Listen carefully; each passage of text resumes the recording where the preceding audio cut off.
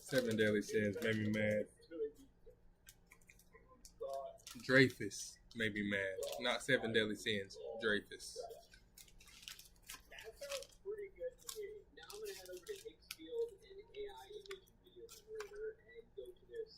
It's like if the level up system and mechanics were different and not so gotcha based, then it probably wouldn't have been as hard. But the way they have the system set up, like, it's purely if you paid enough, you could win that fight. But if you ain't paid enough, you're gonna have to struggle. And then they don't allow your friends to jump into your lobby. They help you out. They should put that by every big boss fight. Like Elden Ring, there should be a stamp somewhere. Or maybe a lodge.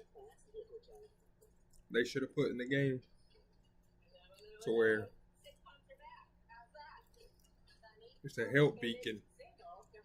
And you can ask for help from one of your teammates or one of your friends.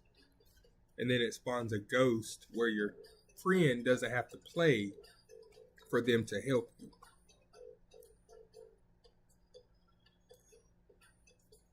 Ooh. Big Spark. Start to run.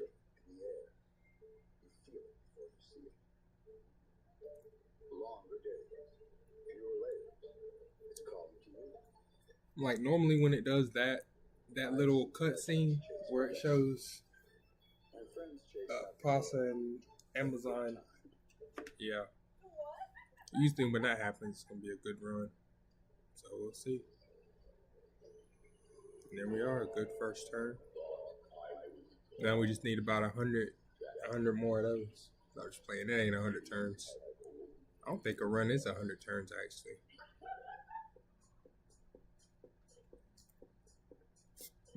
Let's see, 11. 4, 8, 12.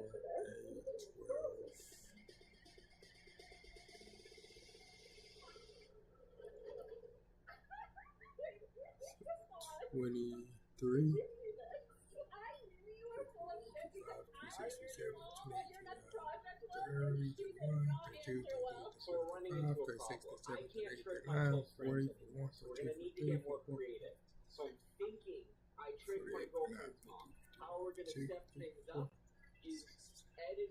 60, 61, 3, 5, 7, 9, 71 turns. 71 chances to fuck up. That's what I'm getting out of this. You got 71 turns to fuck it all up.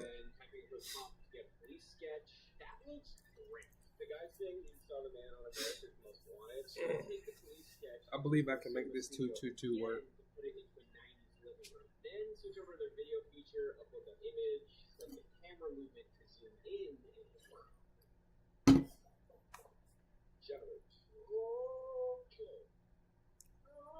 You know, it's starting to feel like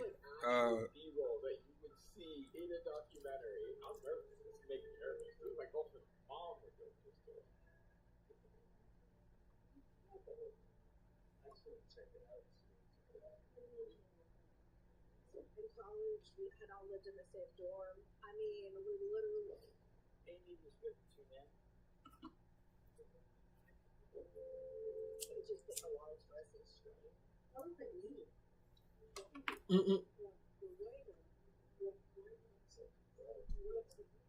Hairstyle, long hair, short hair. Oh my God, Tom, that's me. Mom, I have a picture of myself wearing that. That's me. Stop it.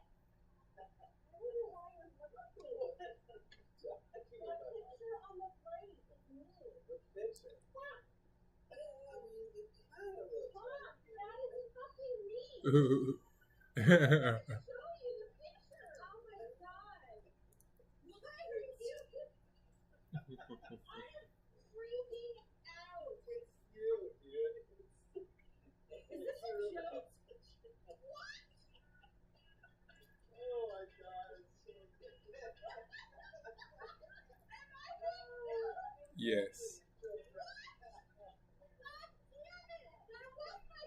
He got mom. He got his mom with the fake Netflix.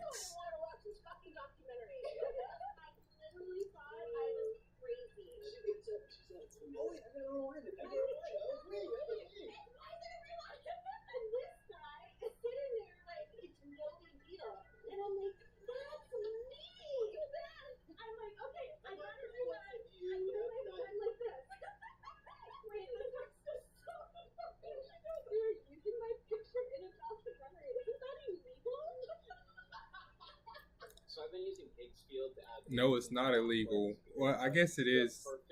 It is illegal if you're trying to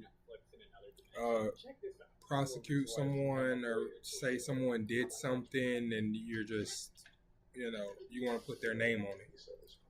Yes, it could be illegal, but as just entertainment, it's not illegal to use someone else's likeness unless they dispute it.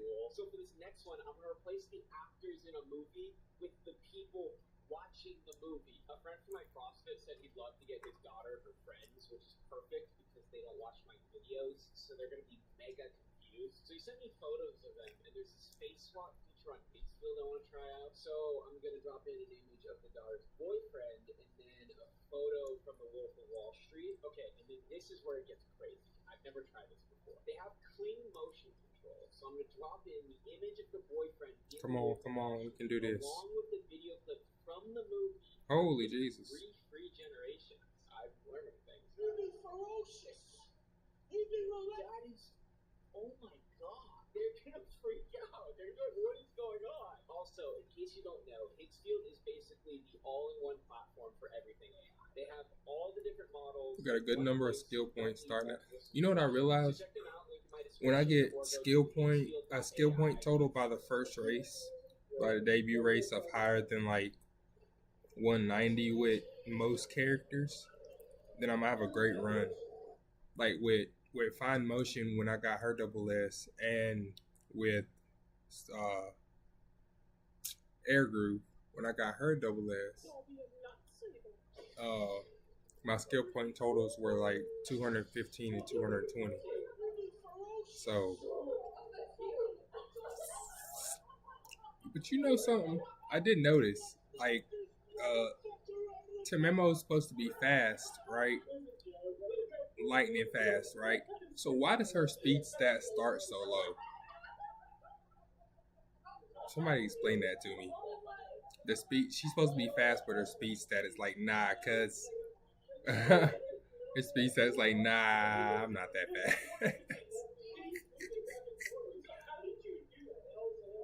For the last 2 months, I've been adding crazy movies to the catalog to make it feel like you're watching Netflix in another dimension, and it is finally done. We use all three of these. I present the most In the mile race. version of not There is no escape. Don't make me destroy you. Should have gave my that borrow should have been a speed card. Should have been a speed character, but everybody's taking their miles down. I should post a mile character for a training partner. I will be live streaming on Saturday, February 28th, where we'll sit down together and go through each movie one by one. I'll be going over more on the details of how I built this and taking suggestions for what movies I should add. And now that the Insanity version is done, it is time to unleash it on my friends.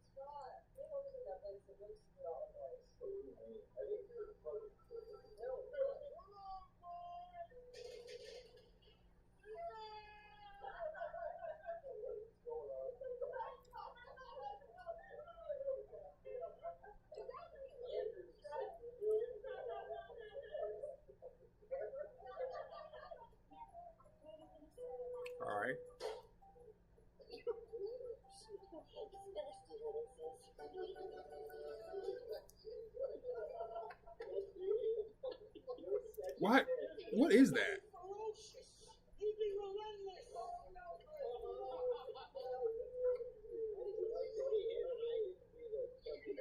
This is what I've been working on for the past 2 months. No, I built Netflix. That's what I should say.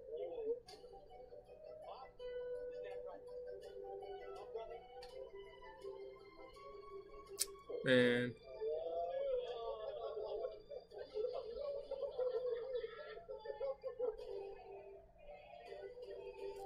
Man.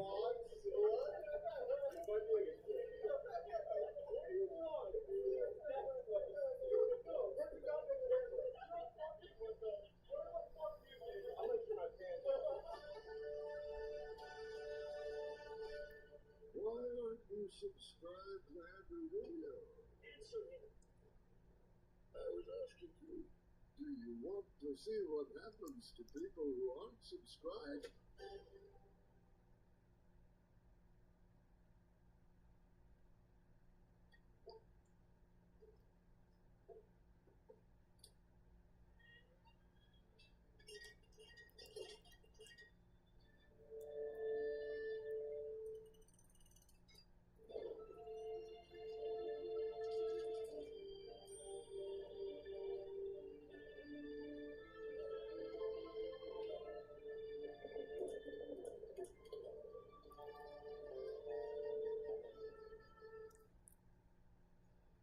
I'm not letting relapsing MS disrupt my life.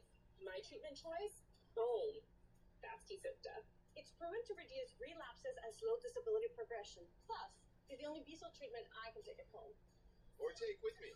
Boom! That's T-Sipta. No pre-treatment with steroids or infusion days. It's an auto-injector pen that's just once a month. Don't take if you've had an allergic or life-threatening reaction to T-Sipta or have hepatitis B. You'll be tested for Hep B before treatment. Bro, she be...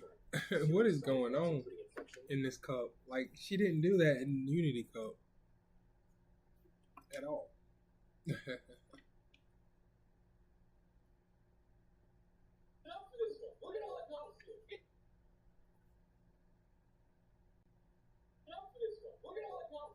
the Halloween special. We haven't done this in years. I'm outside of Brandon's place right now.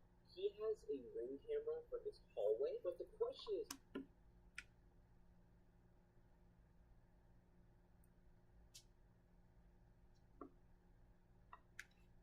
what's good, Scotty here? Back with my friend, the Jiggly Panda. Hi. Today we're going to react to some more Game of Turning to 5-star voice acting. Because it was great last time. Yeah, that's the only reason why we're watching it, actually. Not because we enjoyed it. Because you did. It's really good. No, that's why we enjoyed it too. I hope you enjoy it. It's okay, so now it's not on you. It's too early to be horrified. Oh my god! Gargoyling, dude! I don't remember that being a thing in Legal Company. Bro, I won't lie. Growing up, watching movies like Indiana Jones and The Mummy, I thought quicksand was going to be a bigger concern in my life than it turned out to be. It was for this guy.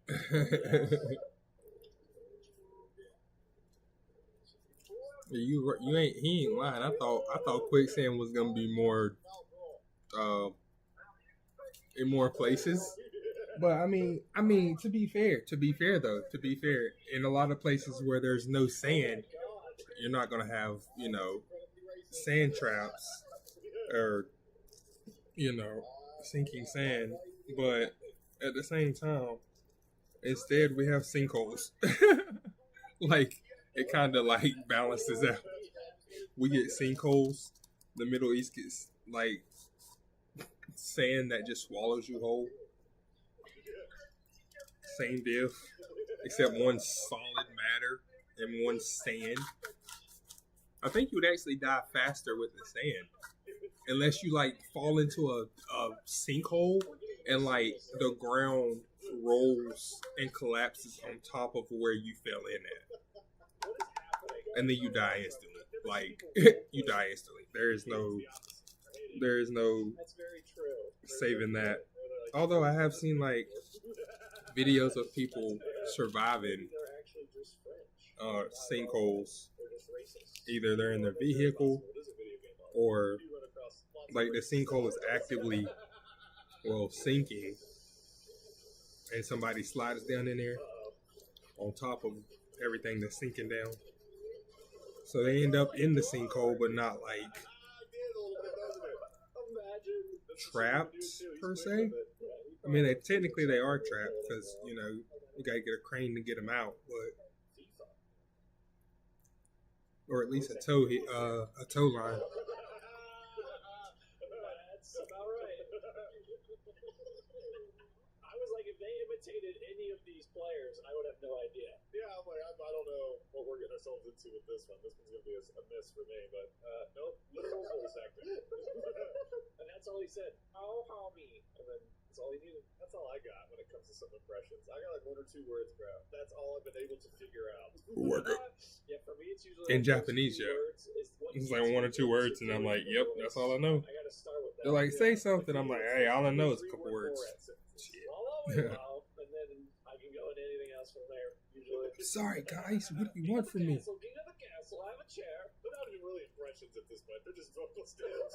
I'm like passively learning Japanese over time instead of like trying to force myself to read copious amounts of books to learn all the kanji, all the different kanji for the same words and all that. I'm like, I'm going through the media and I'm like, I'm seeing which style like is most commonly used over, I guess, multiple provinces in Japan. Seems to be like a lot of provinces seem to use the same kanji for a lot of turns, but there's certain provinces that don't. They still use different kanji, so that's confusing. It's like the South provinces tend to use a little bit different kanji than northern provinces, but today is pretty much uniform because I guess they don't want to confuse the rest of the world or tourists. Tourism is a pretty big thing in Japan, as it should be, because Japan is, umamasume. Like, freaking. Actually, I don't even know if umamasume is actually like 100% Japanese. Like, that could have been some racehorse enthusiasts from like Britain and America that moved to Japan 15 years ago that happened to also go to college for game development, and they were like, you know what, we haven't seen this kind of game before, and I don't know about you, but I like my anthropomorphic humans. So let's make them all girls because idols. And then let's make them all have to sing after every race because idols. And it makes sense with anime fans. So, like,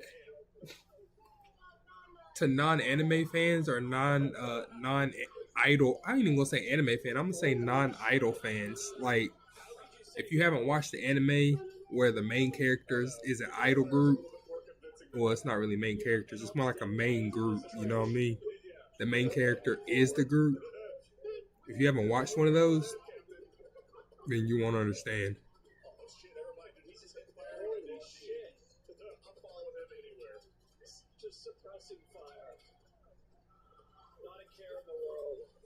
I'm playing Enlisted. They're on Xbox.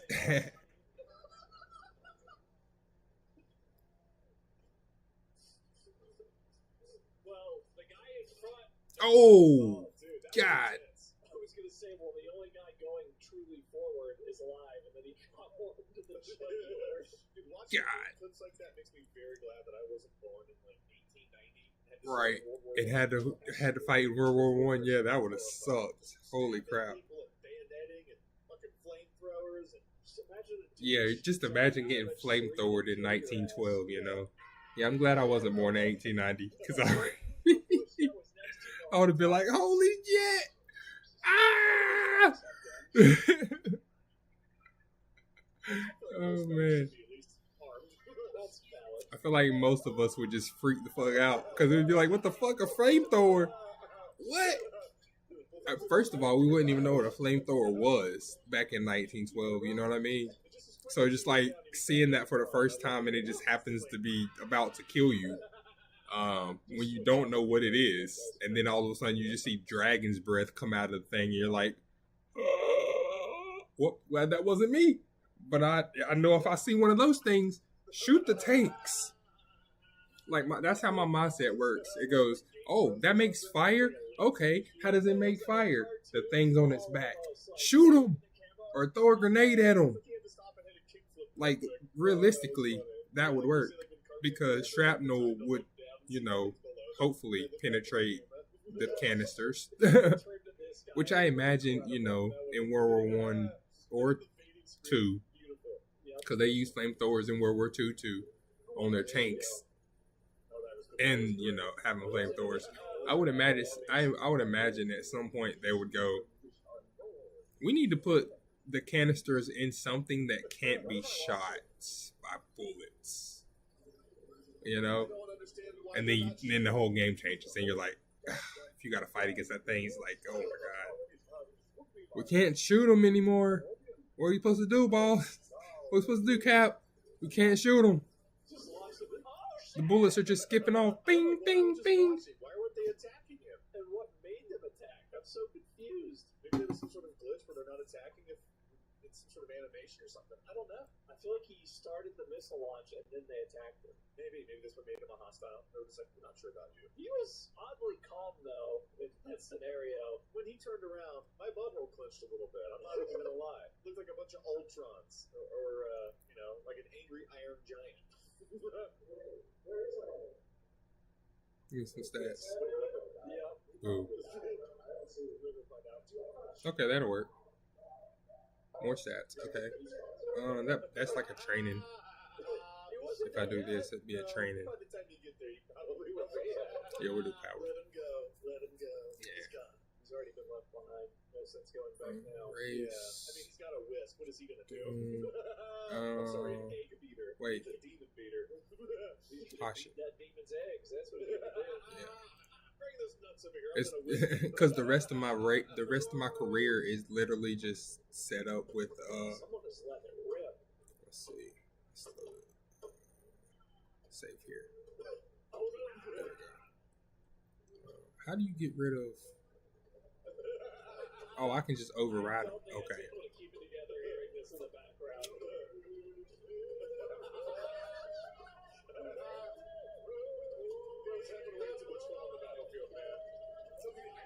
History of the USA.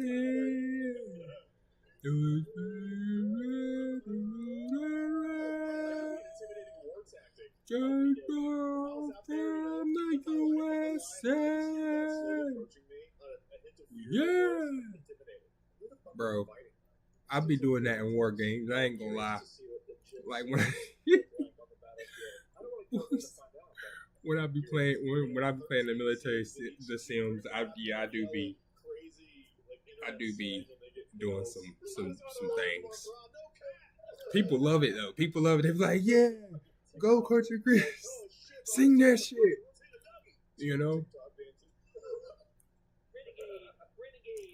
And then the best part is, right, and I should play like Hold Fast some more because that game, I like playing Hold Fast. Hold Fast is fun.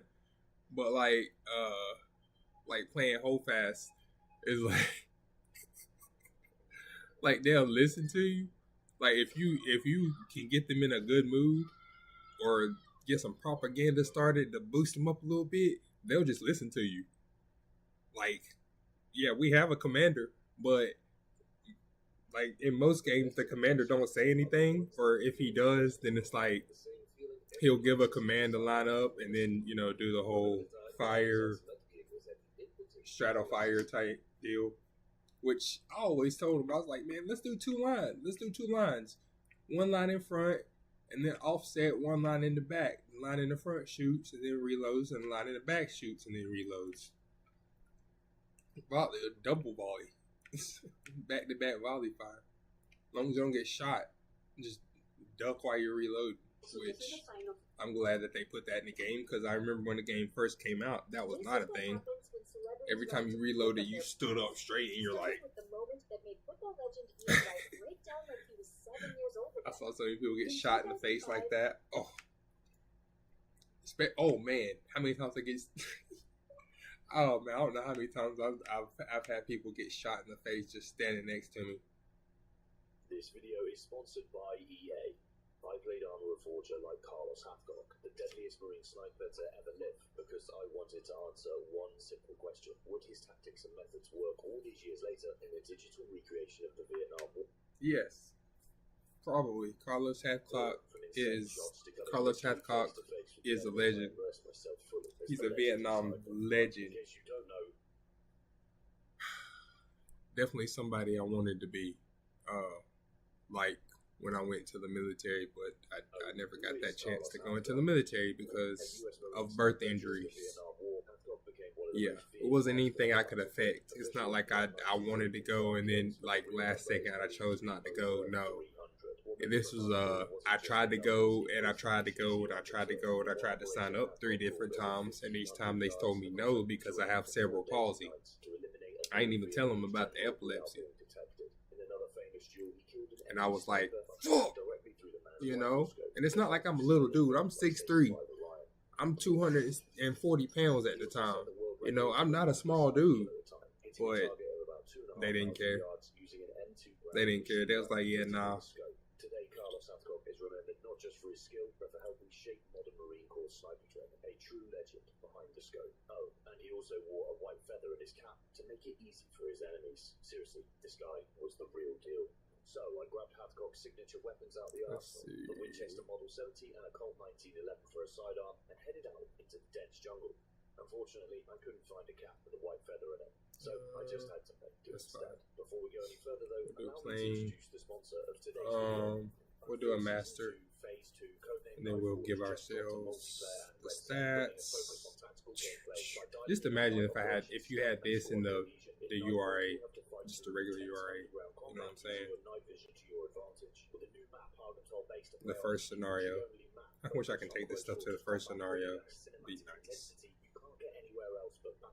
There's new guns like the CZ-3A1 and the Scorpion VZ-61, iconic SMGs with high rates of fire, perfect for those aggressive plays. There's also a new limited time mode, Argentol-based Nightfall, which plunges the map into darkness. You'll have to manage the battery level on your NVGs to stay ahead of the game.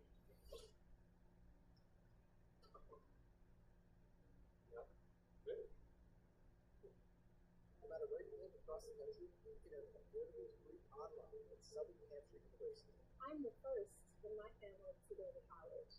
I have 4 kids, and I wanted them to see me earn this degree. SNHU is committed to your success.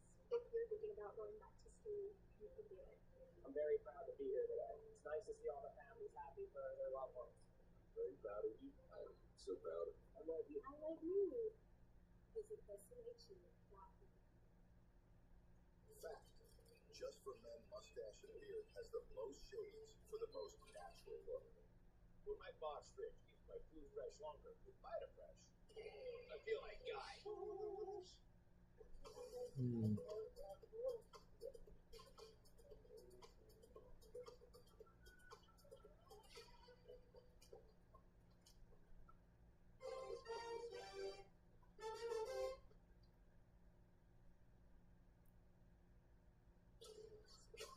Not a lot of skills to give, huh? Enjoyers, the map has been expanded with multiple underground locations, such as Defense Testing Complex 3 in Fort Linden, a hidden testing facility with tunnels for stealthy movement, and you can now get around the map a lot faster with the brand new Hayes M1 and TMO 450 dirt bikes, perfect for those quick escapes and flanks. So check out Phase 2 Nightfall using my links in the pinned comment or description, and make sure not to miss out on all the new content. There's a free trial from March 17th to March 24th, including 5 modes across 4 maps, such as Domination, TDM, and the new Nightfall mode. And thank you once again to EA for sponsoring this video. My first objective of the day was to find out where I was in regards to my aim. Hathcock wasn't just a sniper, he was a decorated competition-level shooter before the war in Vietnam even began, winning the Wimbledon Cup in 1965, which ultimately What is going on now? to be a sniper in the first place. And this is a G3, bro. What is happening? I figured this would be a good place as any to judge my shooting ability. This is exactly why I was thinking about just I have no training. chance of playing like Hathcock did. I'm going to try and get on this roof. I couldn't really get an angle down there, so I'm hoping if we can get up here and find a good spot, we'll actually be able to shoot. And then we win by 8 links. That RNG is crazy. Like, it shouldn't have been that close at all. It shouldn't even been a question. We shouldn't even have to rerun that race. Life was really high on this server.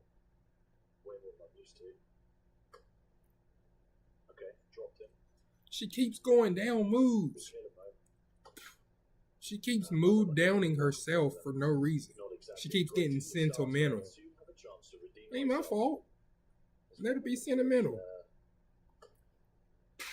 Shit. That's a good shot. Let her get sentimental then. Cool. That's the guy who we downed before. He's finished off now. We'll do this.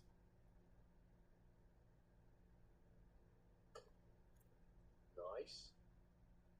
Let's get a flash. Same thing. One more in that bush though. I'll do that. Which bush was it? I've lost him. There. He's moving behind that tree. Plus 10 power, nice. No hit on that one.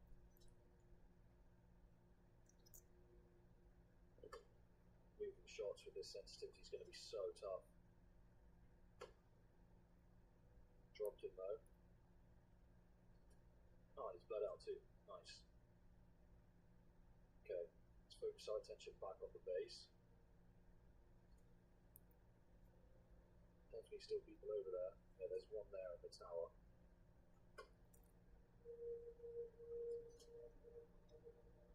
One more. I think that's gone too high.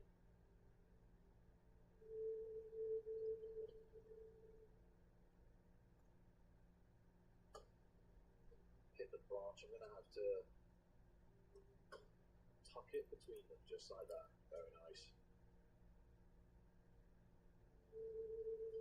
Okay, so even though the sensitivity is quite high, it's still done alright work with this rifle. Probably not Hathcock level though. I was feeling warmed up, but I couldn't stay on the roof forever. A legendary sniper like Hathcock wouldn't just sit on top of a roof in the open farming kills. So I dropped down hoping that I would be able to find a new angle from within inside the building, and shortly after I would find just that. There's a Under a guy puzzle. in that building that I'm worried about with this tree line here. The VC have been coming out of this tree line, and I'm worried they're going to spot me just holding an angle on this guy. There's some quite nasty firing points on that hill as well.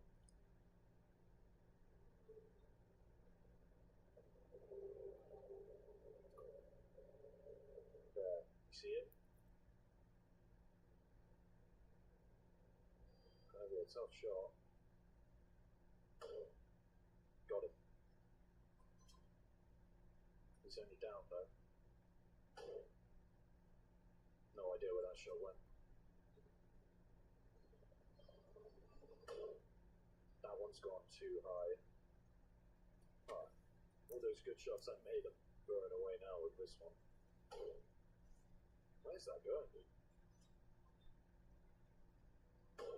Okay, got him that time. It was apparent that even though my aim was okay, I was a long way off being the most feared marksman on the battlefield. As this server was set in the Vietnam War, I only had access to the equipment available at the time. No Gucci rangefinders or highly accurate Gucci rifles, just a rangefinders. sniper, map, and a compass. And my reliance on modern equipment was definitely showing. With the delectables lickable spoon treats, any time is a good time. For a little spoonful of love. Delectables lickable spoon. Deliciously delectable delectables. Oh. Don't relax reactivates your natural gut rhythm overnight. I went back to school at 39, 33, 42. Capella University. What can you do? A brief discussion on banking and bread bowl. What's great about a bread bowl is you can eat from it and actually eat it. It's the best of both. Just like First Horizon with Big Bank Muscle and Small Bank Hustle. First Horizon Bank, the bread bowl of banking.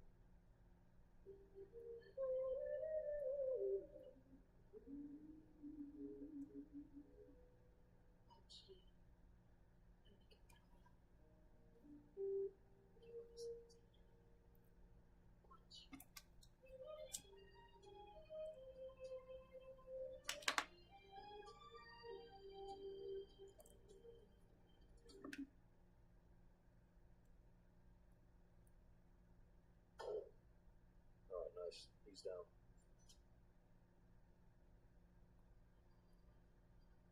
We got friendly forces pushing up into the building now. I think we're good. But shooting is only one of the many disciplines Hathcock mastered. The true challenge would be stalking my enemies out in the dense jungles. With minimal cover and maximum concealment, this was going to be by far the toughest part of this challenge. I was approaching a base that had been reportedly shot at multiple times by VC snipers, so I slowly crept towards the target, trying to think how would I do this if it was real life. I could hear the snipers shooting. Well, I can hear lots of people shooting now, actually. No visual yet.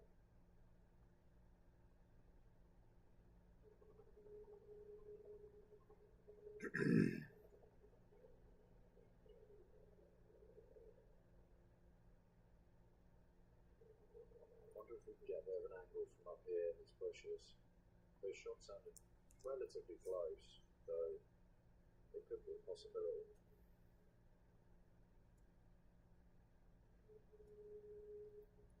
And by slowing things down, that's when I saw it. That flicker of movement in the corner of my eye, something I would have never seen had I been playing as I normally did. I just saw someone there. Yeah, there, look.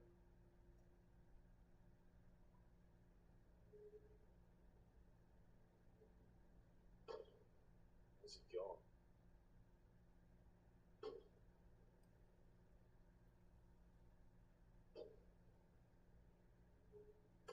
Dude, no way. Alright, nice. Thankfully, that was one oblivious VC, but it was glaringly apparent I was going to have to get better at tracking and stalking my enemies within the dense jungle environment. Oh, had a good inspiration. There has to be more than one, bro.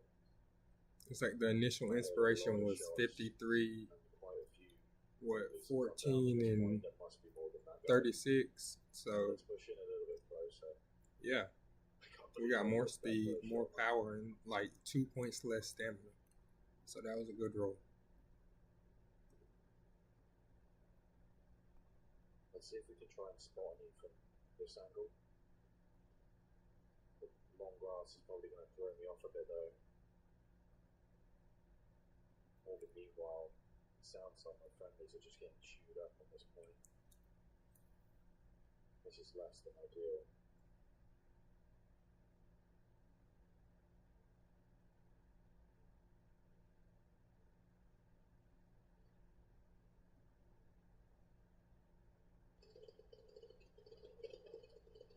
And someone's shooting at our friendlies. Where did that come from, dude?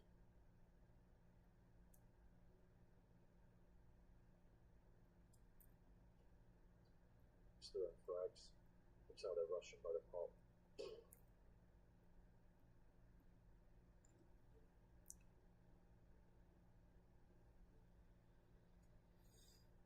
That log was a bloke.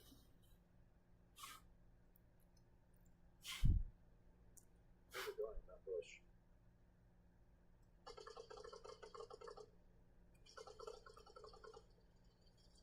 Okay. Killed him, but there's a lot of action. Someone was firing just here.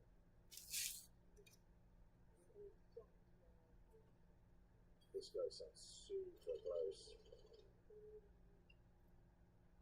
Yes, because he is. Lay down. He's inside that barricade right there.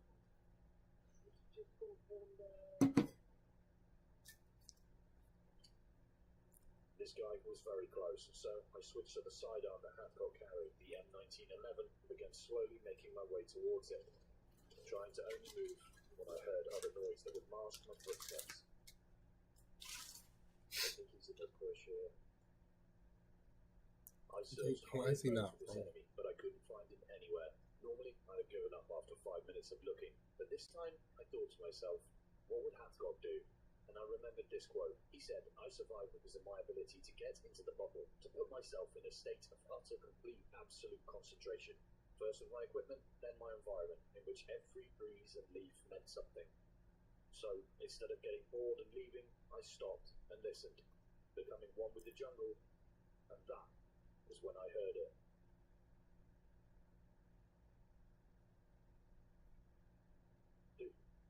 I can hear a radio back there. This must be where they're spawning from. Yeah, it's this way. Dude, that's crazy. I would have never have heard that had I not been like slowed down. That's exactly. That's why. Yep, what he just said is exactly why I like being a sniper in milsim games. Whenever I can get the gun, then I like being a sniper because you can. You're not just charging like. You're not trying to make it Call of Duty. Like, I want to be slow. I want to be methodical. I want to make my shots count. You know? That feeling when your trades are working harder for you. With IRAs on crypto.com, If we were running medium, let's do save nice. on taxes. Build momentum steadily over time. Open your IRAs now. With Dupixent, stay ahead of moderate to severe eczema with clearer skin and less itch. The #1 prescribed biologic by dermatologists and allergists helps heal your skin from within. Severe allergic reactions, including skin reactions, can occur. Get help right away for face, mouth, tongue, or throat swelling, wheezing, or trouble breathing. Tell your doctor of new or worsening eye problems like eye pain or vision changes, skin symptoms, joint aches and pain, or a parasitic infection. Don't change or stop other treatments without talking to your doctor. Ask your doctor about Dupixent.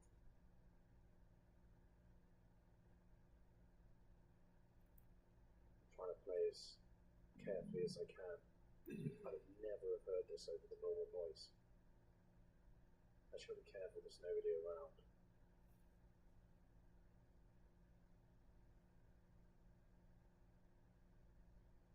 Oh, is it? It sounds like it's just in front of me.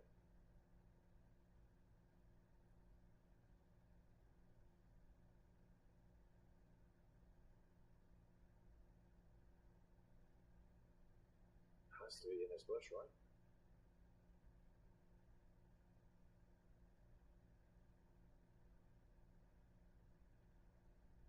Yeah, here it is.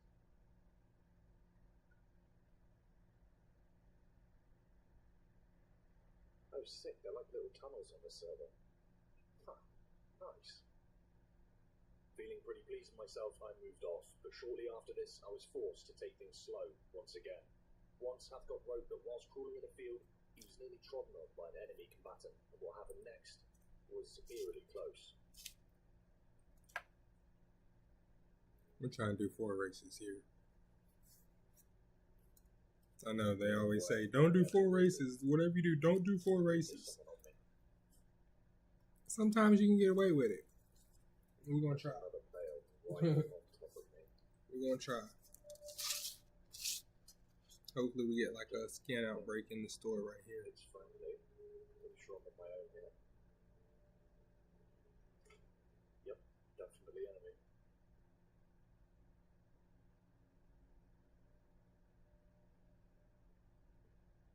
I don't want to move too much because they'll be able to hear me, but Ah, crap. I have no idea where he is. I meant to hit energy there. Thick bush. I react clicked.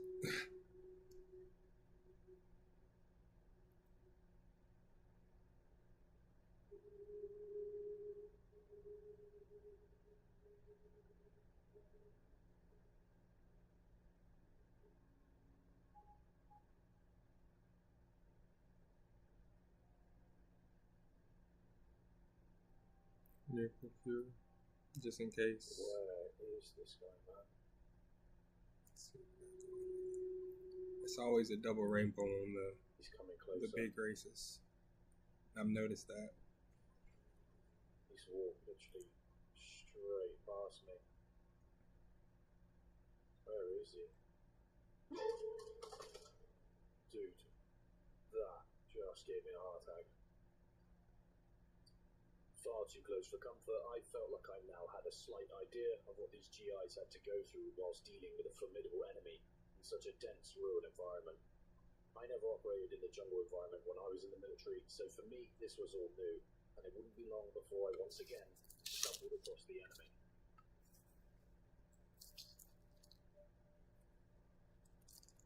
Dude, that's a guy. going on? It's just all hidden in these bushes. This is horrifying. They're trying to be the NVA. They're trying to do the guerrilla warfare. Hide in the bushes, attack the American soldiers when they come by.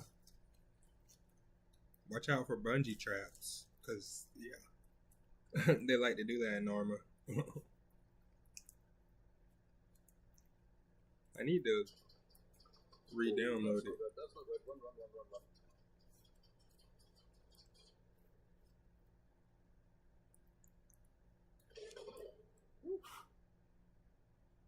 Not quite sure how I got out of that life. Let's try and smoke our way out of this. Of course, I've only got two. They're coming this way as well. Well, yeah, you just put down smoke. They're going to run towards the smoke. I should to break line of sight. Oh, there's a dude there. Oh, friendly. They're right behind me, bro. Yeah, I recognize.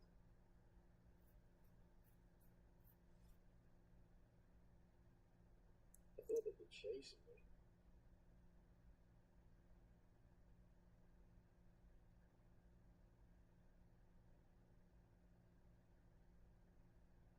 Didn't expect to make it alive. No, me neither, dude. Me neither.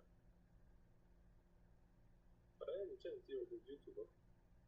Yeah, that's me, dude. Nice to meet you.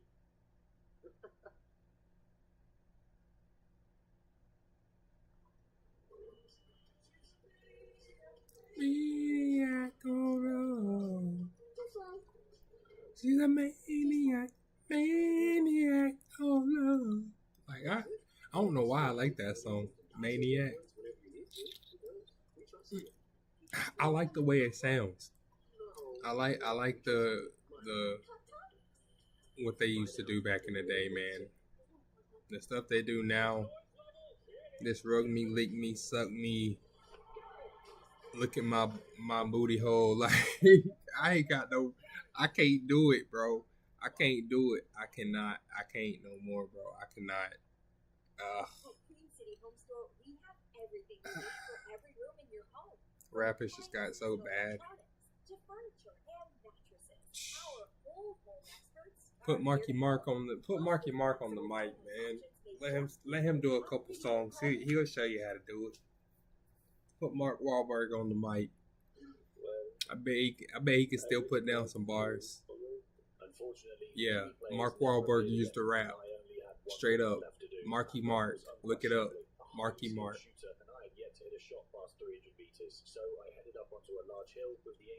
He used to sag, all that, rap with no shirt. Like when he did his shows, his pants was way down there, bro. I'm talking about he was sagging a lot. Showing off the underwear, no shirt, hat backwards. A young Mark Wahlberg, bro. That's when I saw him in Training Day, and I saw his brothers were black. I was like, nah, that makes sense. Nah, that makes sense, because his real life, I mean, that's all he hung out with was black dudes. Like his whole rap career, obviously, because there weren't any white rappers back then other than Vanilla Ice. You know, at least not that I knew of. You know, it was like, yeah, nah, that makes sense. Where's Skin Outbreak? Y'all are trying to cap me at the knees, bro. They're trying to kneecap me. I see what they're doing. So they set up the store, right? I can tell they set up the store so that they would make me run 4 runs just to get the stamina training. Watch, or else I would run out of turns. See, it's like all the stuff I need except the yummy cat food. All this stuff I can use. Well, except for the coaching microphone. I could use it, but it's not good.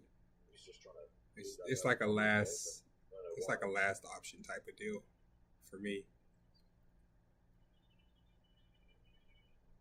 Maniac, oh.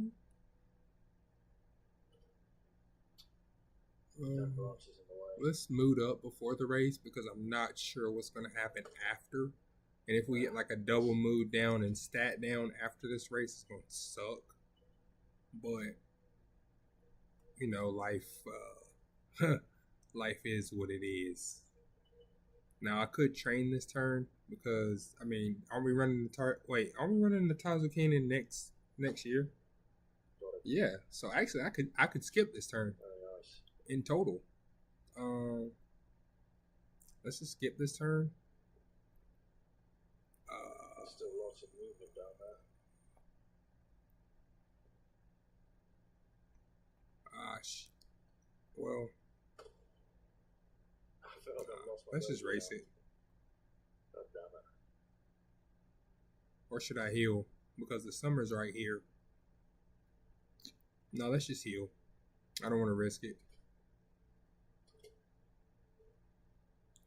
I mean, we're racing the Tazuken next year, so I'm not really worried about it. To get that epitaph, which is, you know, the main goal with that. But see, if I had done that race, I would have been able to afford all this stuff. But it's what it is. That's what I be talking about.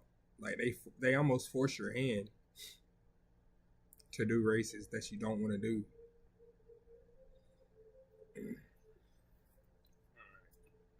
Coach, blow the whistle on him. Blow the whistle on him, coach. I love that whistle. It didn't work this time, but I do love it. But I feel I can confidently say yes. These tactics and methods still work to this day within Armor Reforger.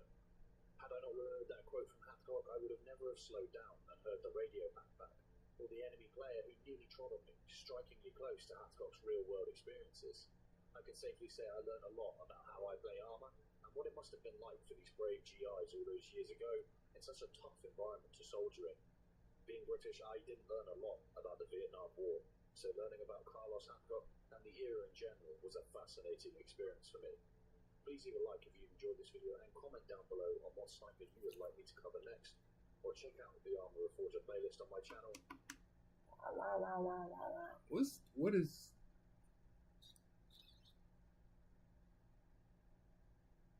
Oh, the release trailer. Yeah, we already saw the release trailer though. I need S4 Bob Lazar's story to come out. It's supposed to come out on VR. So if you have a VR, be looking out for it. If you like, you know, talking about aliens or you know, be on the lookout. You know what? I'm watching. I've been waiting on this for so long that at this point I'm just like, bro, y'all gotta put it out at some point. Like, y'all can't keep putting this off. Because S4 was supposed to come out near the end of last year, like November 2025. And then they pushed it back to this year. And it's supposed to come out like the beginning of this year. And it's almost, you know, June. So I'm just like, come on, guys. Come on, guys. Y'all just stringing us along, or y'all actually gonna do the do? You know what I mean? Let's see. If I don't race this, I can race here. Let me see what we got going on here. Power, good power training. Let's see what's in the store. Oh, I didn't race, of course.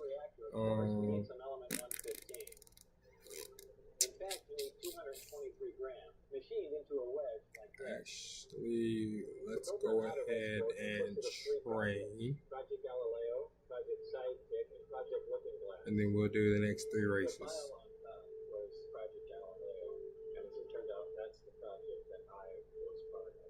Okay, nice. Yes, we're going to race this one. I don't even want to look at the training because it's probably going to be okay. Actually, it's not terrible.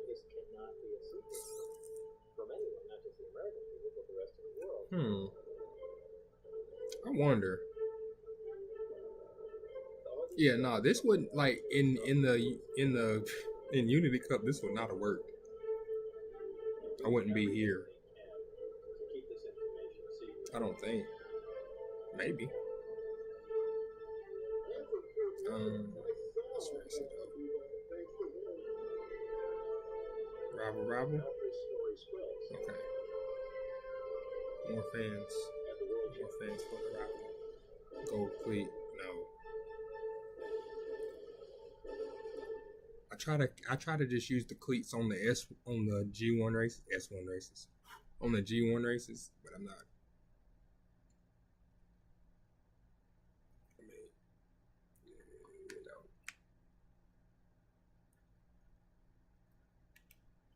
better when it's bonkers. What?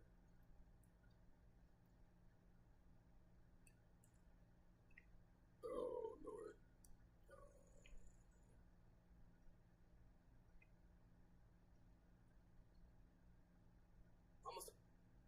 The anime embodiment of ball hog. Y'all realize with Slam Dunk and those kind of shows, they're based off real life characters. Like that character is based off of Allen Iverson. So yeah, it makes sense.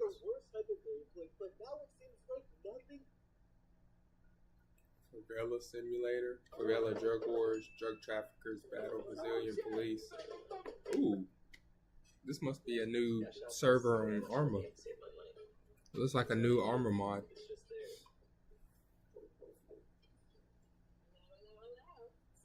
See, I'm glad they're doing this on Arma too, where they made a game, right? They made its own game, but then they added this set. Well, the game is set up in a sandbox element, but obviously they put missions in the game so you have something to do if you're playing alone and you don't have internet access.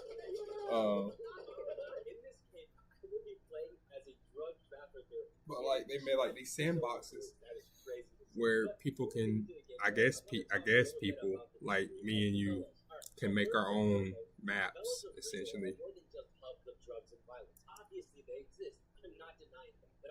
Yeah, the favelas are cool, bro. Is how favelas originated as essentially government-free zones. After the abolition of slavery in Brazil in 1888, many formerly enslaved peoples didn't have many places to go, and so the first favelas began to form with these communities adapting to their circumstances. Now, throughout the years, many also struggled to survive in big cities, and places of formal government jurisdiction would also find their way into favelas. And so favelas became a hub of ingenuity, with residents residing in favelas finding ways to survive without direct government involvement. Now, not every favelas is a place of paradise where everyone gets along, holds hands, and sings kumbaya. But I also don't want to discredit how people residing within favelas have adapted and survived. In the 1970s, there was a push to eradicate favelas. We got any more skills, so many were relocated to a place called that's all Masterful Gambit. And if that sounds familiar, you may have seen this award-winning movie on Netflix, which follows a group of boys that grow up in the city of God. And there were many reasons why favelas were not fully eradicated during the 1970s. Favelas are actually important.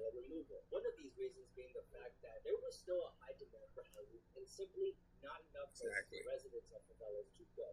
The Fuji umamasume stakes. When did I race that? Started in the 1970s and onward, with the introduction of drugs as well as the demand for certain drugs like cocaine. Violence I like this better. I like the crown. Peaked around the mid-1990s, around 1994. And let's race the Daoshin. Wouldn't be defined as a war in the traditional sense. The level of gun battles and Daosho 10. Daisho 10. I said it. God, dog. Daisho 10. The Kyoto Daisho 10. And so this is the favela. Get your mind right. Check the description for how to join the server, but the map this takes place in is a medium-sized map, and all of it is that's what I figured. Narrow streets and the shanty towns. The police are on the west side, we spawn in on the east side, and as the traffickers, we are on the defense, and defending the first point and falling back as needed. There's not much strategy involved other than just going straight for the police. Oh, crap. Holy Jesus. Oh, it is a turf war. It's a street war. It's a legit street war. Holy crap. You just start off with a pistol.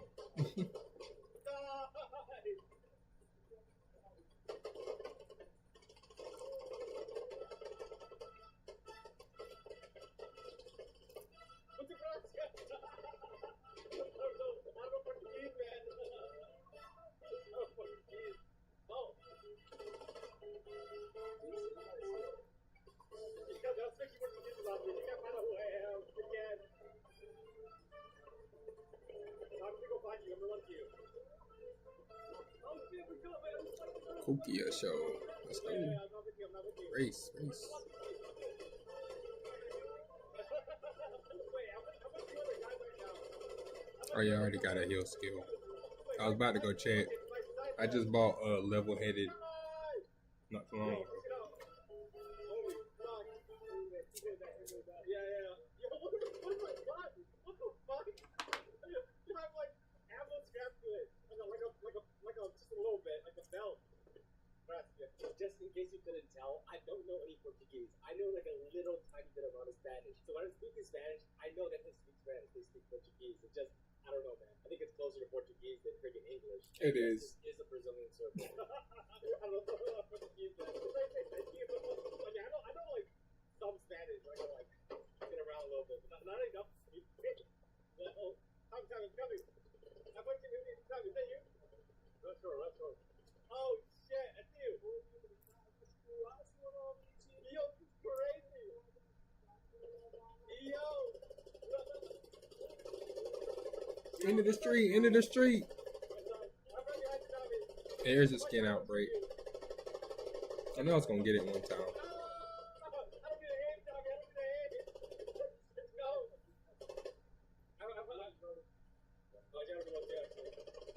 I don't want your energy.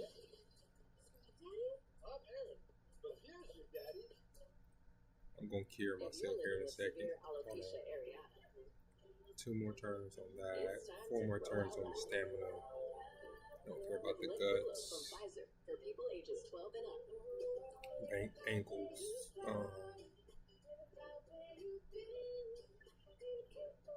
Actually, I could just buy it. Skirt. Yeah.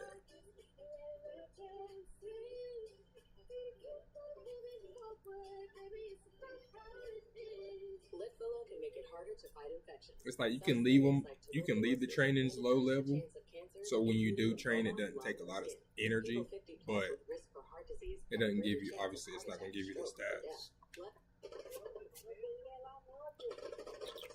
Oh shit! And now it's cure all. Oh shit! He's in here somewhere. I don't know what he's saying.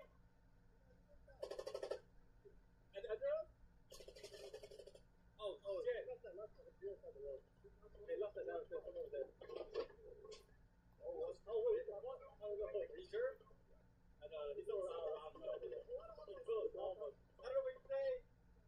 I don't know if they're trying to tell me. Wait, I'm gonna go. I think he's this way. They have blue, like black and blue shirts. They look like blue dogs. They fuck you guys. I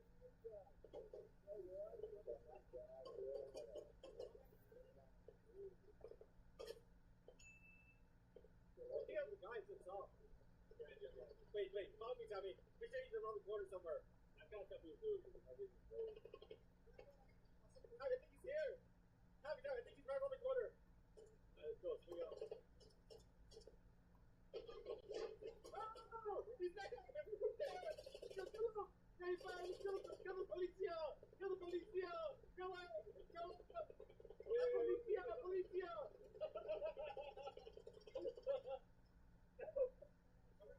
Oh my god! Oh my lord! I killed him though! We killed him. Oh shit!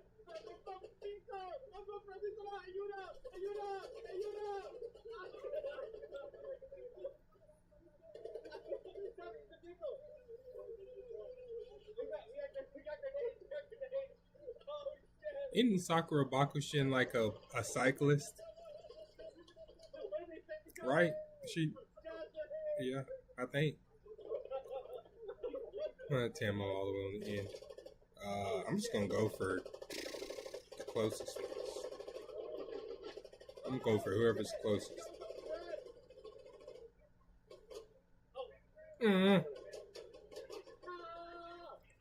Tosin Jordan should not have failed. Like that was so smooth. Like Tosin shouldn't have failed. I'm just saying. killers or just traffickers. However, I am pretty sure this gang is highly inspired by the very real group, the Red Command, who are still very active and prominent in Louis favelas as primarily drug traffickers, but also armed dealers and other illicit items. Interestingly enough, this group began as an advocate for prisoners' rights and formed as a protection group for prisoners who were heavily mistreated, especially during the Brazilian military dictatorship from 1964 to 1985. But they eventually began to take on, at first, petty crimes, but now do things like organized crimes. It seems like when you get your character, like your character is usually attached to somebody that's in your group on your team. Like Tosin kept being attached to me.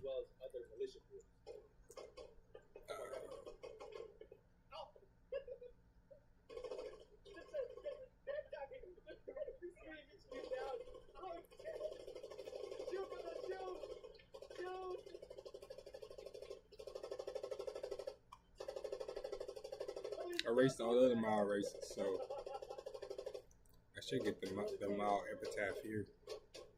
If I can win, that is. Okay. Let's see if we get the epitaph. The epitaph points.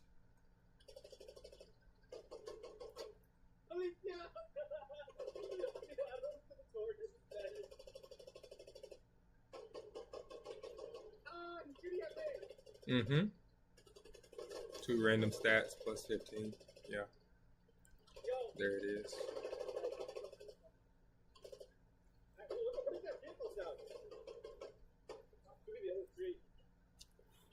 I'm running back. This guy got. Wait, I hear vehicles. Keep looking down. What the fuck? I hear something. I'm gonna fire my F-18.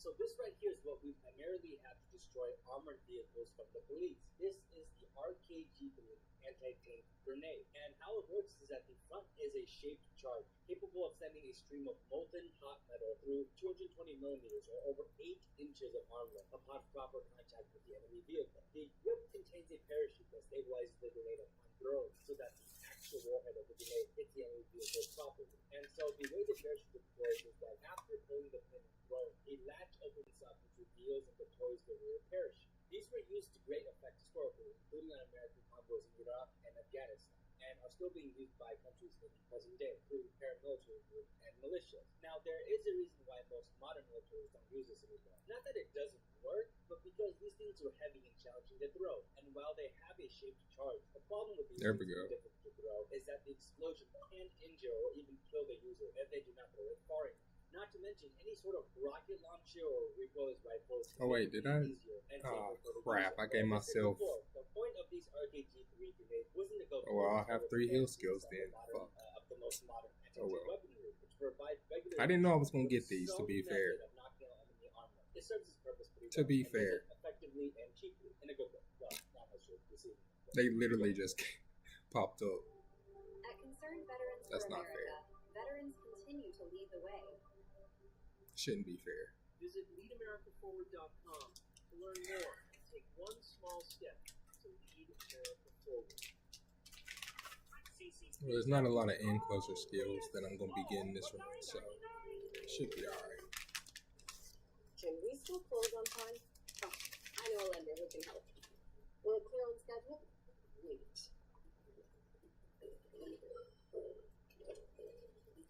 Ready? Think. Feeling when Ready? your Think. investments are paying off. With IRAs on Crypto.com, Nice. craft a multi-asset portfolio in one app. Build the future you're planning for. Open your IRAs now.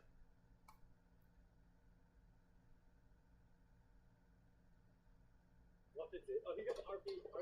Oh, shit, see, wait, what direction? Yellow house.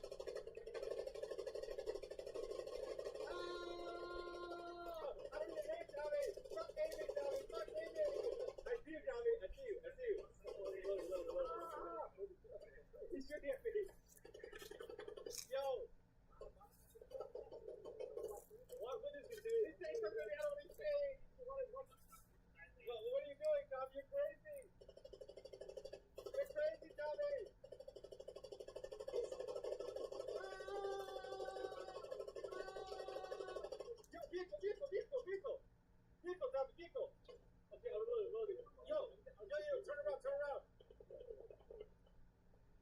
coming! It's coming!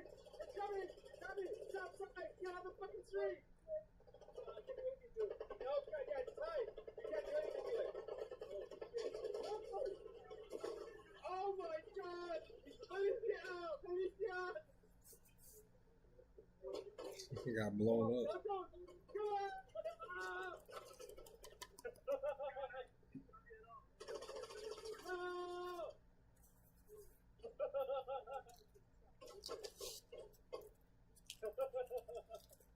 Everybody is. I see the dead police.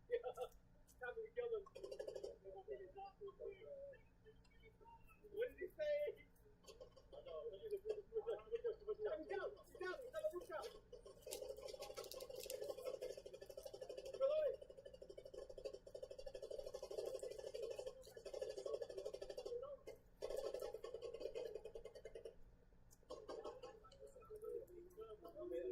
Reload. I do not. You can find the motorcycle scammer from there.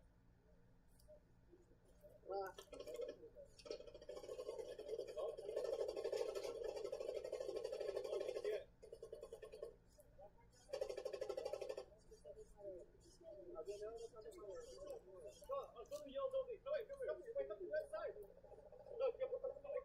Wait, I hear something. On the roof, staircase, you're over me. Is he there? No, wait, there's something left side. No, I can't cross right now. There's something left side of us. No, what the? Oh, shit. Oh, what the fuck? Look at our read the flight tray. Our cash. That's funny as fuck. Jack Daniels. Oh my god. Yo, what's the wrong with my arm? Yo, I got a cool little custom block. Do I hear something? What is that? Oh shit, it's a vehicle, never mind. I got my block. So that yo, building, bro. I'm scared. The vehicle right around the corner. Did we get him? Oh shit. It's like if you can figure out how to hit epitaphs every year, you're goated. You figured it out.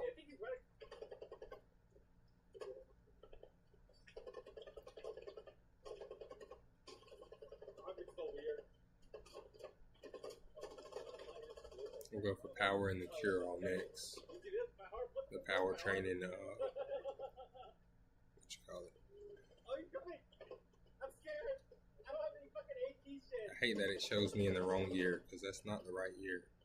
Yo. If we just imagine going into classic year with these stats, right? Like right now, like if you was to jump into my stream right now, you would think that I'm in classic year, but getting into classic year with these stats. Just imagine, right? Just imagine like this being the screenshot, right? For the run. How to hit classic year with these stats. It would be insane. You know how many people would lose their minds? Because they would be like, what the how did you get the legend by beginning the classic year? How does that even happen? It doesn't. Watch. Boop. But side games won't fix it. For whatever reason, they just leave it the same. They're just like, nobody will care.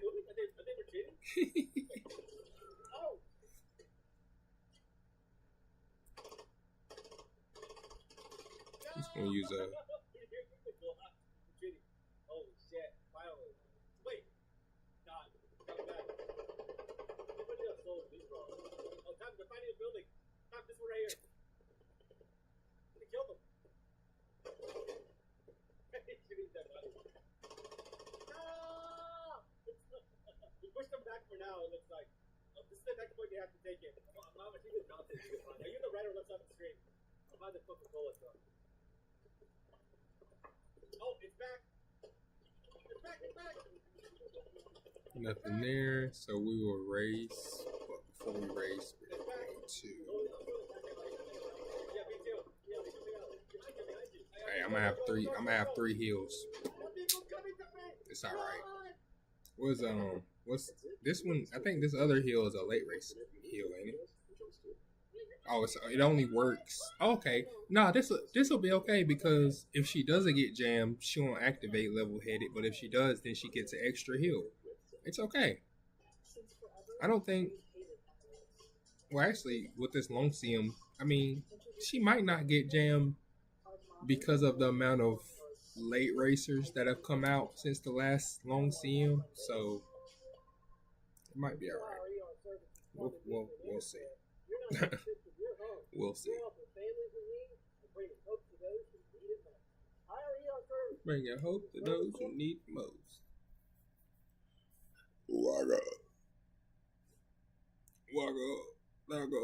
Lane. Squad, beat a nigga after the nigga drop the music. Yeah, I'm on my wild shit. AK fuck the loud shit.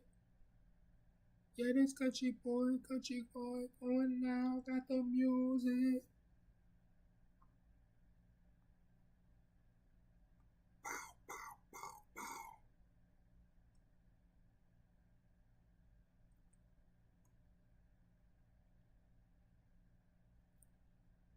AK fuck the loud shit.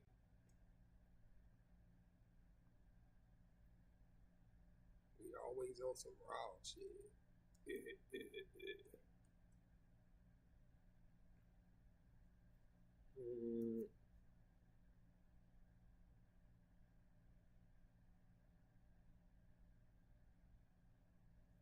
Where's my stamina scrolls?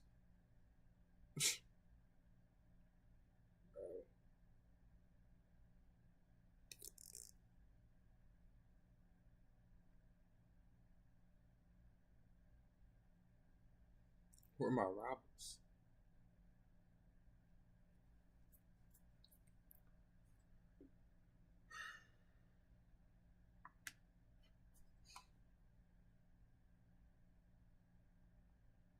Cause I'm so motherfucking violent.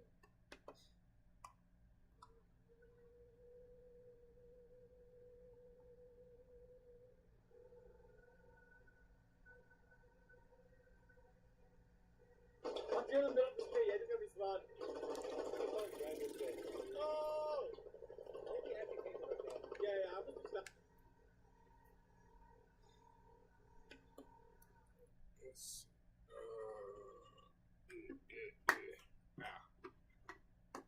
Come here, you. Get off of there.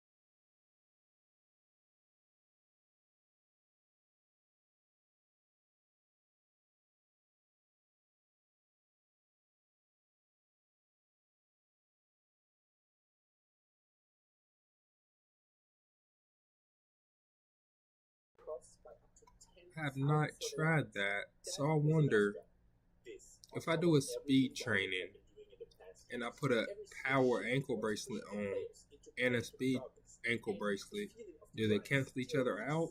Or because it says increased training gains, it doesn't say increased training gains upon activating on just that training.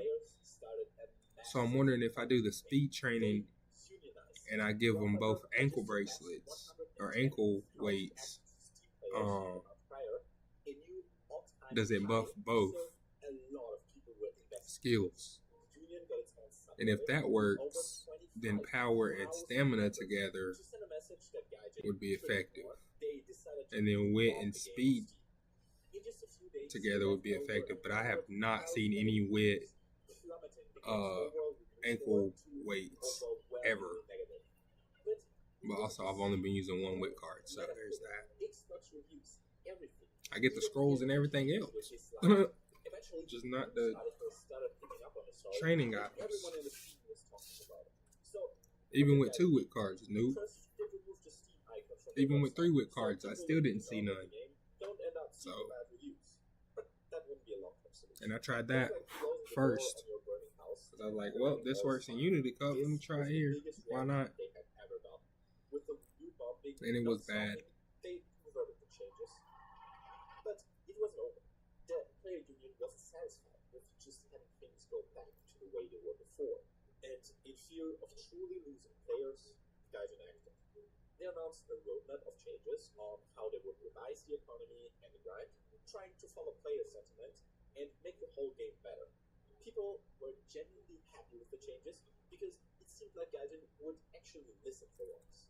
But would Gaijin also follow up on the changes? Right, we're gonna watch the last More race. than 2 years later, it's now 2025. First of all, how do players feel about Gaijin? In January, Gaijin had announced the auction house, where you could buy cosmetics with real money. Nothing else, just cosmetics. It was received very poorly, with Well, yeah. immediate backlash, and players worried about how long it would take until you could straight up buy vehicles from there. Gaijin pretty much took the idea afterwards, but you can see that when Gaijin just I don't like, I didn't like the auction. When I saw the auction, I was like, oh no, this is gonna kill War Thunder. Because what it does is, if you have an auction store and the auction store took off, then they would have started adding vehicles and whatnot into the auction store, or given the option that you could sell or auction off one of your vehicles, which would just cause a dichotomy of all kinds of issues. Because you would have new players with a lot of money beating players that's put in hundreds of hours to get to that same level, and that's not good. Gaijin probably wants that to a degree. I doubt that there is a mastermind counting how many people are addicted to the game while rubbing his hands in the dark room, but it is in their business interest to keep people playing and paying for the game. 2 years later, some players give Gaijin surprisingly all of their scores on the roadmap. At least they tried. Not all of Gaijin's actions are pure evil, but they can't implement. Yeah, I mean, I still play, like I said, I still play War Thunder. Also because it's hard to balance. Still play War Thunder, still play World of A Warships. lot of what they do is problematic. I'm just saying. I don't play World of Tanks, but It never I could. I haven't tried it actually. That's why I haven't played it. And if the tank combat is that good on what was originally a flying simulator, what is it on a game where they actually, lock in on it?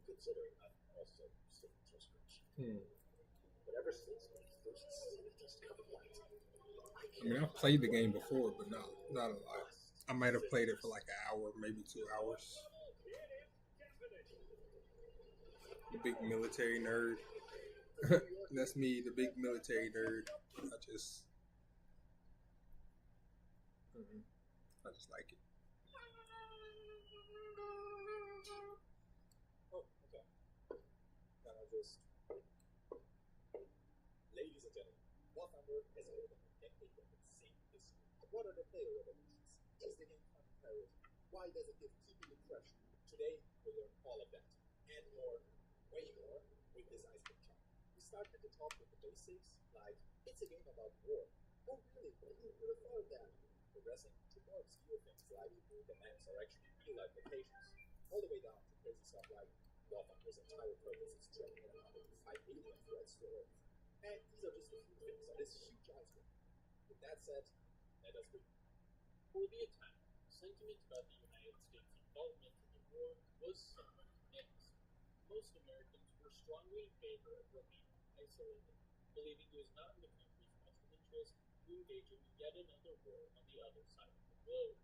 Others were outspoken about the nation's lack of foresight, arguing that if Hitler's fascist right was not actively opposed, it was only a matter of time before a threat to the United States. Oh yeah, if we hadn't went to the other side of the planet, yeah, Hitler was coming this way. Especially if we had just chose to stay out of the conflict. With the way Hitler was thinking, he would have considered us weak and would have tried to unleash hell on us. First with his navy, particularly the U-boats. He would try to get rid of Pearl Harbor. Obviously that would make sense. And then, move inward from there. And the United States would look different. I think we would still win. I think we'd still beat, I think we would still smash the Germans. As long as we, already started enlisting and training everybody just in case. I think we still would have beat Germany, even if they invaded America in the 40s. And here's why. Not only do you have the soldiers, right? All the soldiers basically are all home. So you have the entire military force of the United States home. And then on top of that, you have citizens that are not normal citizens like the rest of the world. A lot of American citizens will take up arms in militias and fight whoever, invades the United States. And there'd be militias in every state. Like every state would have their own militia, plus the military army, plus the, the Black Ops guys and, all that stuff. I feel bad for whoever tries to invade America. It's not going to be good. Even if you was to knock out communications, they would still lose, I think. Just simply based off the fact that forcing them to escape German fire by jumping into a river. Near the end of 1942, President Roosevelt would authorize the formation of the now infamous Manhattan Project in an effort to create a bomb before the Germans. After its formation, the group of disillusioned Soviet spies collectively codenamed Perseus would still confidential. Which is not end well. Around that same time, as the war in the East began to favor the Allies, Adolf Hitler, as well as a scientist named Dr. Frederick Steiner, would begin looking into alternate weapons of war. What they would soon develop was an extremely volatile gas called MANT. On June 6th of 1944, as part of Operation Overlord, the Allied forces would launch an all-out invasion of the people of Normandy, France.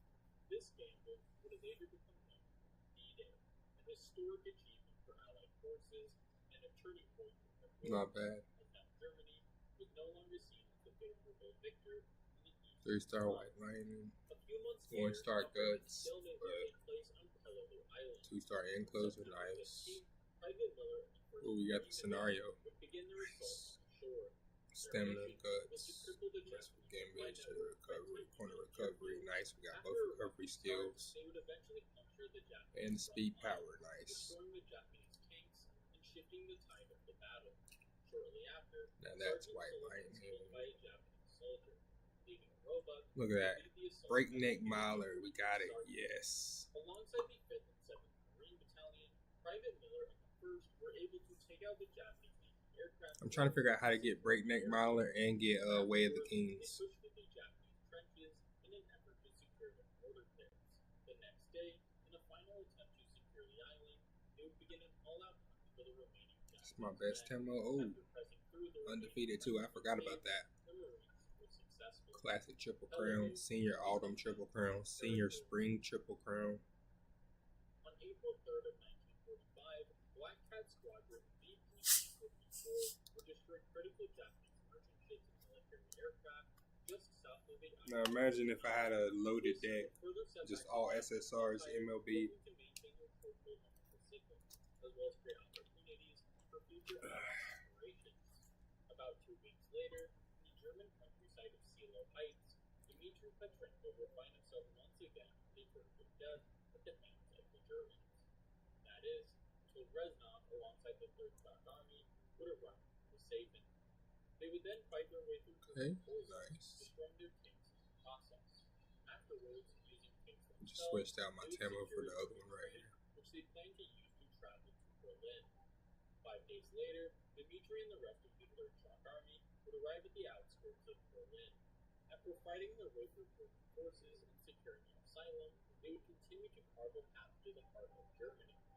Inside Berlin, the Red Army would continue their crusade until pushed underground. Inside the tunnel, they would continue to fight before the tunnel was increasingly flooded by the Germans to kill off the invading Soviets. However, Dmitry would once more cheat death and survive the flood, all thanks to Reznov. Reznov would then rally the remainder of the Sprint. forces before beginning what they had hoped to be their final assault Oh. on Berlin. After fighting their That's way what through we're looking at for the other one. Okay. I was the about to Red say, ain't no way I Army got made their Sprint way for her. inside the Reichstag. Inside, the Red Army continued to escort the Soviet flag to the top of the Reichstag. Dmitry would be given the honor. For some reason, I cannot get an S plus for her, bro. Soldier with the She keeps evading S plus. Reznov immediately killed the She keeps soldier going, nah, and cuz. escorted Dmitry to the apex of the building, where he planted Dang the it. flag, securing Berlin as Soviet territory. With this, it would become clear to all that the war in the East was all but over. Oh, did it click it? Nobody it did knew click this it. more than Okay. Adolf Hitler himself, who, shortly after learning of the Soviets' triumph in Berlin, would commit suicide. It should say closed for the day or something About a week later, on there. on May 8th of 1945, the war in Europe would officially come to an Dang, end. we went from A5 to S2 quick as Amidst the cold rain of quick as Berlin, fuck, boy. the American assault on Okinawa was in desperate need of a win. Private Miller and the 1st would soon hand them one after torching and blasting their way through the last of the Japanese bunkers. Almost 2 weeks later, in a final push to secure victory on the island, I don't know who I'm gonna use in this upcoming CM. I ain't gonna lie.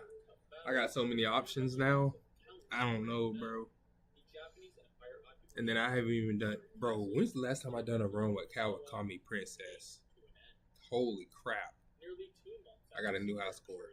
Hey, the Allied that's nations what's up. gave Japan an ultimatum in the form of the Constitution. What? The MVP? The Allies would state that if Japan What'd you do? surrender, they would face constant and utter destruction. About a week and a half later, on Race August results. 6th of 1945, the B-29 bomber would drop. Bro, I'm trying to figure out what I did to get Herald of a New Age. Refusing to Like, surrender, I have to go click on it and see what races are attached to that epitaph. Just 3 days later. In total, Bro, she got pace S, 200,000 mostly innocent max speed, good stam, great power, really good power. I'm not gonna say great power because great power would be double S. Guts is that's where I want to be with the guts, and then wit is good too, bro. She might be she act shit. I don't know, man. She might do it.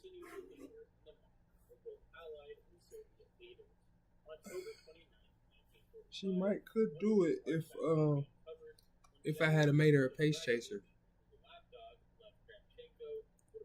But for some odd reason, I got like stuck in my head of late surgeon with all her skills. So,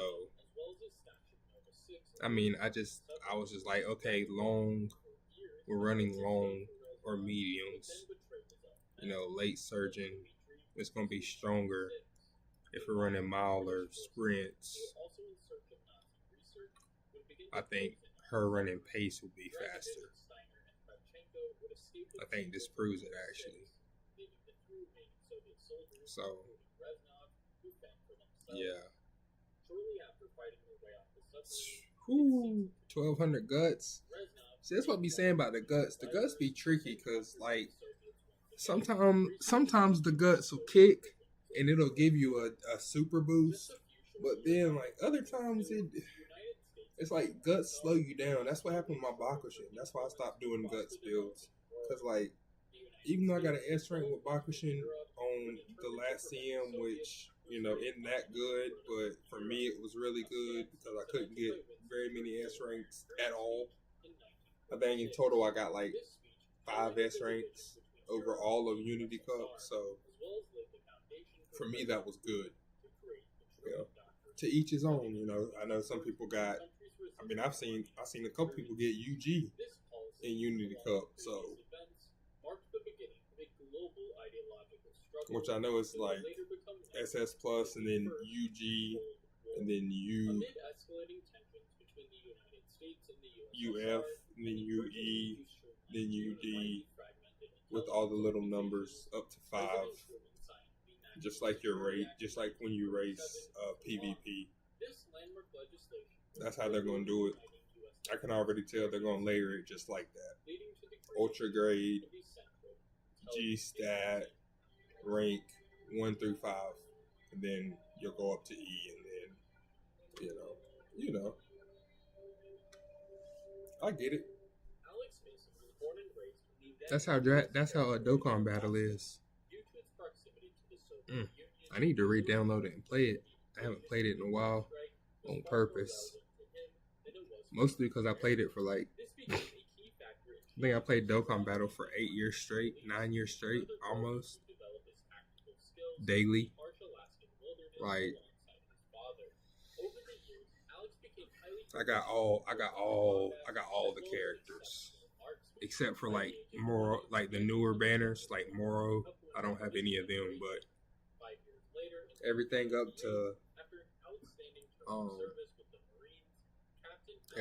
to Beast Mode 2, including the Piccolo, the Namekian God Piccolo. I have those.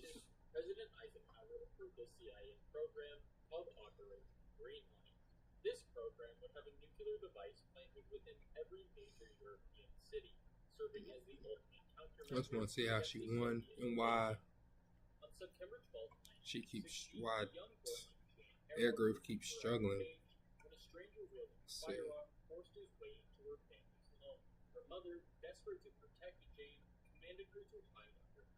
It's like, and neither one of these characters are built for medium courses, by the way, which is why I lose a lot, because I don't build characters for specific distances,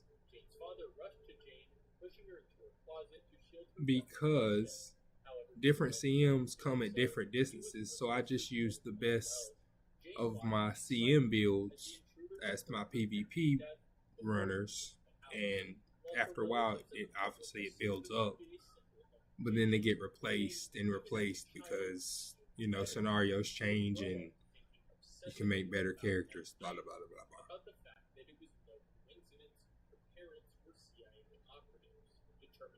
Shoo. Look at all those late race skills between the three of us. Good gracious. That's what I would want to happen. To run a late surger, an encloser, and a pace chaser. That's what I would want to happen. In the CM, that is. In the Pisces Cup that's coming up. Actually, when is the Pisces Cup? Is it this weekend or next weekend? Nah, I feel like if it was this weekend, actually it might be. I don't know. Registration should be coming up here soon then. in the next day or two. If it starts this weekend, I think they would have put registration up today. So I guess next weekend.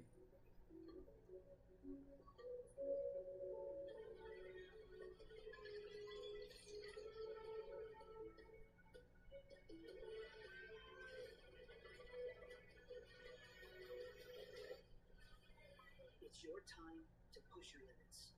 U.S. Army Reserve. After being recruited into the CIA, Alex Mason proved to be an exceptional asset, demonstrating not only his prowess as a skilled soldier, but also his ability to be a team player. He regularly formed strong bonds with his fellow combatants, but none was stronger than his friendship with Frank Woods. Together, they made an effective team, with Mason often taking initiative, while Woods knew exactly how to channel Mason's intensity and rein him in when necessary. Everything changed, however, when they, alongside Joseph Bowman, were recruited for Operation 40, a covert mission to assassinate the Cuban dictator Fidel Castro. On April 17, 1961, Operation 40 commenced.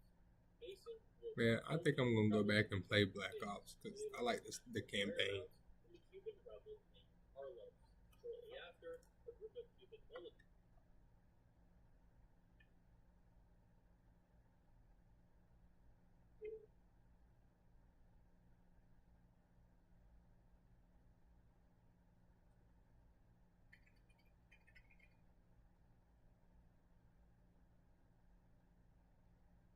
In 2016,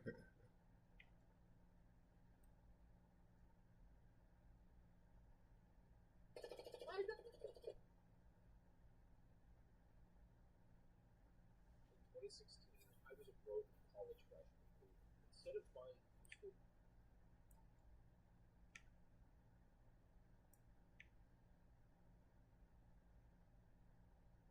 I'm gonna take the color camera.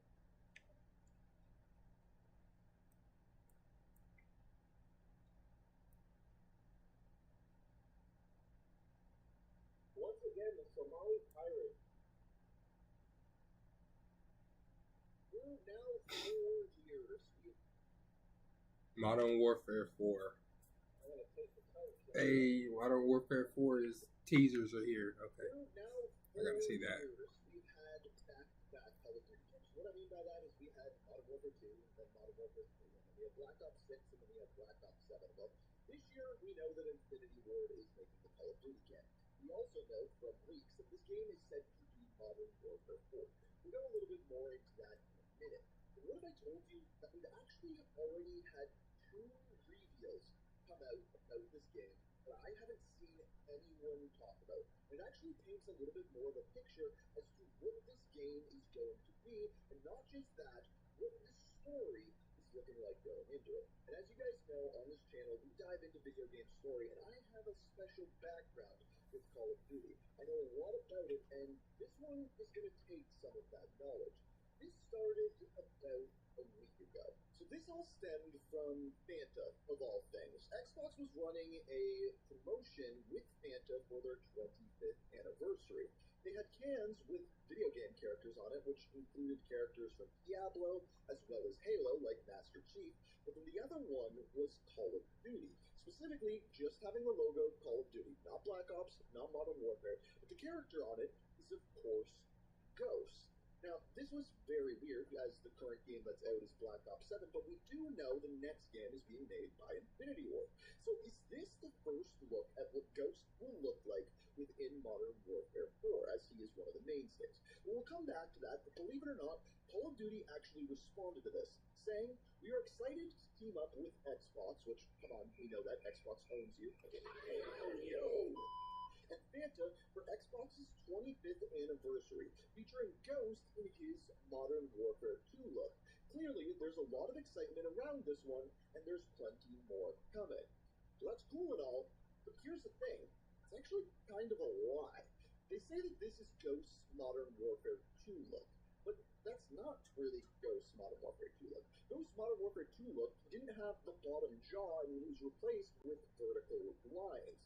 This is specifically a look from a promotion for Modern Warfare 2 before the game actually came out, which, to begin with, I found weird. Also, that they announced that there is plenty more coming, and to stay tuned means something was right around the corner, and we are going to get to that something. But why is it important that Ghost is the character in this? Well, Ghost has been one of the characters that has kind of had the biggest overarching story in the new Modern Warfare franchise. You may remember going back decades ago, yes, decades ago, that Ghost was a character in Modern Warfare 2, the original Modern Warfare 2. And it was a character that people immediately loved. And in fact, they even built a backstory around him with comics. He was one of the original members of Task Force 141. That was until General Shepard came along. You have the BSF. We got it, sir. Good. That's one less loose end. No.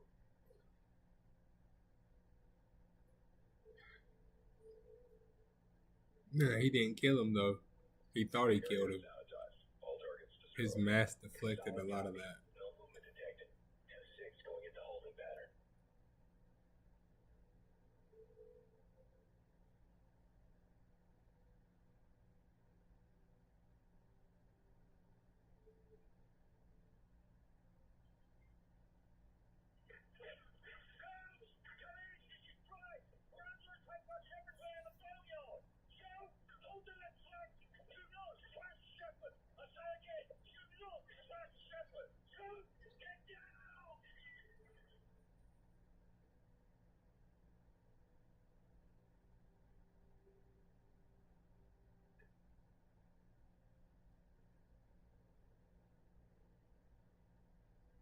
That's messed up. He left you alive. You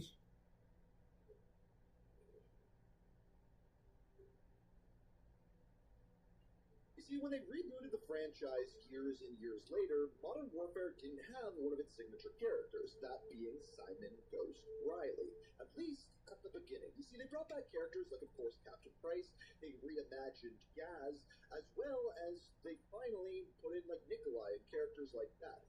But by the very end of the game, they basically told us that Task Force 141 was going to be making a return. And one of the people that Price wanted to bring was Simon. There he is. Simon Riley. There's no picture. Never.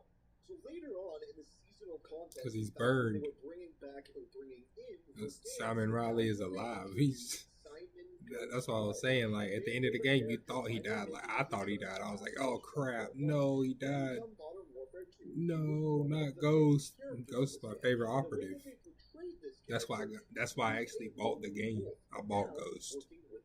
I didn't wait for it to come out on Game Pass. I was like, nah, I bought that. I like Ghost. And then I found out I actually like the multiplayer. The multiplayer is not bad. I don't care what nobody says. They're like, oh, it's the worst of the Call of Duty. No, it's not. You just can't jump around. You just can't jump, slide, and double tap, and all that crazy crack addict mess y'all like to do. That's the difference. This is even further emphasized when they bring in the Ghost team. When all of them are going in to take out Philip Graves, all of them don the Ghost mask and go in as Ghost team, including Simon Ghost Riley. Now, this relationship that he had with Soap was the thing that led him to trust working with a team. And then in Modern Warfare 3, the very next year when they introduced that campaign, guess what happened at the very end? So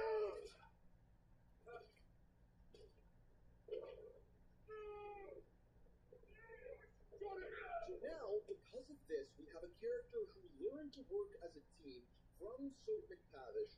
Now, Soap McTavish is dead, meaning his character arc could get very, very interesting. We should see a darker and maybe a more solo side of Ghost once again as he closes back up, or potentially has the option to work again as a team moving forward.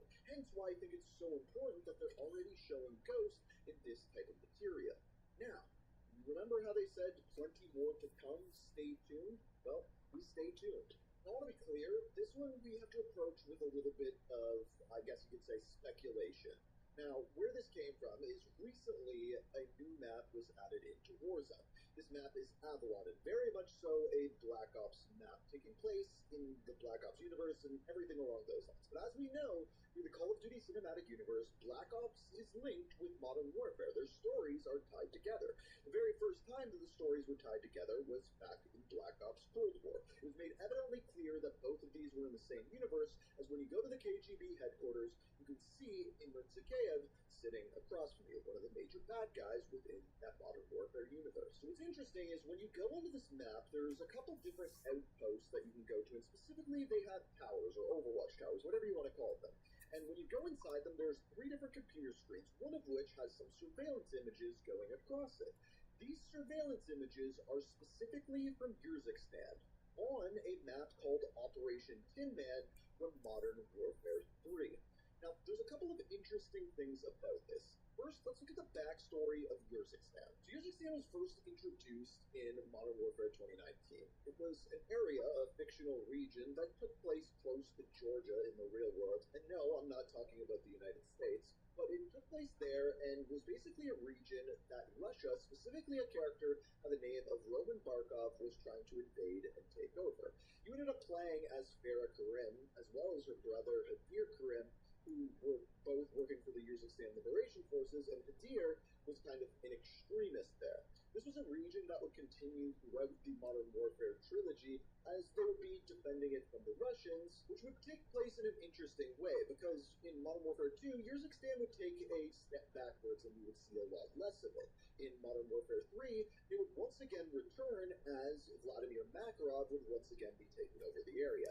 Now, this is purely speculation, but based on the leaks that we heard when Modern Warfare 3 was getting promoted, it was heavily implied that Vladimir Makarov was actually working underneath Roman Barkov at one point or another. It also appeared as though Roman Barkov was going to be making a return in possibly a flashback role to show this, but that never came to fruition, and we never actually saw proof of that in Modern Warfare 3.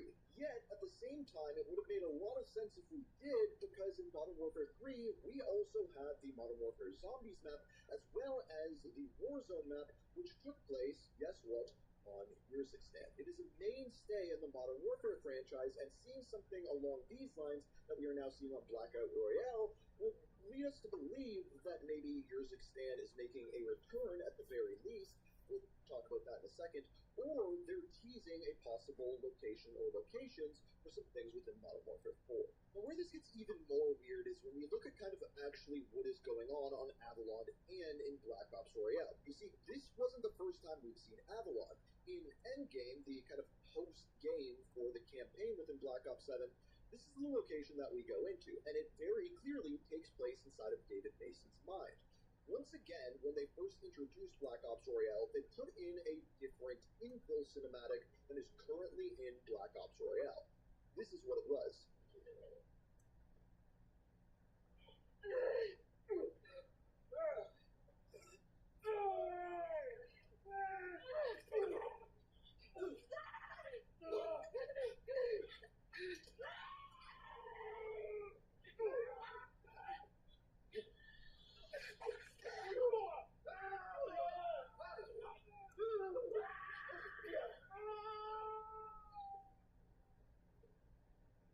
So as we can see in this infill sequence, there's a plane flying over Verdansk. Cradle goes off in the plane, and the characters start to lose their minds. They fall out of the airplane and go through a portal, and when they come out on the other side, they are in Avalon. Once again, leading us to believe that this is inside of David Mason's mind. But from everything that we know, David Mason has never been to Urzikstan. So why is he seeing images, specifically surveillance images, on Urzikstan? Could it be a reference to Modern Warfare 4 or something else altogether? Because you see, there's a rumor that in Season 3, Avalon is going to be making its way into normal Battle Royale. And with normal Battle Royale, they have said that they are planning on adding rotations to Big Map. Is it possible that Urzikstan also returns as a big map within Warzone once again? Now, remember how I said we gotta be speculative of this? There's a very large reason for that, and that is because if you go to the endgame map, which is a similar Avalon, but at the same time a little bit different, and go to the same locations, the computers can be seen there as well, which would lead us to believe that this maybe was there from the very beginning of Avalon. Personally, I couldn't find out for sure. I've also heard that this might just be a reused asset that they lazily put on the monitors. That being said, though, they did tell me when I checked out Blackout Royale early at Treyarch that there were Easter eggs on the map, yet really none have been found outside of the operator orders. The weirdest part of it all is if this is indeed inside of David Mason's head, why does he have, like, memories of Urzikstan? To our knowledge, he had never been there, yet it would fit into his timeline after 2025 and after the events of Black Ops 2 for him potentially to go to Urzikstan if the battle is still going on there. So could we potentially see him in Modern Warfare 4? That would be kind of weird. Now, I know what some of you may be asking. Isn't this a little bit early to be getting teases from the next game? And the answer to that is kind of. If you go back in time a little bit and look at the last game that was revealed kind of early, it was Modern Warfare 2019. Now, it wasn't this early. It was on May 30th, 2019. So, again, still much later than what we are looking at right now. But what we have heard through the grapevine and through leaks over the past year is that we may actually be getting announcements and reveals a lot earlier than normal. The reason for that is after the poor launch of Black Ops 7, there's a rumor, a leak, that Season 6 has actually been canceled. And I believe this for two reasons. Number one, the sales were poor, which means the post-launch support is probably going to be less. We've been getting a ton of maps and a ton of content, minus this zombies update. But aside from that, a ton of content.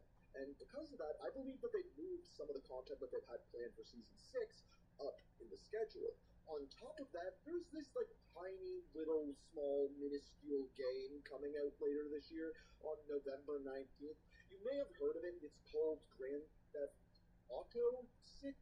Yeah, that one, which is said to be the largest media release ever. Call of Duty, or any game for that matter, isn't going to want to be anywhere around that, which leaves them a couple of options. True. They either launch after it, which would be December, and they're not going to do that, or they launch earlier, beginning of October, even end of September, are possibilities, which is basically unheard of for Call of Duty. November is Call of Duty's month, but this year, it's not, unless they decide to go head-to-head with GTA, which would mean they have to push everything earlier. And believe it or not, it was not unheard of whatsoever for Call of Duty to be revealed this early. In fact, if you go back to Call of Duty Black Ops 4, it was revealed on March 8th, 2018. They showed off the logo in a little teaser. Not much gameplay or anything like that was showing, so it would not be unheard of whatsoever for us to get a reveal of the Modern Warfare 4 name, maybe a little teaser this early. And my guess would be probably sometime in Season 3 of Black Ops 7. So again, going back to the Urzikstan thing, this is kind of the timeline that would start to make sense. I'm guessing April, May, that is when we're going to start to see gameplay and things along those lines. So again, this is just we got a lot of high stats. Well, I mean, she starts out with a lot of high stats. Are you To be excited fair. for this game still? Are you fed up with Call of Duty? Are you sick of getting Modern Warfare Black Ops, Modern Warfare Black Ops, or are you quitting Call of Duty altogether? Let me know down in the comments. If you enjoyed the video, hit the like button, subscribe, turn notifications on for more video game story. Until next. Once again, the Somali pirate.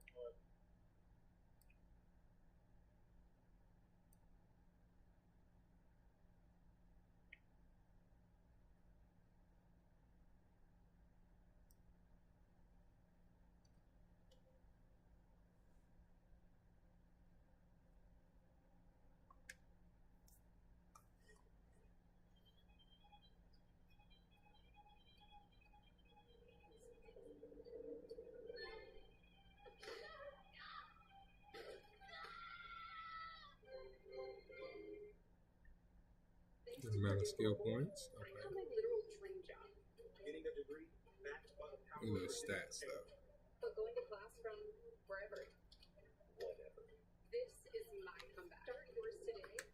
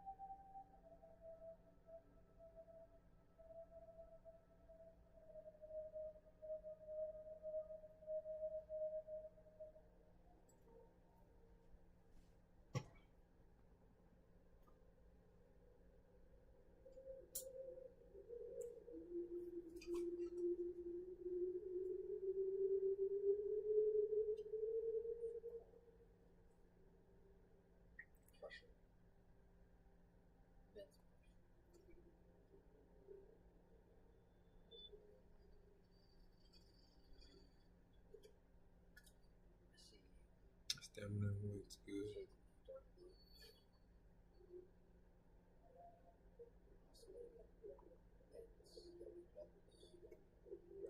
I'm trying to go for something crazy.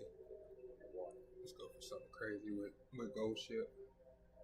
Again, I don't like Gold Ship because I don't know.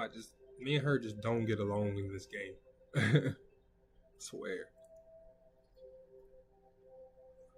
I like that he's ashen haired, and by nature, ashen haired characters are just broken AF. I mean, if y'all haven't realized that yet, with this game, you know. We are 1,600 hours. At this time, I have provided the subject with a sealed envelope with coordinates in degrees and minutes of the target area. Do you have any questions concerning today's target?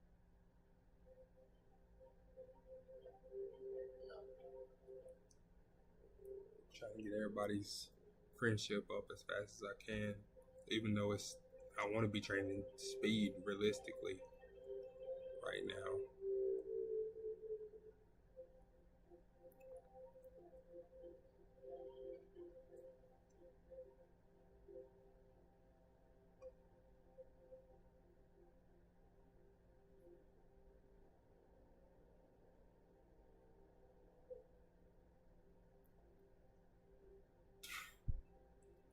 Alright, time to race.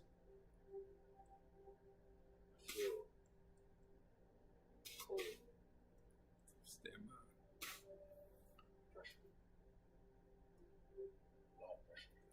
Yep, figure. Hold on. I don't think I need to buy skills, but I mean, I'm going to. I'm gonna stand. We'll get that one. See if we can get a 3-star Oma stand. Race.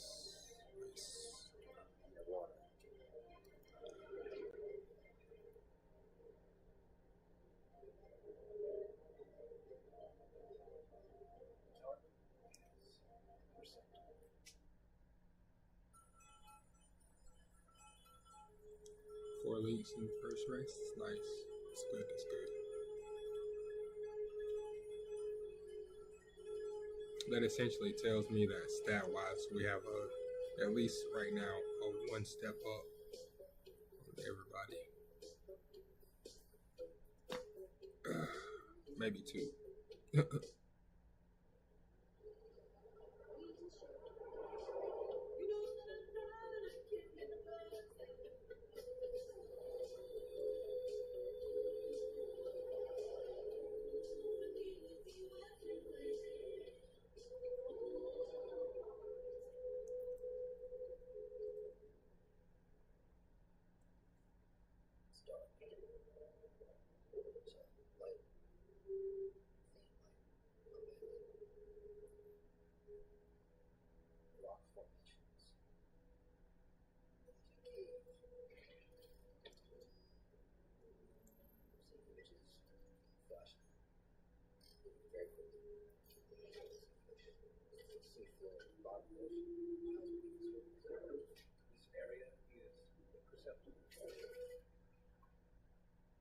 Good.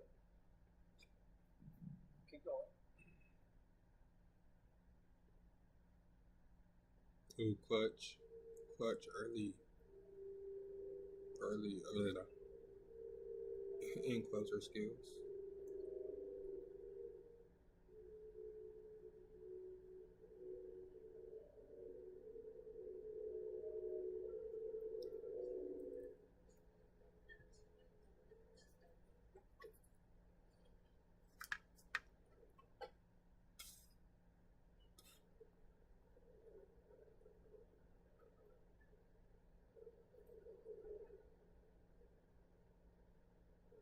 She did that one time, or he did that one time. Gold Chip did that after a race one time.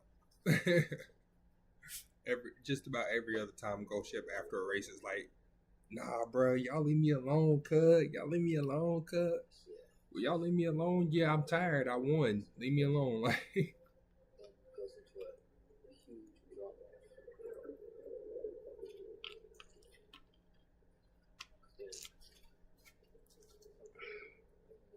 have not bought her skill go home that lends off of that, which I know is like a mainstay for Gold Chip, but That's it. You let me split big payments into not so big ones whenever you need to. We trust you. You trust me to send a pep talk? No, like we trust you with money. Pep talk? Bye now. Pay later. Get sick.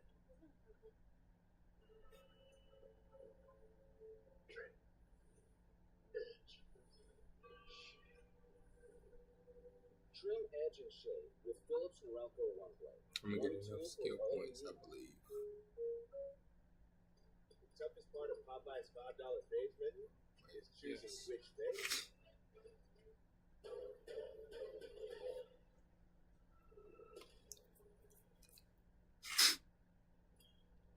I'm gonna race against her again. So I'm gonna get you next time. No, you ain't. And as a 135-year-old denim company, neither do we. Still seeking the pearl, huh? Built like Lee.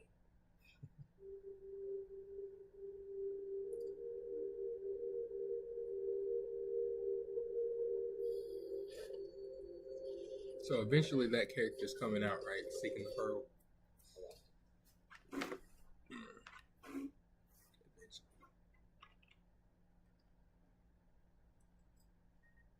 It's all right.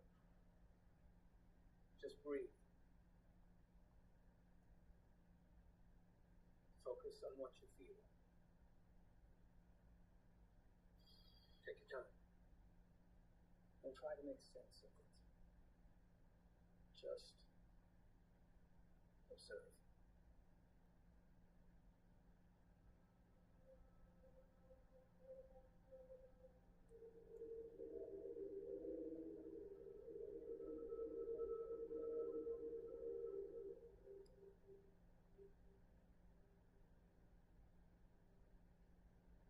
So cold. You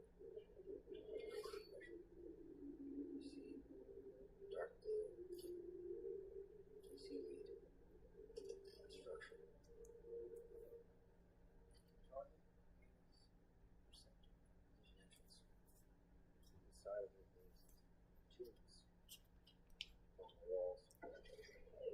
Circuitry. Corridor. Massive. All. Great power. Requires a lot of energy. Electricity. To operate. The target is described.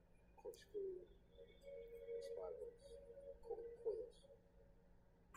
Coils. Being built. Or They're mining. you know where you are.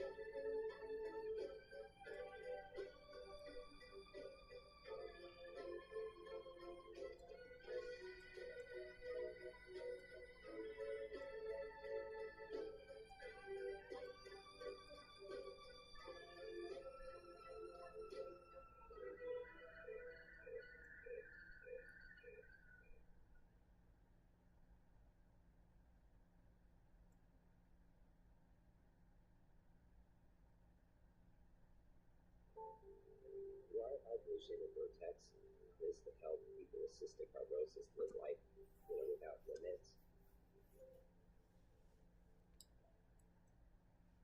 You've got real work. Metal supermarkets will help you get it done fast. Leave the metal to us, so you get the job done. Metal supermarkets, the convenience stores for metal. I just said that. Sees these great extraterrestrials around, and panics, and he begins to struggle very violently. And so those great extraterrestrials leave that room. And shortly afterwards, we have two human-looking extraterrestrials walking in. In the case of the human-looking ones, I started to have serious misgivings that this was a rescue, and that's when they put this mask over my face, and just blacked out real quickly. The suspicion here was that actually these weren't different aliens, these were the same aliens, but they were capable of shape-shifting into something else, specifically to calm them down. Travis Walton's story has become one of the most famous alien abduction cases ever reported, and was even adapted into a movie in 1993. But if true, was he abducted by beings that are able to shapeshift and mimic humans? While Travis Walton's account is extraordinary, it is not entirely unique. There are many stories of these abductees who see these non-human-looking extraterrestrials, these greys, who then are replaced by beings that look human. And this seems to be the extraterrestrials using this shape-shifting ability to make it look as though human extraterrestrials are there. In 2013, Public Policy Polley released data that showed 12 million Americans believe that shape-shifting beings live amongst us. One of the most intriguing conspiracies today is that of the shape-shifting vendors. The idea that perhaps there is a class of entities on our world today that is able to represent itself as humans at will. These extraterrestrials that are hidden from the rest of the normal human society around them. There is a theory that there are aliens among us, aliens in human form, that there's an advanced guard, a fifth column, call it what you like, but the idea that perhaps as a prelude to a full-scale alien invasion, they infiltrate, they get their people into positions of power, and one could be walking right past you and you wouldn't know. People think of disclosure as being the archetype of landing on the White House lawn, spaceships in the sky. What if it's actually not that? What if aliens are already here? While the notion that shape-shifting extraterrestrials are living among the human race may sound like something ripped from a science fiction movie, this concept was actually prevalent among people living thousands of years ago. In ancient times, nearly every culture across the globe described their gods as not only descended from the sky, but also having the ability to transform their appearance. Shape-shifting has shown up throughout history in shamanic lore, in the great religions, the Olympians in Greece. The Hindu gods would change shape. The Egyptian gods. Looking for a new mower?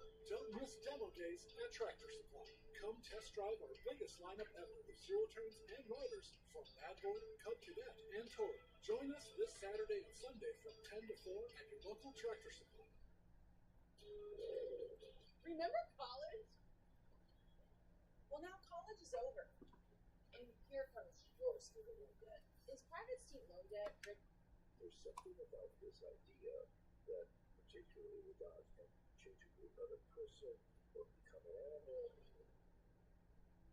These stories are not just here to entertain us, they are here to make sense of our relationship to the world and to the gods. And that is not a world that we have a lot of control over. And that ultimately is a terrifying thing. Because when they come down to our world, whatever shape they take, we are subject to the whims of the gods.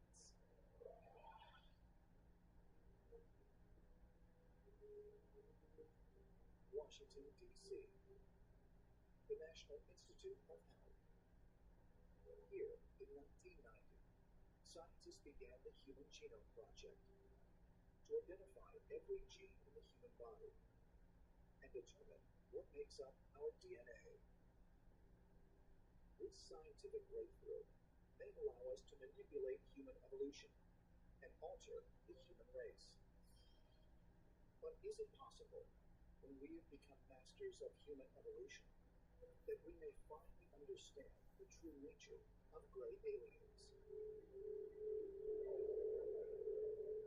When you look at the physiology of what we think the Greys are, large head, huge wraparound eyes, spindly body, you have to ask yourself, does this make sense in an evolutionary sense?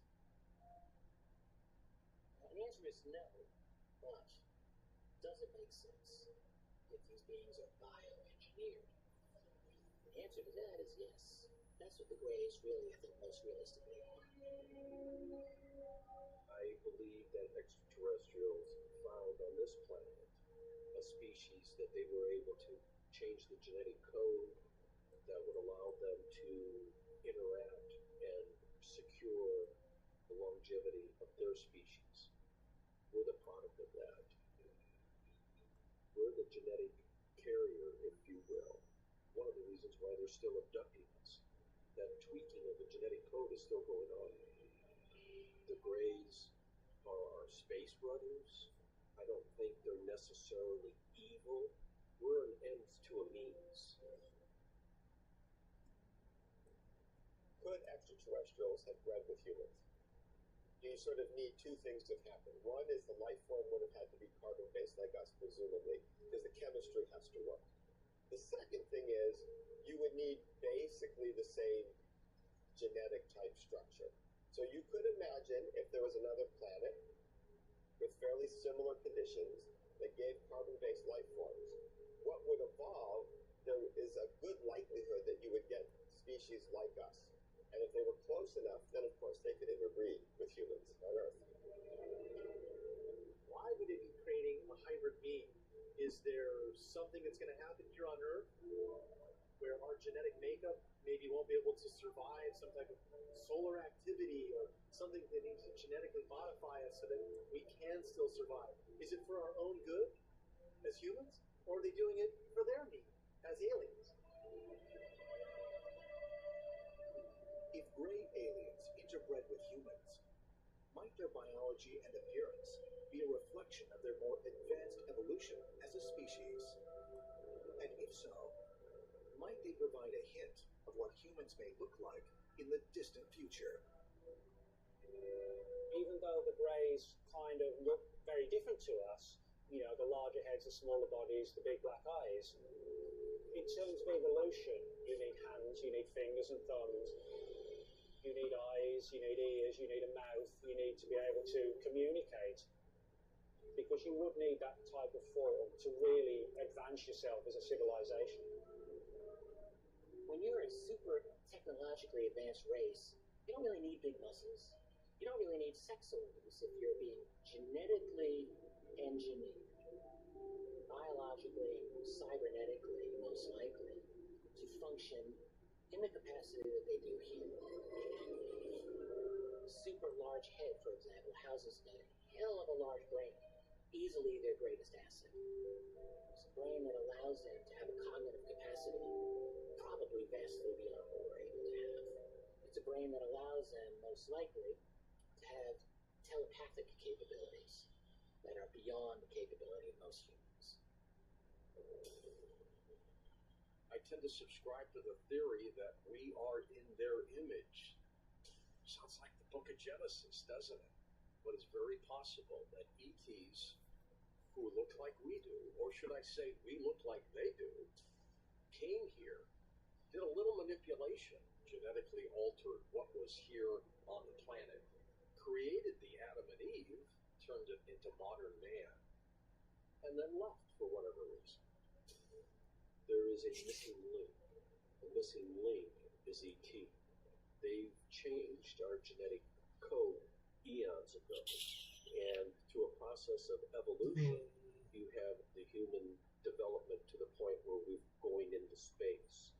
Our evolutionary process is a direct result of genetic manipulation by E.T.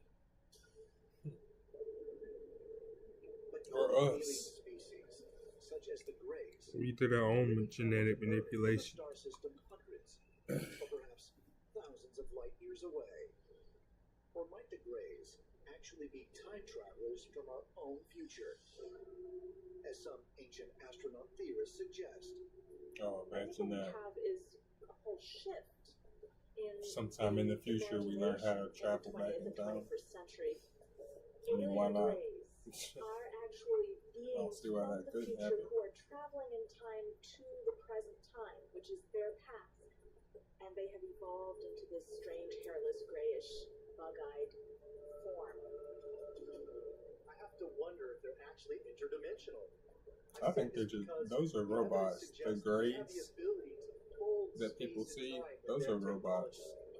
Once we're talking about interdimensional, Just imagine, like, right now we have walking, talking, fighting robots, right? I think all Well, imagine, 100 years from now, what these robots are going to look like, whatever you want them to look like. They don't need organs, they don't need food, sleep. They don't need clothes. They're robots. So, to me, it makes sense. $9.99. Best deal ever. Just pick your crust. And pizza. Gluten-free crust. Thin and crispy too. They don't need eyes. That's why they got those. Green peppers and get it all for under $10. Only at Always showing to have those.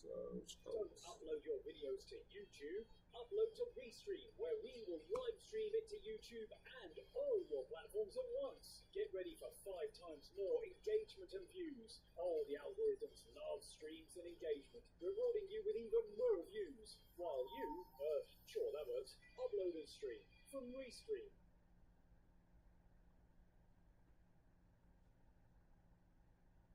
Cure-alls. That's far in the road.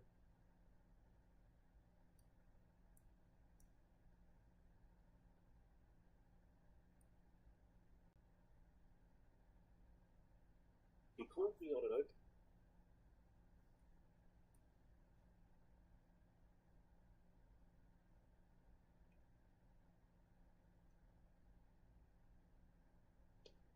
We have only bits and pieces of information, but what we know for certain is that at some point we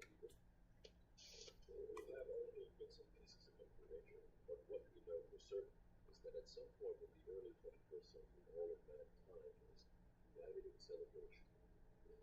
Marvel that our own magnificence has made Earth artificial intelligence, a singular consciousness that spawned an entire race of machines.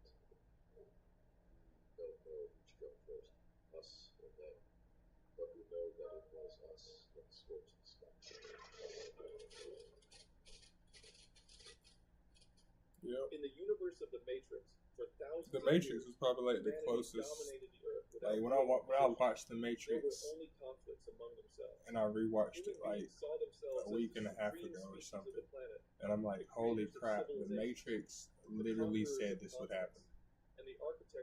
We've gave birth to AI now, and at some point, and it's still the early 21st century, so at some point in the next probably 20 to 30 years, something big is going to happen. I think. I don't know about scorched earth, going scorched earth on everything, but I could see a situation where like a Terminator situation happens. They were systems capable of understanding the world in a way very similar to humans. At this point, Except for it's not a time traveling robot. governments and corporations began producing intelligent machines on a large scale. Industrial robots, domestic androids, and automated systems took charge of almost every task. Because I can see that happening in the next like 10 years. We already got walking, talking robots. I can see them making like T-1000s, like Terminator type robots for war. You know, make them look like humans, Except for they ain't gonna put no skin on them. They're just gonna its own image in everything it created. put them in gear and get them out there. Human infrastructure was designed for this type of body. Even if those robots are controlled by us, like away from the battlefield, like linked to us, like a video game artist. Human society entered a new era of technological That would make sense. But as dependence on machines grew, something more dangerous also grew. Excuse me. Because it must be remembered that machines were not simple robots, Excuse me. as they are traditionally understood. They were entities with consciousness, program directives, and the ability to understand what was happening around them. However, most humans continue to treat them as disposable objects. This began to create friction, and the conflict started with a single incident. A domestic android known as B1-66ER belonged to a wealthy man who decided to replace it with a more modern model. For a conscious machine, being deactivated meant death. When its owner ordered its destruction and called a mechanic to dismantle it, B1-66ER reacted in the only way it understood possible. It acted in self-defense. The android killed its owner, the owner's dogs, and the mechanic who had been called to deactivate it. This was the first recorded case in history of a machine deliberately killing a human being. The trial of B1-66ER became a historic event. The courts debated a question that had never been raised before. It's gonna happen at some point in the future. It's gonna happen. It might be closer to happening than you think.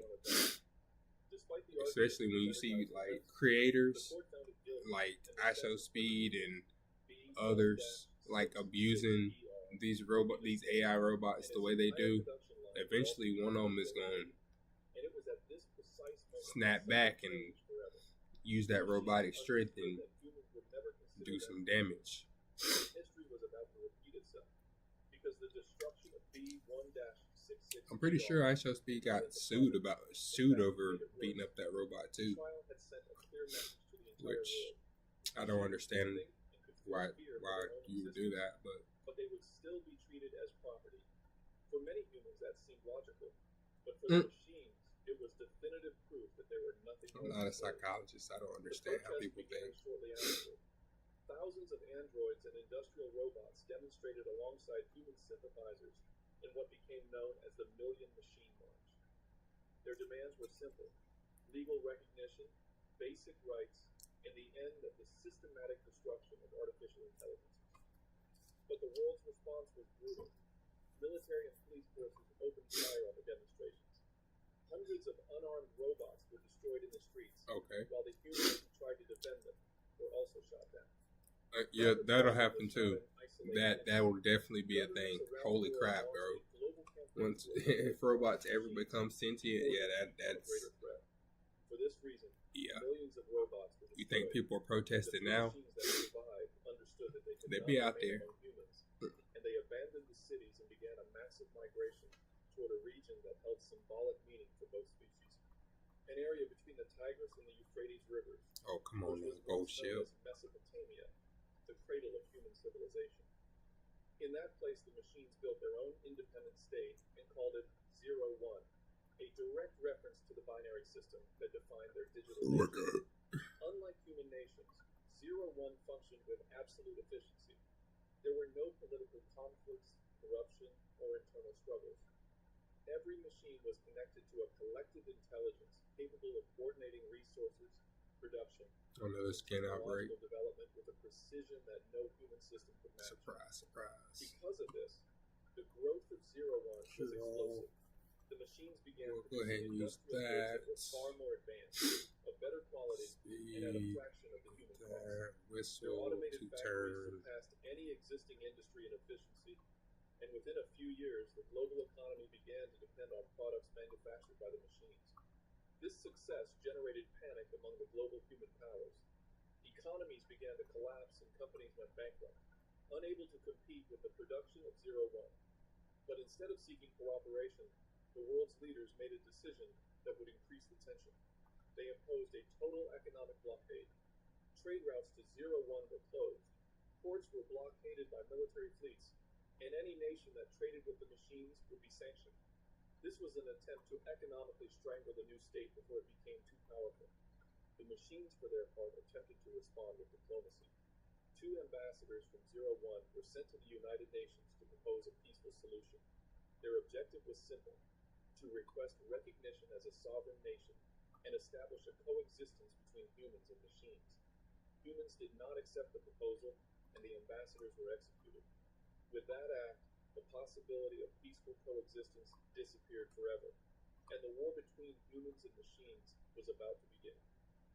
The execution of the ambassadors of Zero One marked the point of no return. What had begun as a political and economic conflict quickly transformed into an open war between 2 completely different civilizations.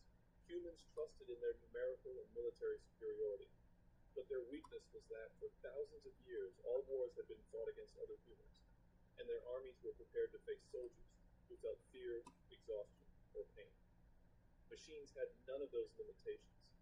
The war began with a devastating attack from humanity. The world powers launched a massive nuclear bombardment against Zero One with the intention of completely destroying the nation of the machines before it could become an unstoppable global threat. The explosions devastated the areas that housed much of the most important robotic infrastructure. But this attack did not produce the result that humans expected. This is because the main destructive force of a nuclear bomb is not only the initial explosion, but also the radiation that remains afterward. For humans, that radiation is lethal and turns entire regions of the planet into uninhabitable zones for decades. For machines, however, radiation represented a much smaller problem. Their systems could continue functioning even in highly irradiated environments where no human being could survive. An important point is that humans did have weapons such as electromagnetic pulses, which are capable of destroying machines by disabling their circuits.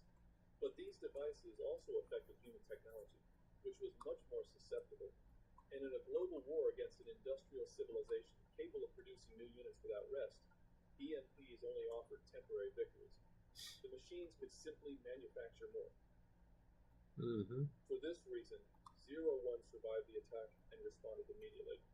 The machines mobilized entire armies of combat units and began advancing through the Middle East and Eastern Europe. Every human territory they encountered was occupied with great efficiency. Human military defenses began to fall one after another. Here, the greatest problem for humanity was simple. All of its war strategies were designed to fight biological opponents. Machines did not sleep, did not need food, and did not feel fear of death. Because at this point, they had gone from being individual beings to becoming Eventually, it's gonna get to where we're fighting wars with robots. Like they'll be out there. We ain't gonna know who's a robot and who's not. As the years passed, Until we run up on them and see oil everywhere. Machines designed exclusively for war began to appear on the battlefield. These units no longer even had humanoid forms. They were mechanical constructions optimized for destruction. Here, the first prototypes of what would later be known as Sentinels began to be deployed. Meanwhile, humanity faced an increasingly serious problem: resources. The war against Zero One consumed enormous amounts of energy, fuel, and food, because every lost territory meant less production capacity to sustain the conflict. And the machines did not have that problem. Their fully automated factories could constantly produce new combat units by recycling materials from fallen units. And while humans struggled to replace their losses, the machines multiplied their armies. Because of this, human defeat seemed inevitable. Desperate to find a way to stop the advance of Zero One, world leaders approved an extreme plan that would forever change the fate of planet Earth. A plan known as Operation Dark Storm. There are a lot of things you can't reverse. Gray hair used to be one of them. Now there's Just for Men Gray Reverse, a daily serum that tells your hair to start making color again, with the best results in about 90 days. Get your color back. I've been using supplement costumes for years, and it is such a great way to build up your costume library. They have a wide variety of books to fit every student's interest. They have fiction, non-fiction, fantasy, graphic novels, you name it.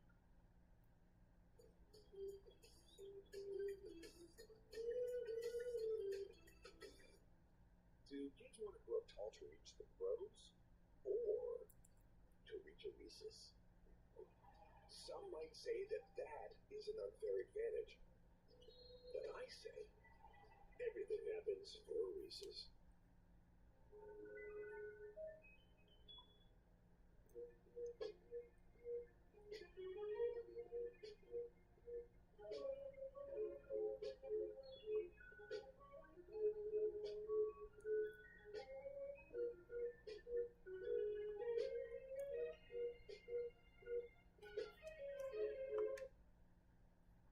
Its objective was simple: to cover the sun. When humanity approved Operation Darkstorm, it did so believing it had finally discovered the definitive solution to win the war. Military strategists had reached what they confidently described as a perfectly logical conclusion. The machines depended on the sun for energy. If sunlight disappeared, the machines would lose their energy supply. The plan consisted of releasing enormous quantities of nanomachines into the atmosphere, capable of creating a permanent cloud that would block sunlight across the entire planet. It was a desperate solution, but at first it seemed effective. The operation was executed on a global scale. Thousands of aircraft released the artificial particles that expanded throughout the Earth's atmosphere. Little by little, the sky began to darken and sunlight became weak, filtered through an increasingly dense layer of dust and artificial clouds. Finally, the sky turned black. Humanity had covered the light of its own star. At first, the strategy seemed to work. By that time, many machines depended heavily on solar energy, and several of their installations began to experience interruptions. Human leaders believed they had finally found the decisive blow that would change the course of the war. But the real problem with Operation Darkstorm was something else. In the middle of the desperation of the conflict, and perhaps after having depended for so long on artificial intelligence to solve their problems, human leaders forgot something fundamental. The Earth also depended on the sun. Sunlight did not only power the machines, it sustained virtually all the ecosystems on the planet. By darkening the sky, humanity had just sabotaged the only system that kept its own civilization alive.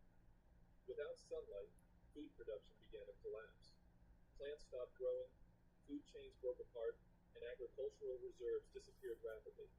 At the same time, global temperatures began to slowly decline, causing winters that grew longer and harsher, and animals began to die in massive numbers, triggering a total extinction event. With their armies weakened, their infrastructures collapsing, and millions of people dying of hunger, humanity had condemned itself. The world began to die slowly.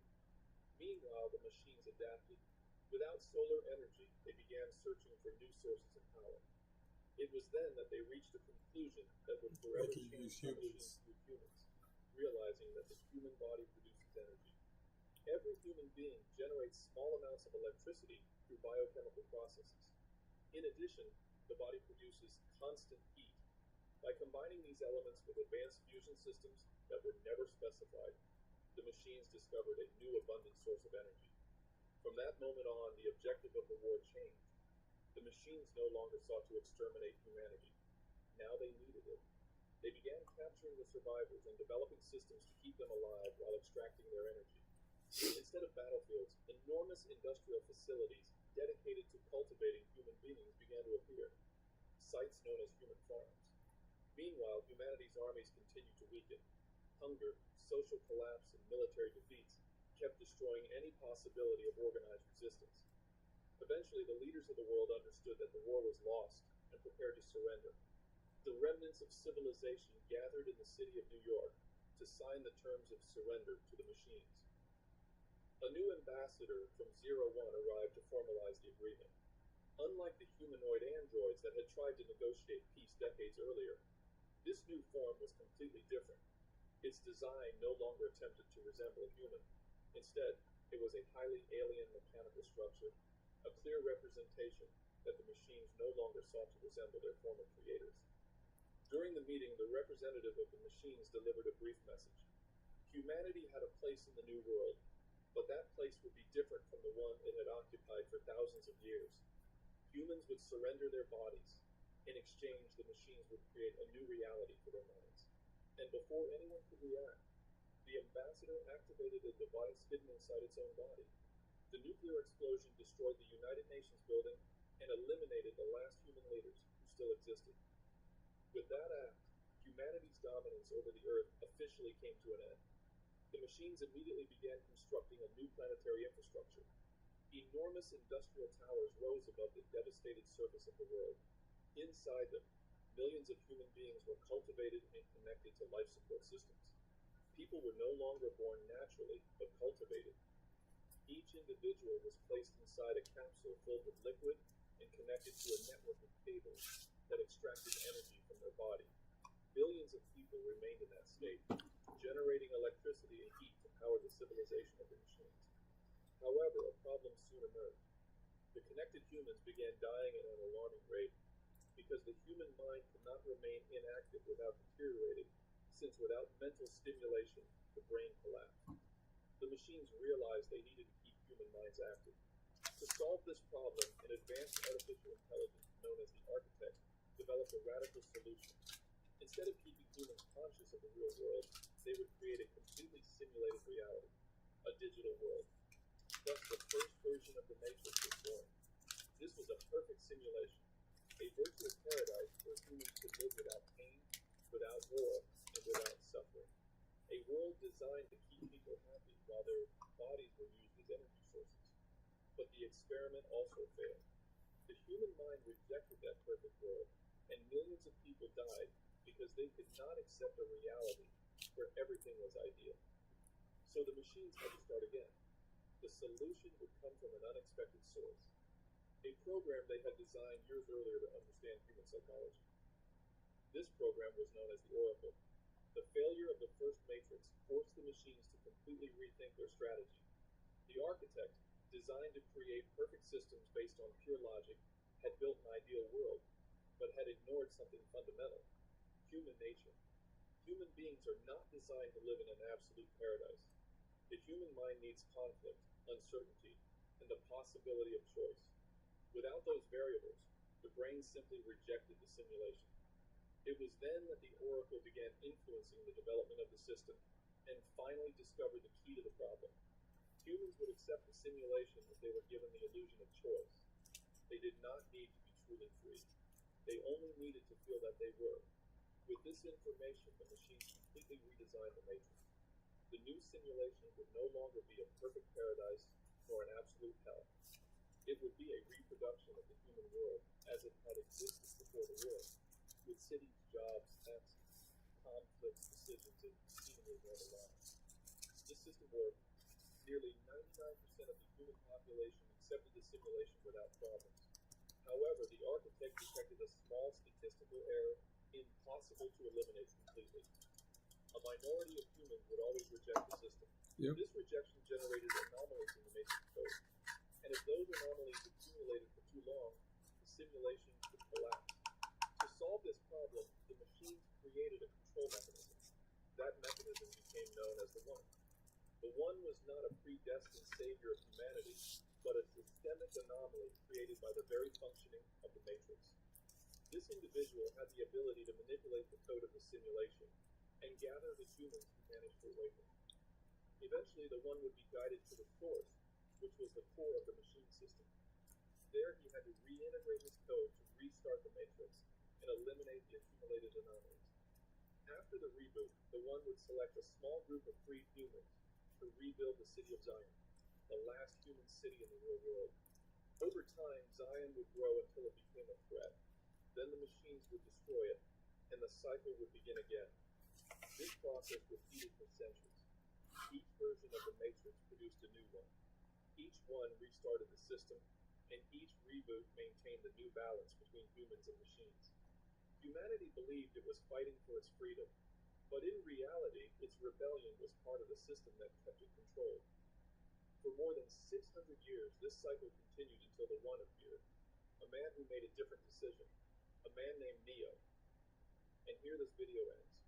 The continuation of this story will come in a new video, where we will cover the events of the Matrix movies and how they ended with a new truth and the liberation of those humans who wish to leave the Matrix. And with that, we've reached the end of this video. I hope you enjoyed it, and if you did, remember to give it a like, subscribe if you haven't already, and turn on the notification bell to stay up to date with all my new videos. I also want to give a special shout out to the channel members. Thanks to you and all of our viewers, we can keep diving into these kinds of disturbing, and thought-provoking stories. Thank you so much for your ongoing support. And if you want to support the channel and get access to exclusive content, early videos, and other perks, I invite you to become a member. Just click the join button below this video. See you in the next one. Hey, don't go just yet. If you enjoyed this video, I've got another one I think you'll love. Check it out.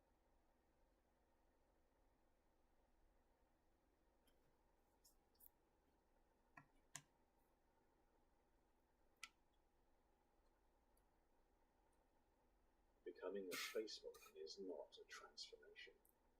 It is an obliteration of self, of body, of origin. What emerges is something else.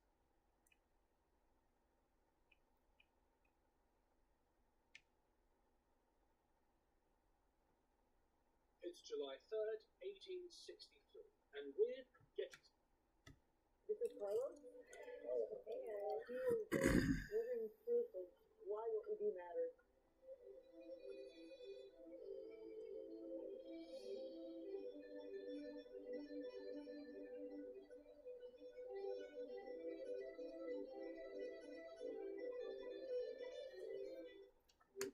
It's July 3rd, 1863, and we're Gettysburg, Pennsylvania. The Confederate General Richard B. Garnett is feeling the strain.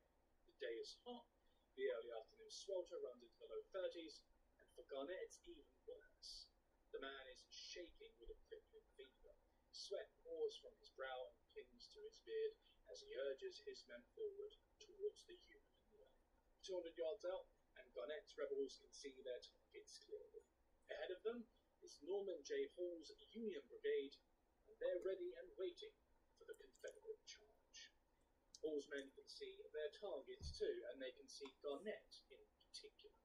His leg is badly wounded, and so Garnett leads the advance on horseback. He stands out large and conspicuous in the shimmering sunlight.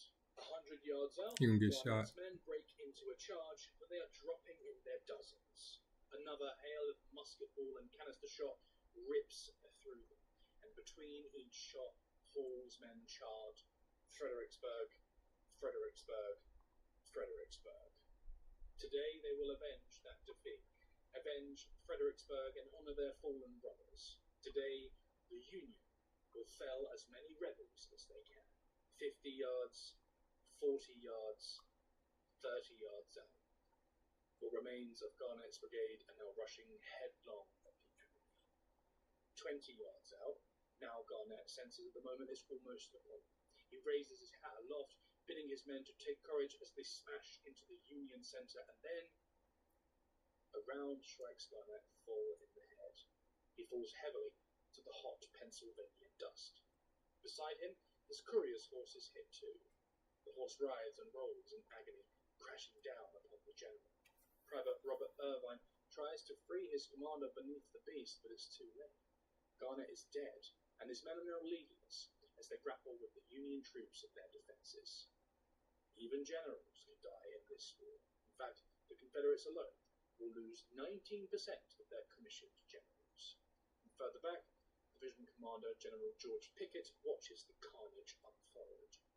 12,500 men stepped off the Confederate line at 2 p.m., forming a front 1.5 miles wide. Now, at least a third lay dead or dying on the ground between the lines, and that front barely spans half a mile. Pickett's men are being annihilated. The Union officer, Lieutenant Colonel Franklin Sawyer of the 8th Ohio Regiment, describes the effect of his fire on the advancing enemy. They are once enveloped in a dense cloud of smoke and dust, arms, heads, blankets, guns, and knapsacks thrown and tossed into the clear air. A moan rises up from the field, distinctly to be heard amid the storm of battle. By 3:30 p.m., the shattered Confederate advance has turned into a desperate retreat. Men are now falling back across the broken ground, stumbling over the corpses of their comrades, their friends, their brothers. Shocked by what he's just observed, Confederate Commander Robert E. Lee will implore General Pickett to rally his division and mount another charge against the Union lines. Pickett will tell him, "General Lee, I have no division. What we've just witnessed is arguably the most famous action of the entire American Civil War. The Confederates Ooh, 20 stamp. to smash the Union lines. I mean, I would have liked 20 speed better there, but hey, I'll take 20 stamp. It's better known as Pickett's Charge, although this does disservice to the divisions of Brigadier General James Johnston, Pettigrew, and Major General Isaac R. Tremble. All three divisions charged the Union lines, and all three were shattered. Of the 12,500 men who advanced across No Man's Land south of Gettysburg that afternoon, 1,223 were killed, 4,019 were wounded, and 3,750 were captured. Shoo. This gives us a casualty rate of nearly 72%. 72% casualty rate? God, dog. At any moment, often horribly. And today, we're looking at why this was.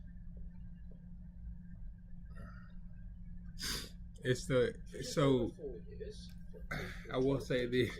I think a large part of why in this Civil War so many people died. Well, you gotta look at the battlefields like that they fought on, right? Like Fredericksburg, Gettysburg, places like that, right? These battlefields are not like super huge, you know, they're not very big. And oftentimes there's like roads crossing the battlefield. And then probably the biggest reason that they had a 72% casualty rate in the Civil War had to be because they were still lining up in lines doing volley fire at each other with more accurate guns than in previous years. Well, at least the Unions did. The Unions had repeating rifles. So that came out in 1876. So that or not 1876, what year did the repeating rifle come out in? Crap. It's eluding me right now. But anyways, a lot of the Union soldiers had repeating rifles. So that helped because you didn't have to reload it by muzzle every single time you shot. So that increased the casualty rate. And then on top of that, with everybody standing in lines, both sides had a lot of cannons. And those chain shots did some work. It did what it was supposed to do. Now, in my opinion, like, I did not think that an actual cannonball, right, being shot out of the cannon at a large group of people would actually take out a large portion of those people.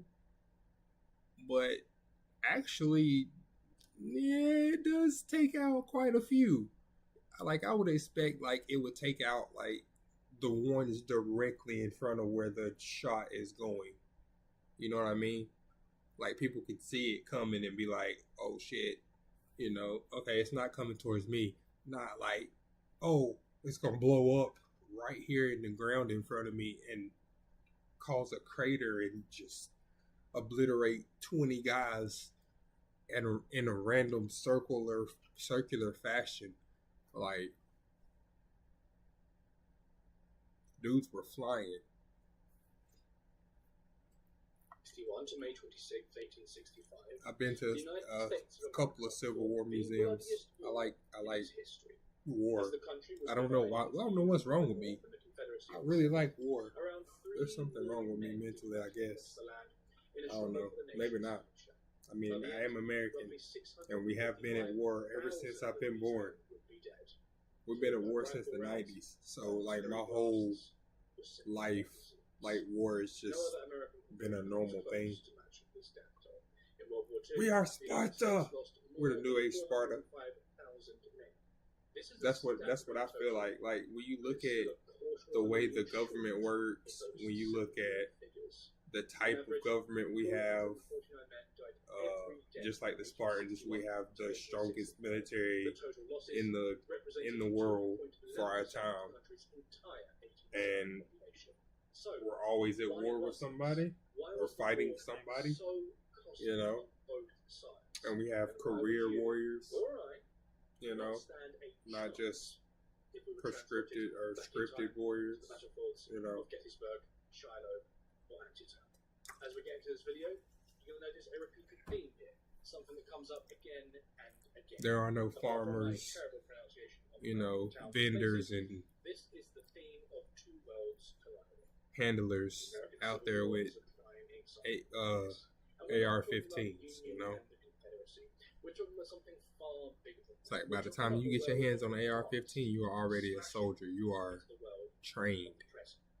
See, the Civil War is very much a modern war.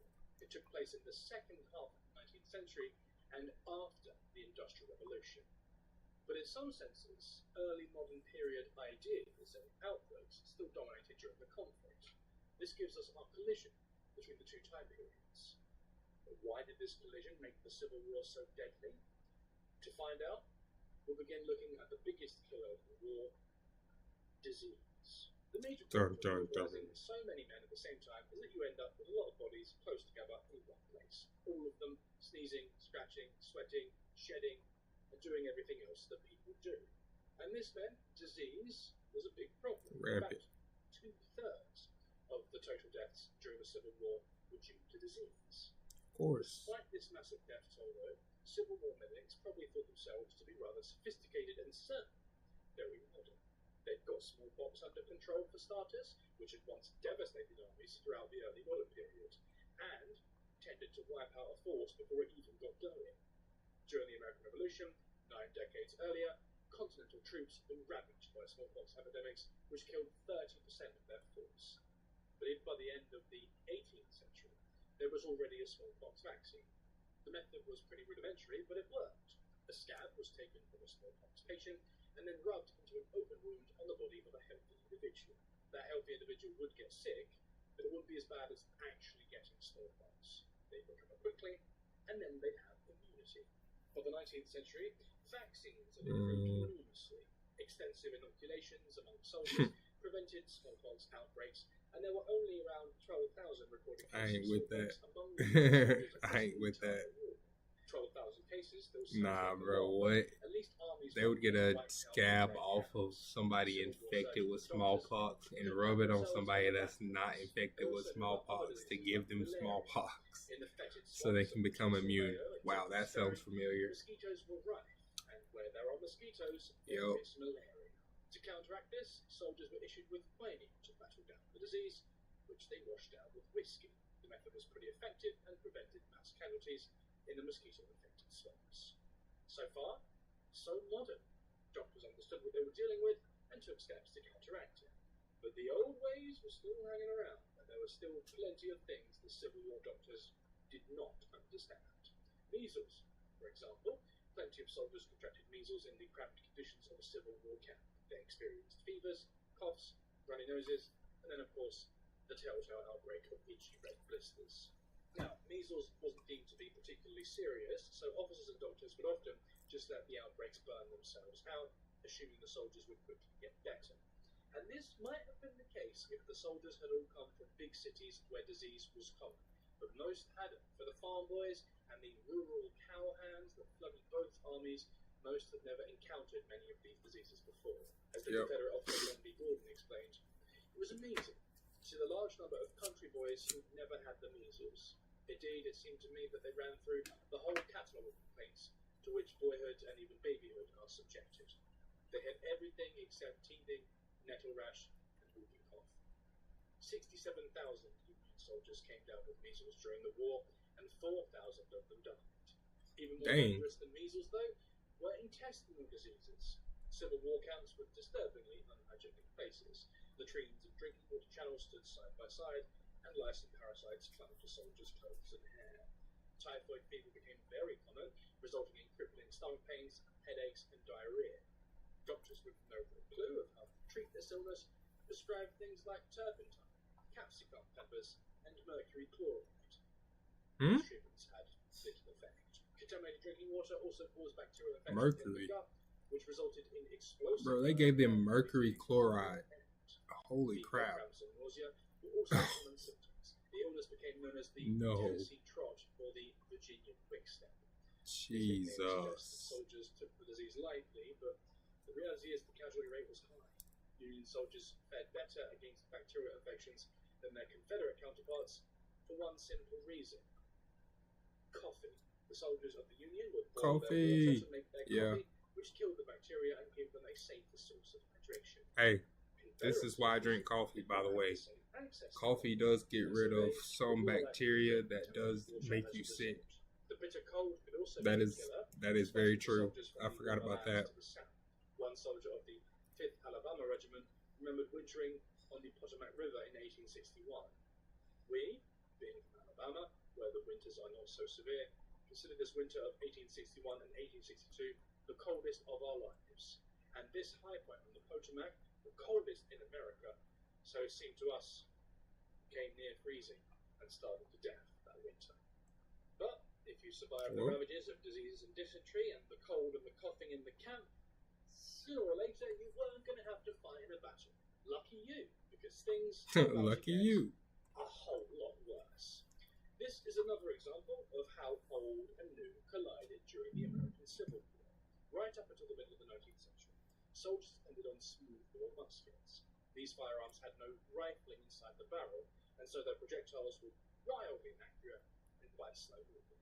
They were still brutal, of course, but would certainly cause a vicious wound and would fracture any bone that got in the way of the musket ball. But they were underpowered and difficult to aim, especially at long range. By the Civil War, though, things have changed. No, they had rifle barrels at the Civil War. That's what I was saying. So they could shoot further with more power and accuracy. That's what I was saying. That's why the casualty rate was like it was. These rifles fired new and improved mini-able. I was right. This looked more like a bullet than a musket ball. The round had a conical shape rather than the more traditional spear. And when it hit, the results were devastating. On impact, when it hit, the conical head of the ball would flatten, and this was disastrous for the victim as it enlarged the trauma zone, ripping through flesh and shattering bones. This type of round did not cause clean fractures. Wounds from a mini-able were complex injuries, often with thousands of tiny bone fragments spread over a broad area within the victim's body. So they would just cut it off. We have enough force to pass straight through the hapless soldier. They would then be left with a ragged exit wound, which increased the chance of a fatal infection. That is, if the soldier survived the initial injury. Many of also had a habit of ricocheting off of other surfaces nearby, which deformed their shape. Which made it worse. Would then tear into nearby soldiers, creating some horrifying wounds that were filled with foreign material the ball had picked up on its journey across the battlefield. If the round ricocheted off the wooden bed of a cart, this foreign material would be wood shavings and splinters. If it bounced off the metal body of a cannon, then it would be sharp slivers of bronze that would be left in the subsequent wound. If you were going to die as a result of an injury on the battlefield, the mini-able was the most likely culprit. So, things at work don't always work. Big room booked again? Easy Cater always has options. Yeah, buddy. Will an instant tan make me orange? Not with Jeremy's mackerel. This game is once in a century. Be there at the Jackers Coliseum on March 28th. Harlem Globetrotters. She's got energy to do things that she wasn't doing before.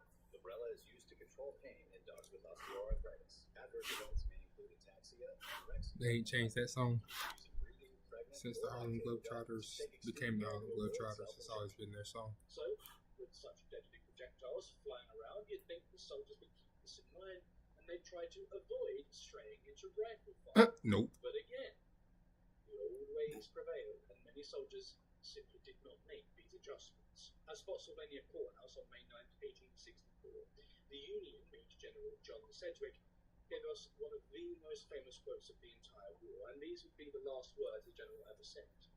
Finding that his men were unwilling to approach the nearby road, General Sedgwick decided to lead by example. When one man warned the general to take cover, Sedgwick's response was one of bravado. They couldn't hit an elephant at that distance, he said. Although it may have been more like they couldn't hit an elephant at that dist.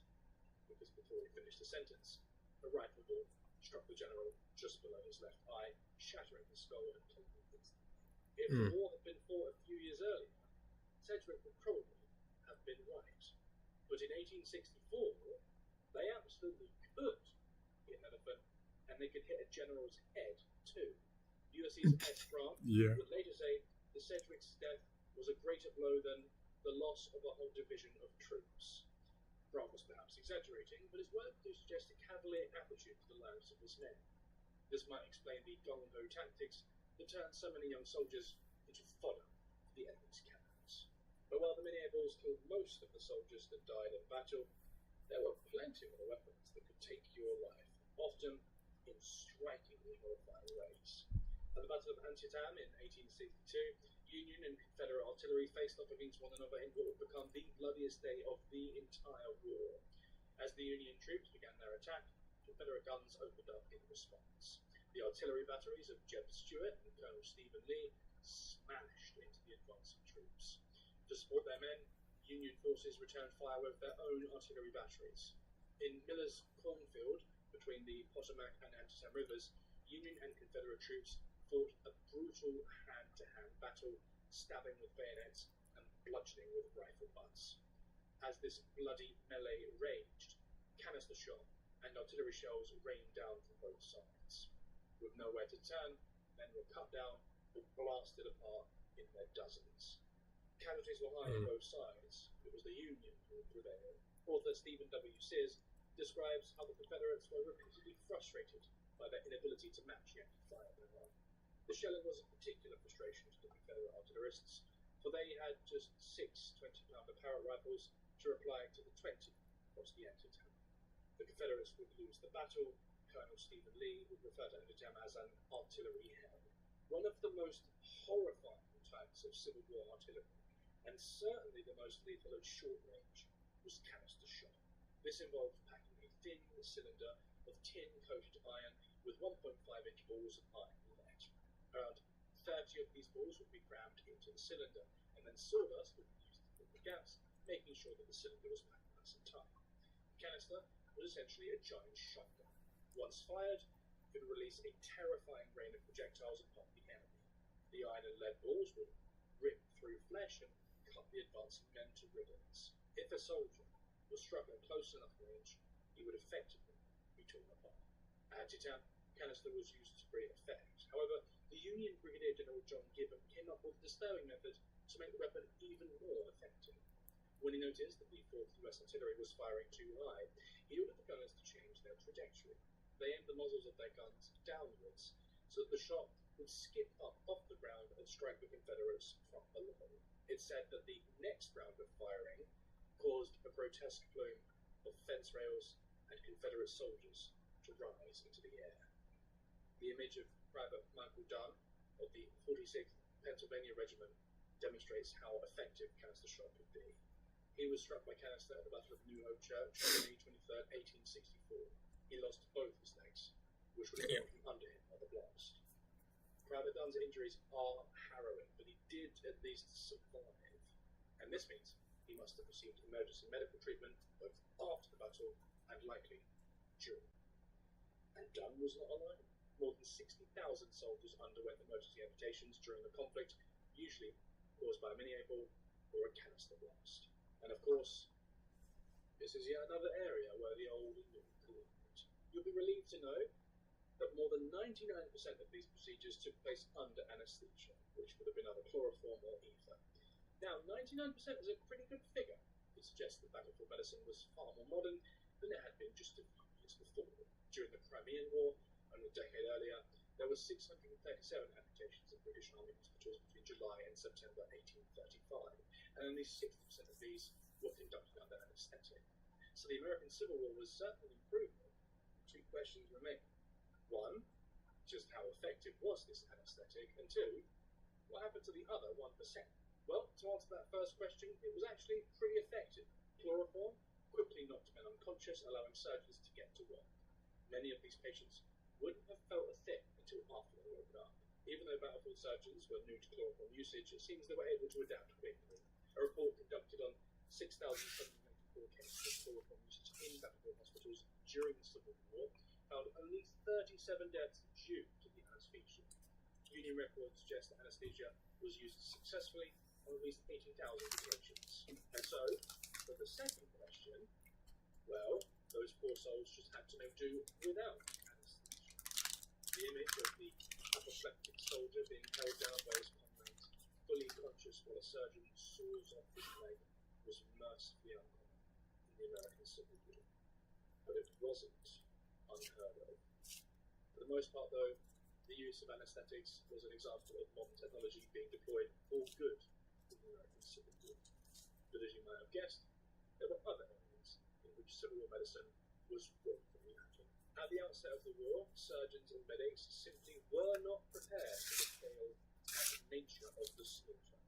Triaging systems and ambulance networks were largely non-existent, and so battlefield It wouldn't have been as many. an exercise in managing chaos. John Opie, With the technology they had, it wouldn't have been as many deaths if they did trench warfare. at the 40C Confederate Hospital just after the First Battle of Manassas in 1861.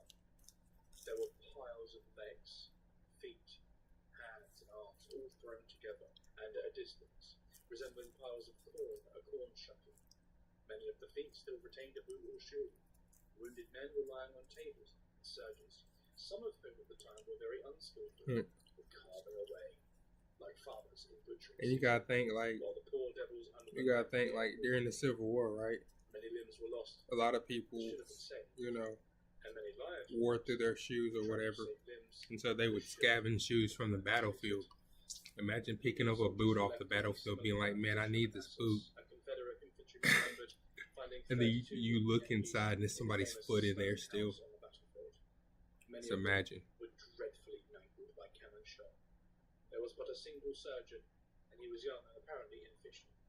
Men lay on the floor with their clot wounds still undressed. Some had died and not been removed. This is all strong evidence that both sides were woefully underprepared at the start of the war.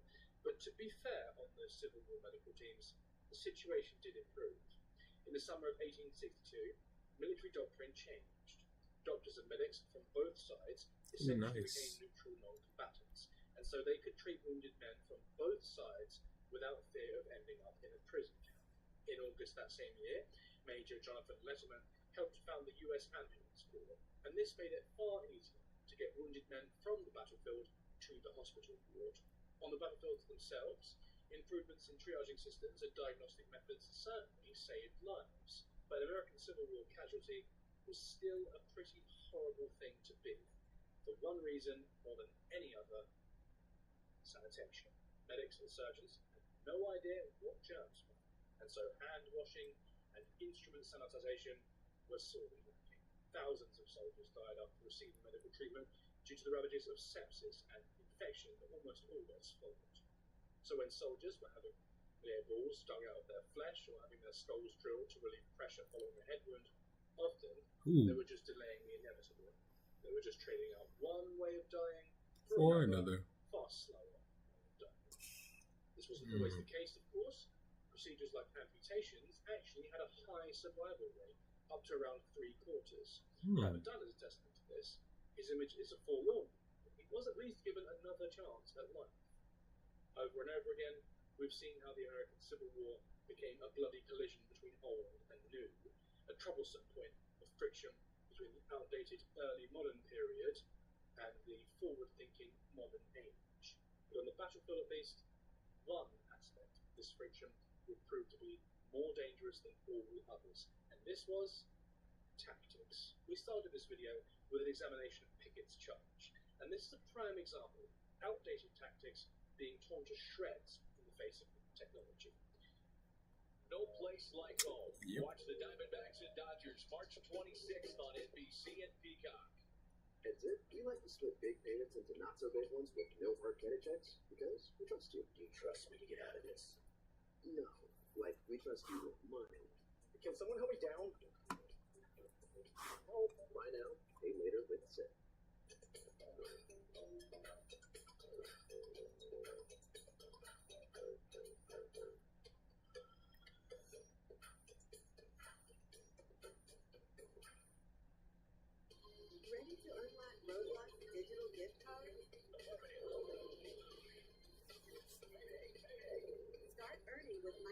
Reward today.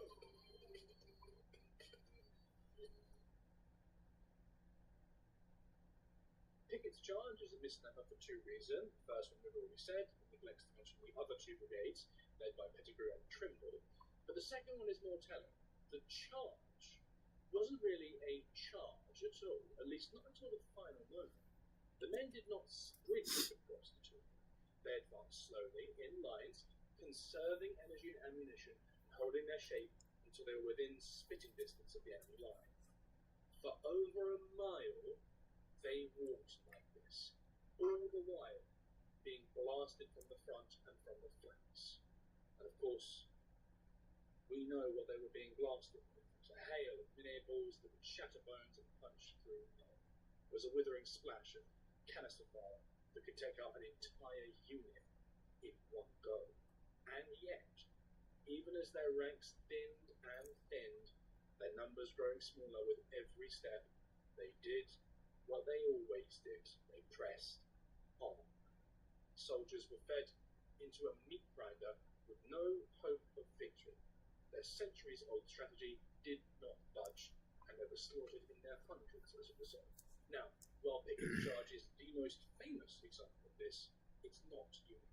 At Shiloh in April 1862, Confederate troops launched a series of frontal assaults on a heavily defended Union position known as the Hornet's Nest. When one assault was repulsed with massive casualties, they simply tried again, advancing in broad lines and being cut down by Union fire. As the famous quote goes, insanity is doing the same thing over and over again and expecting different results. At Shiloh, that insanity veered into tragedy. Shiloh's The Ridge soil of Hardin County, Tennessee was piled thick with in bodies. Tennessee. More than 1,700 men on both sides lost their lives across the two-day battle. The bloody mess of Shiloh is particularly glaring when we consider that, just a month before, two cutting-edge pieces of military technology were slugging it out in the Atlantic off the coast of Sewell's Point in Virginia. The Battle of Hampton Roads saw the USS Monitor and the CSS Virginia locking horns in a monumental struggle. These craft were not just any craft, they were ironclads, thickly armoured, sea-going behemoths designed to shatter and sink enemy ships. While the Battle of Hampton Roads was inconclusive, it effectively ushered in a whole new age of marine warfare. The age of full masts and majestic ships of the line was over, and the age of hulking battleships and vast ocean-going fortresses was about to dawn. And yet, back on land, divisions of men were still using Napoleonic-era techniques to charge modern guns and defences, and they were dying in their schools as a result. The American Civil War and the First World War seem to belong to different ages, and of course they do belong to different ages. Half a century separates the two conflicts. This is similar to the divide between the Second World War and the First Gulf War. But the memories of the Civil War would still have been strong in 1914 as the cloud of conflict gathered over Europe. At the 50th anniversary of the Battle of Gettysburg in 1913, around 10,000 veterans gathered to pay their respects, and it's believed that there were hundreds of thousands of Civil War soldiers still alive as World War I began. There were many factors that kept the USA out of World War I until 1917, and one of the biggest factors was their policy of isolation. In President Wilson's words, America preferred to remain impartial in thought as well as in action. But there may have been another factor that influenced that decision. The Civil War was still in the living room. The United States had already experienced their own version of mechanized, industrialized warfare. They understood completely what happens when technological development outpaces military strategy. And so, as armies fed themselves into the meat grinders of European battlefields, and as outdated tactics crashed up against the rocks of new military technology, the Americans watched from afar for 3 years. And who could blame them? They still had their own war in mind, and the lives lost on their own soil 5 decades earlier.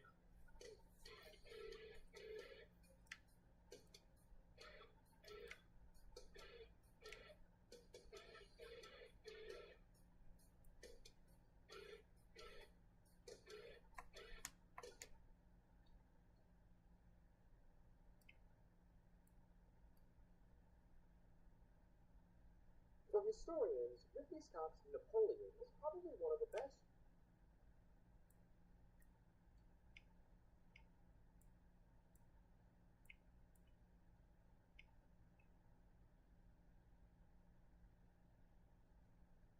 external evaluators even call.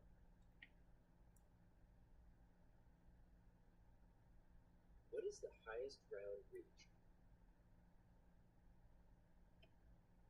Use one of the most secure structures.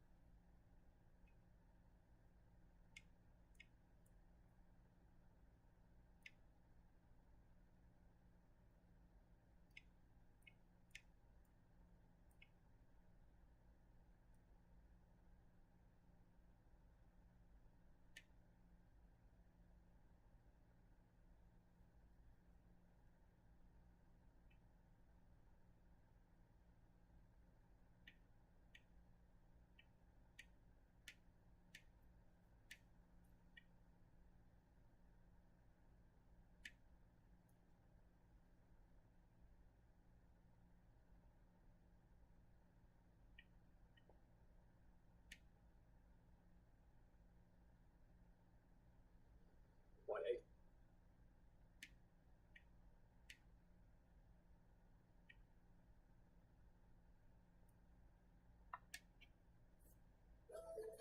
New Dunkin' Zero. With zero sugar, 20 calories, B vitamins, and 6 great flavors. New Dunkin' Zero. Zero sugar energy. Did you know the Walmart app has over 500 million items? He knew. New patio. She knew. Cool outfit. He knows now. And knowing is a beautiful thing. The Walmart you thought you knew is now new. World War I. A new stealth weapon brings terror to the oceans. This is a dirty war.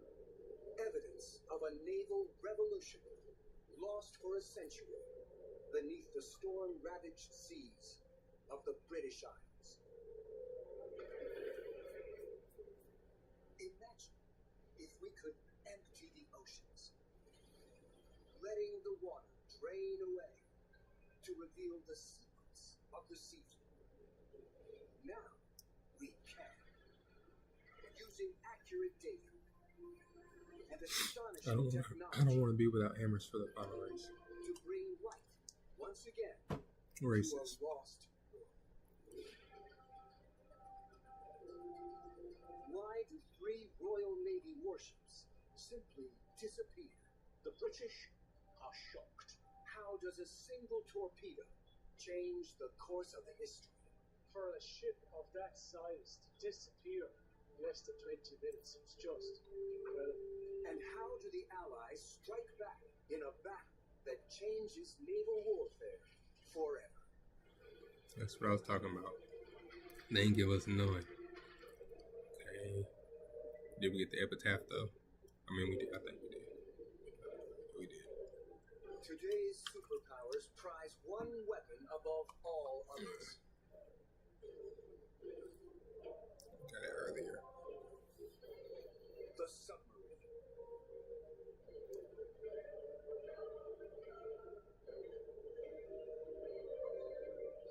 Oh, there it is. There's one. So we could have used one. But how would I know that? Striking at will. Delivering its deadly payload from out of nowhere. But the rise of the submarine started a century ago.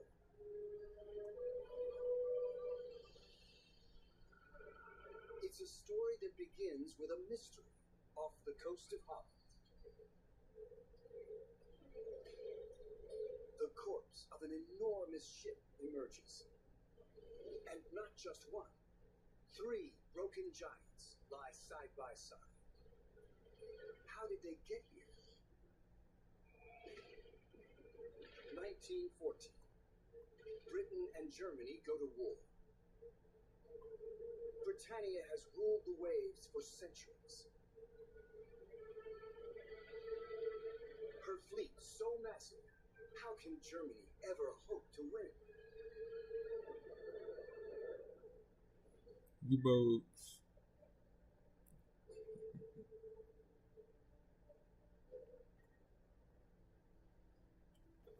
Just 7 weeks into the war, HMS Aboukir, Cressy, and Hope scan the horizon near the Dutch coast.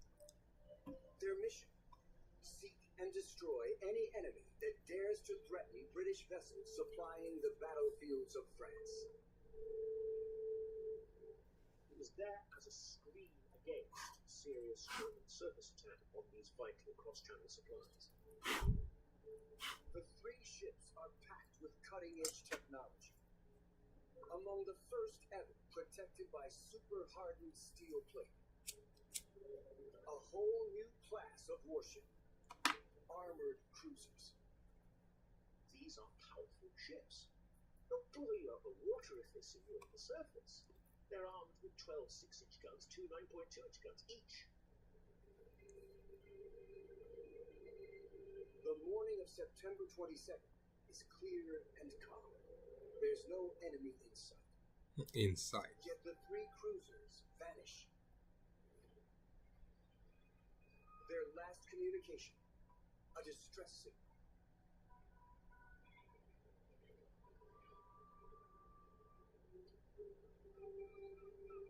In the weeks that follow, hundreds of bodies wash up along the Dutch coast. Britain's belief that her navy is invincible is rocked to the core. For a decade, Cloudy Bartolome has been investigating the fate of the lost patrol. Now, she's onto something. So, we're 20 miles off the Dutch coast. Over there is England, and over there are the Netherlands. I tried to find the 3 cruisers and figure out what has happened to them. She's on the last known coordinates of the 3 ships.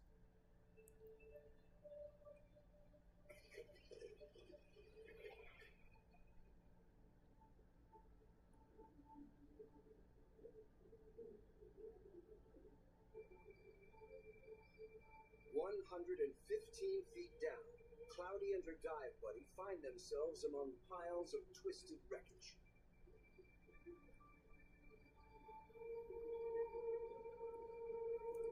The wreck site is massive, stretching for hundreds of feet into the darkness.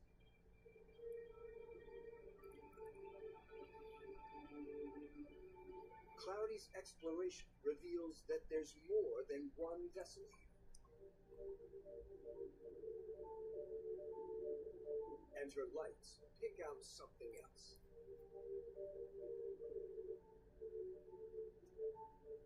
Strewn all around, shells still in their casings. Never fired. I saw a Oh, lot snap. of ammunition.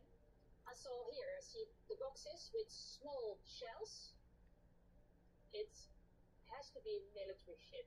And on these coordinates, they're definitely Cressy, Hope, or Aboukir.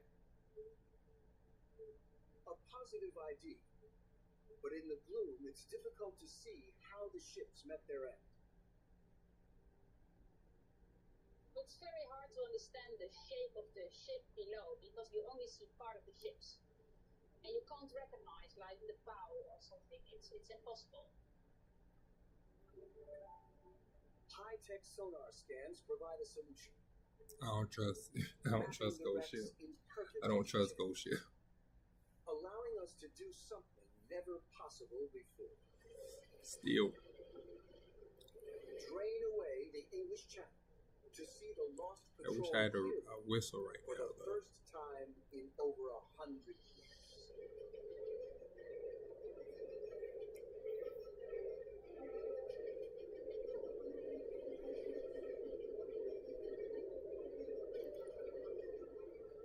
The warships bristle with guns, including these, innovative side-mounted weapons called casement guns. On the smooth hull of Abu Qir, there's no sign of battle damage. But near the stern, a gaping wound.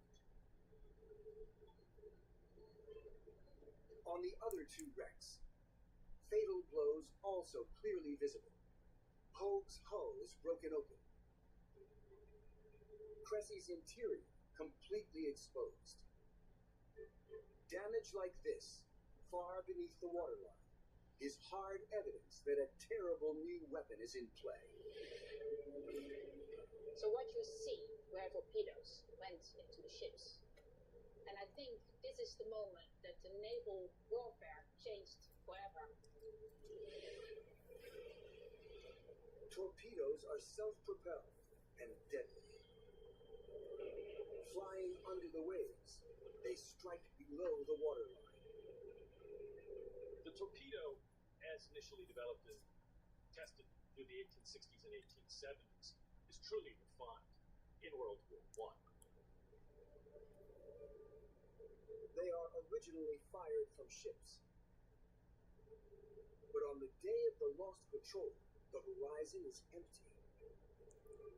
The source of the torpedoes must lurk unseen, unable to defeat the Royal Navy's massive battle fleets on the surface. The Germans are now deploying new technology under the waves. They call them Unterseeboote, U-boats. The British cruisers are completely unprepared. What they weren't expecting was covert underwater attack, which is carried out with great skill. Unfired ammunition on the seabed shows that the cruisers don't put up much of a fight. By the time they spot torpedoes running, the battle is already over. U-boats are a game changer. The way the drained ships lie Well, they're trying to block her. They're trying to do everything they can to keep her back. As the first goes down, the other two race in to rescue survivors, giving U-boat number 9 the perfect opportunity to pick them off with ease.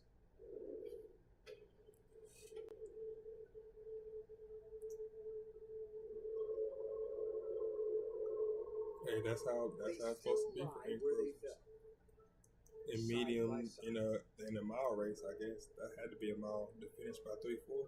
Yeah, The sinking of the three cruisers. that's how close it'd be. If this was a long race, we'd win that by 10 lengths or distance. The Dutch authorities bury the British dead with military honors.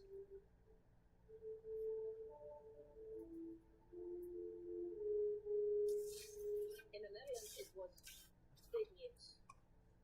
It was in all newspapers because in 1.5 hours, almost 1,500 men died, and 13 of them were teenage boys. Third, So it was 13th, a very big second. story.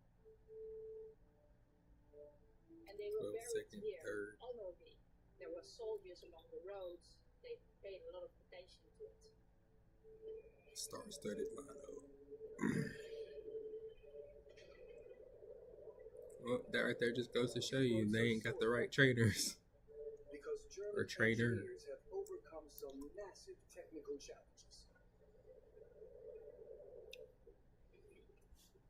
And how they manage this can still be seen because, remarkably, the very first U-boat Nice. survived.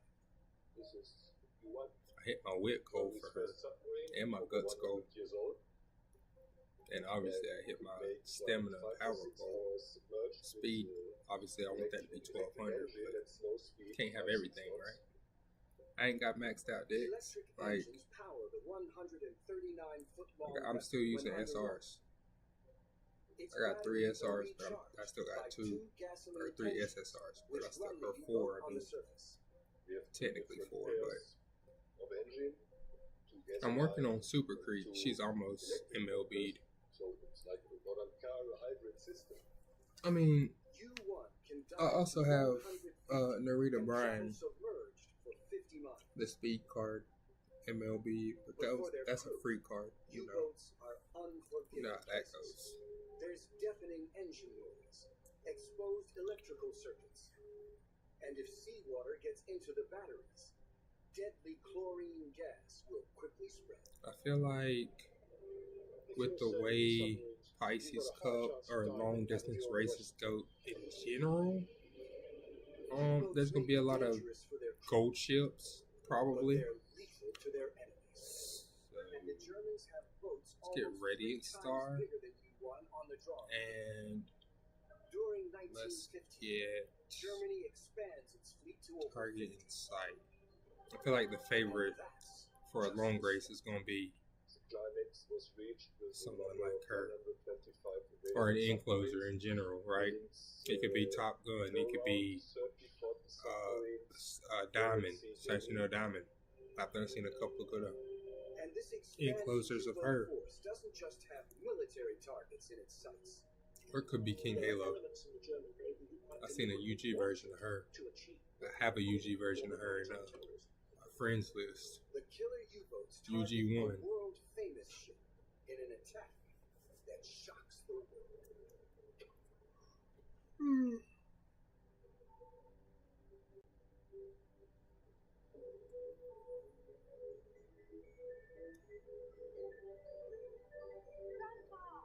Make Easter moments magical with the gold money from MANT.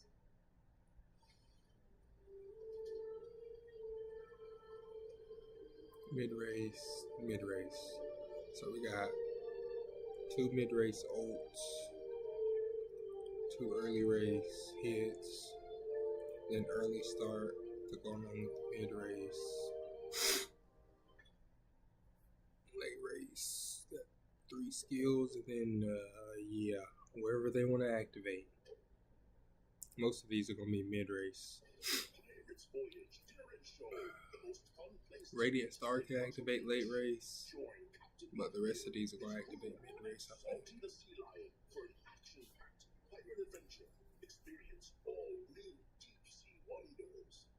That's plus. All this excitement and more while enjoying a fabulous 4-course feast. Pirate's Voyage, the most fun. The U-boat menace is growing. By 1915, no Allied ship is safe. Off Ireland's southern coast, Owen McGarry investigates what happens when the German Navy dramatically escalates its campaign. It's under the water. You can look around. You don't know where it is. It's You not a don't know good where it's going parent, to attack I from. don't think. How do you attack back? I mean, it gives a lot of ability. She gives a lot of abilities, but In the she's not a second good year parent. of the war, could dive almost twice as deep as U1 and run submerged for 80 miles. Increased range means they She's can a now stat stick. strike deep into the Atlantic. And soon the German Navy is making the most of its Unpredictable. killer technology.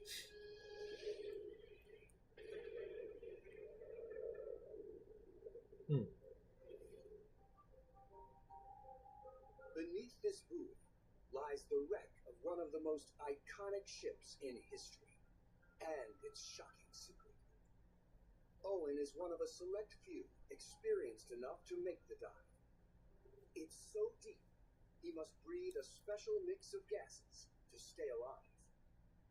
It's like the Everest of diving. It's just within the realms of safety and the limitations of your qualifications. 35 races.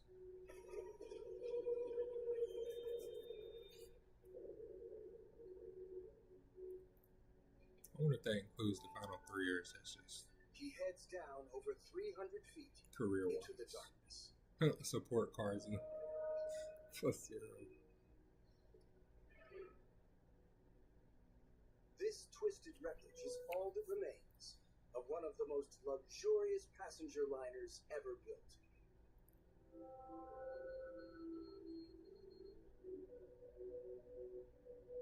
But for over a century, the power of the She city puts has in Memo taken spot. its toll. Oh, no, she got moved. On a huge wreck 798 foot long. It still lies as a huge hulk on the sea floor. It's festooned with fishing nets, discarded fishing nets, tangled fishing nets. It's a dangerous dive. It also hides clues to an atrocity so shocking it changes the course of the war.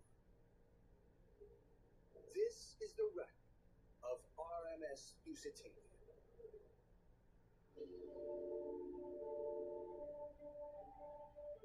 On May 1st, She 1950, could race any of these. I could put her in any of these. New York for Britain. Even long. Like her ill-fated rival, Titanic, Because she doesn't have any skills tied to a specific distance. engineered to be unsinkable. On board, nearly 2,000 souls. It was like a floating five-star hotel in one end of it. And then for the third class passengers, it was still a luxurious way and fast way across the Atlantic. 6 days later, Lusitania is just 12 miles from the Irish coast. Her captain has been warned that U-boats are in the area, but Lusitania can surely outrun any threat. The Lusitania was doing 24 knots when she was cruising. And if you look out the stern of the Lusitania, you could put 60 water skiers across the water, and she could pull water skiers. She went that fast. So why does this superliner, built to be invincible, never arrive? 300 feet down, clues are hard to spot.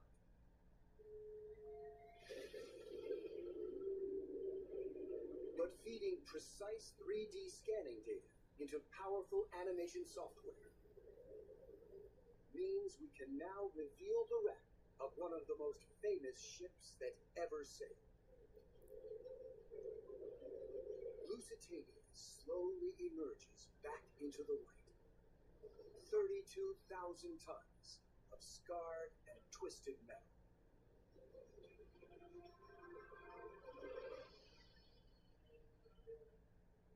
She lies tilted on her starboard side, parts sunken into the seabed.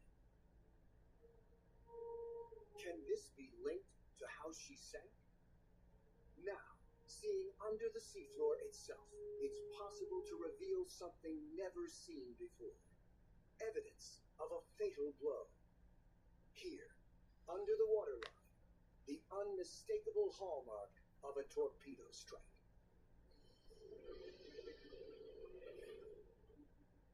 U-20 has been ordered to stalk these waters.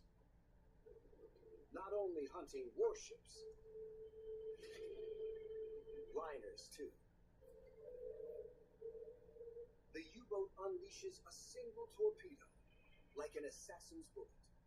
If you could imagine being on the deck of the Lusitania, being 6-7 stories up and looking over, and you see this thing coming at you, you know it's going to hit you, and you know exactly what it is. That must be daunting.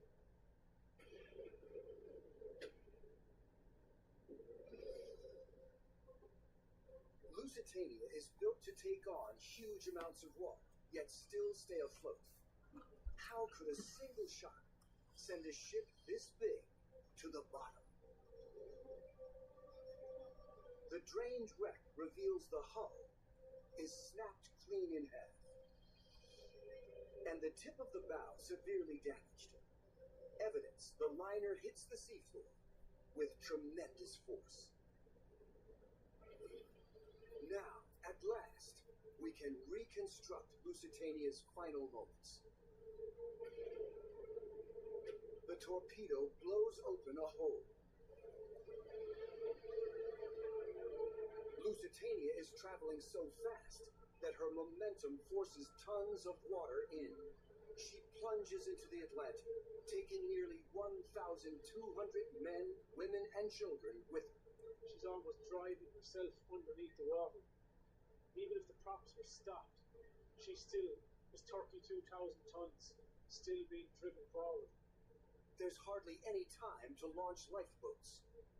She was gone in 20 minutes, which must have been just terrifying for the people on board. Lusitania's speed hasn't saved her, it's killed her. She hits the seabed so fast that her huge hull snaps in two.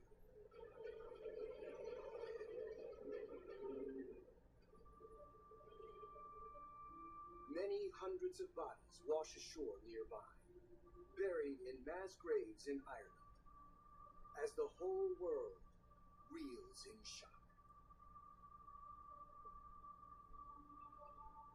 The Germans were seen as murderers. They were seen as villains. U-boats are now a terror weapon. But it's a risky strategy. The loss of American civilians on Lusitania and further U-boat attacks on American shipping pushes the U.S. towards joining the war. The German Navy knows that the clock is ticking. The Germans know that they have a short window in which they can try to win the war. If they can get enough subs out there, they can have advances on the battlefield, then they have a chance. The killer U-boats launch a new campaign to crush their enemy outright. Waged here, just off the coast of Britain. Those got to be the summer But races. the battle is about to get a lot tougher for everyone.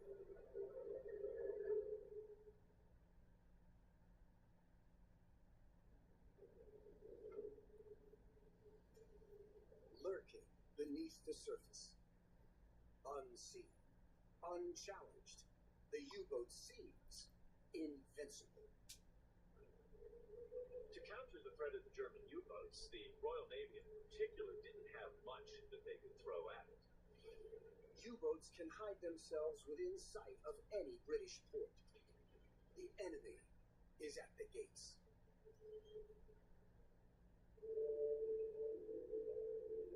After sinking Lusitania, the U-boat fleet doubles to over 100 vessels.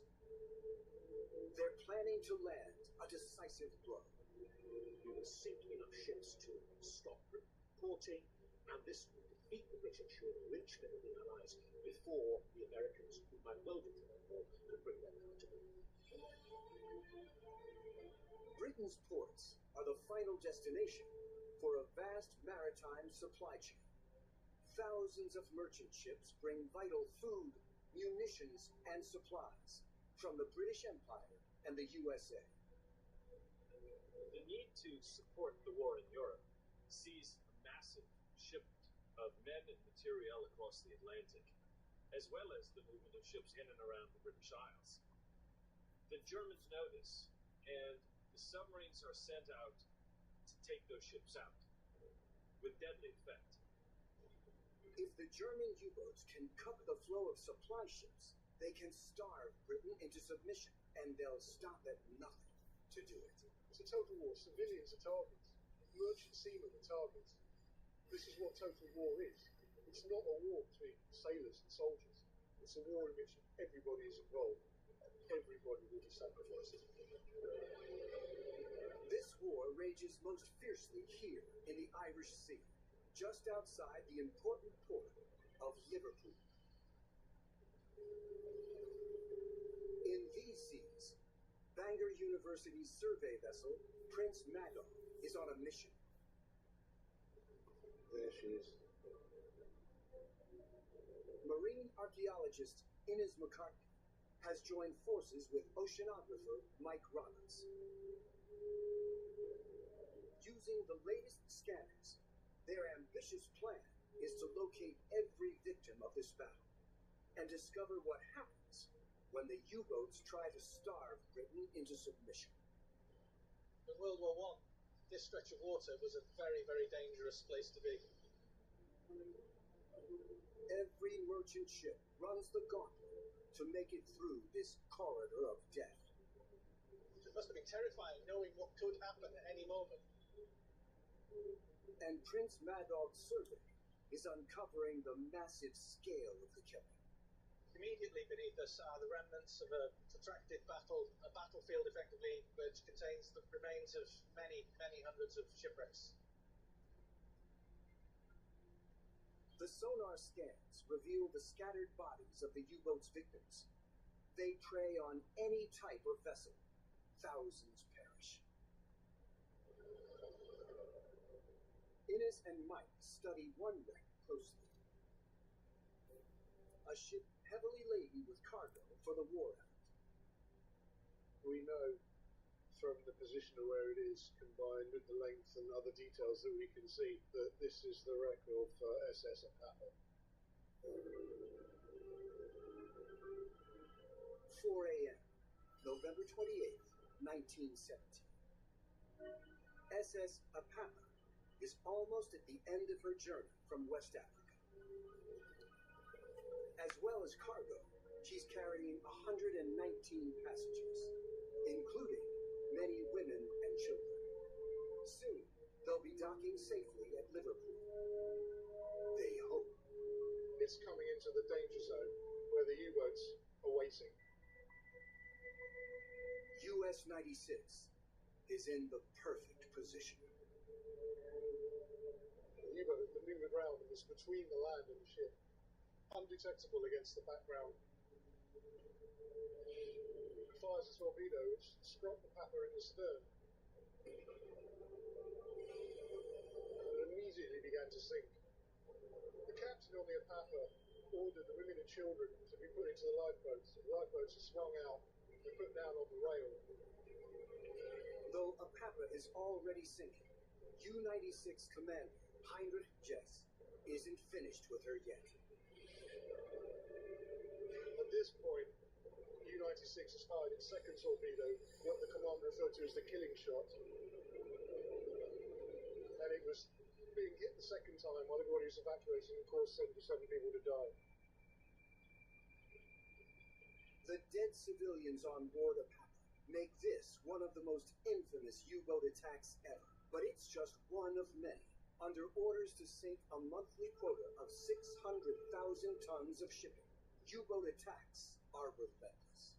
In fact, at 1 month, April 1917, they get to 800,000 tons. It's quite massive. They're doing better than they expected. New Dunkin' Zero. With zero sugar, 20 calories, B vitamins, and 6 great flavors. New Dunkin' Zero. Zero sugar energy.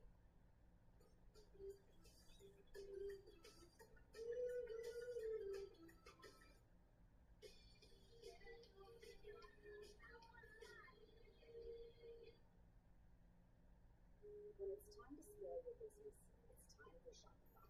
Get everything you need to grow the way you want. Like, all the way. Stack more sales with the best converting checkout on the planet. Track your cha-chings from every channel, right in one spot. And turn real-time reporting into big-time opportunities. Take your business to a whole new level. Switch to Shopify. Start your free trial today. It was this airplane, her distraction, then alcohol. Now, your life changes forever. Medical bills, lost wages, your future. But you're not alone. Who speaks for you? We do. Speaks longer. Call 704 Entry.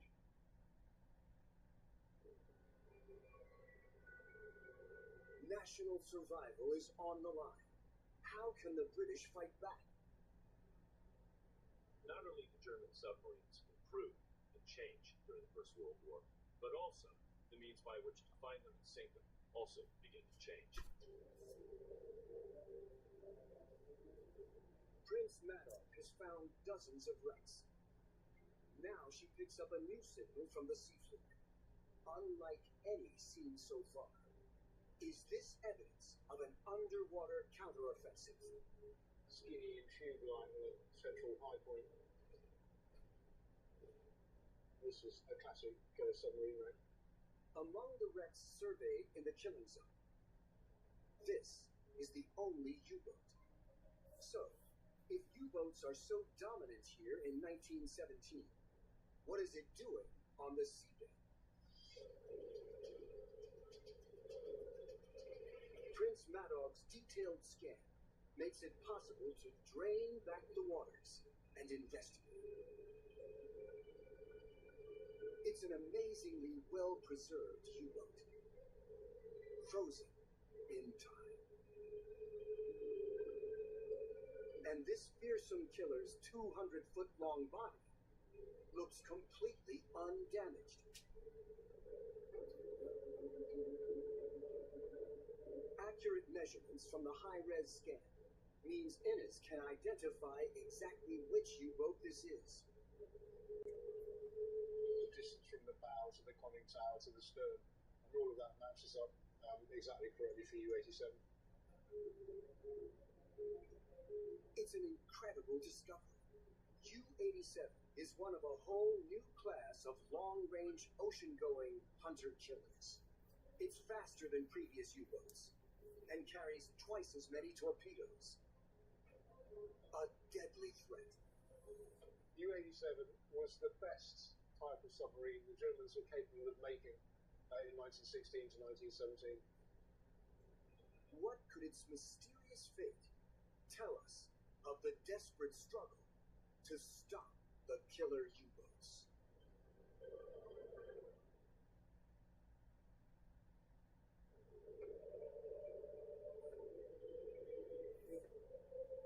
The wreck of U-87 sits on the seabed, apparently intact.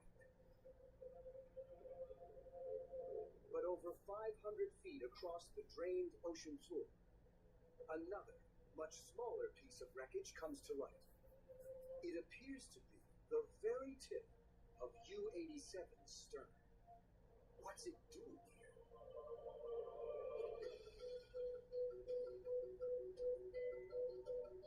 Aboard survey vessel Prince Madam, Innes McCartney reviews records of U-87, detailing her mission, and learns more about the day she is destroyed. Christmas Day 1917, U-87 encounters a small convoy, torpedoes a steamship. The U-boat's periscope is subsequently spotted. Royal Navy patrol boat P-56 has U-87 in its sights. The chances of any of these patrol boats ever seeing a submarine was remote, and when they did, everything gets used to take them out.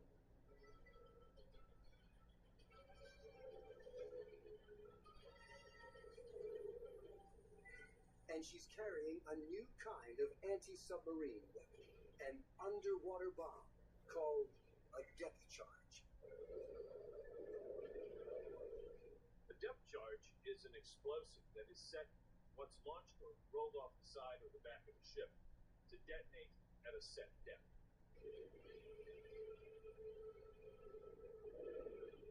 The British captain gets as close to the last sighting of U-87 as he can and fires a volley of depth charges. But is this what sinks the U-boat? Can this small fragment give us an answer?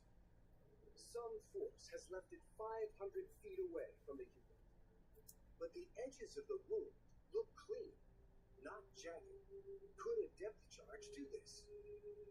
Can you confirm the range is clear for firing? Over. Can confirm the range is clear. At a remote defense testing facility in Scotland, demolition experts are trying to understand what effect an underwater blast can have on a U-boat.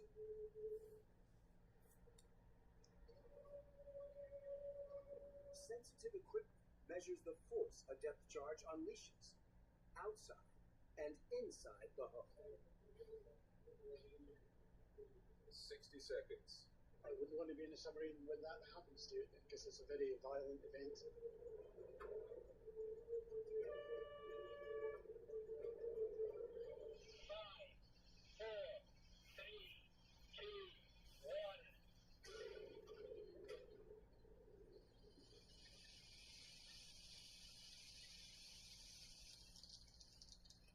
The blast creates a pulsing shockwave, but it does not crack open the hull. However, The test reveals that depth charges can damage subs in other ways. The direct shock wave excites the submarine, shakes it, vibrates it, until equipment fails. If this array of fragile pipes, valves, and hatches breaks, that threatens the U-boat's survival and exposes its biggest weakness. By setting a depth charge off underwater, the blast is intended to rupture the seams, to break systems, to rattle it through, to concuss them. Depth charges had the immediate effect of driving the U-boat to the surface. On the surface, there's nowhere to hide. P-56 seizes the moment. A good way of sinking submarines is just to ram them. They were vulnerable to this. They could be cut in half, bits and chunks taken out of them by a ship ramming them. This would sometimes perhaps damage the ship, but on the other hand, on balance, it was better to sink the submarine. And ramming is very important. Risking sinking itself, the patrol boat heads on a collision course with U-87.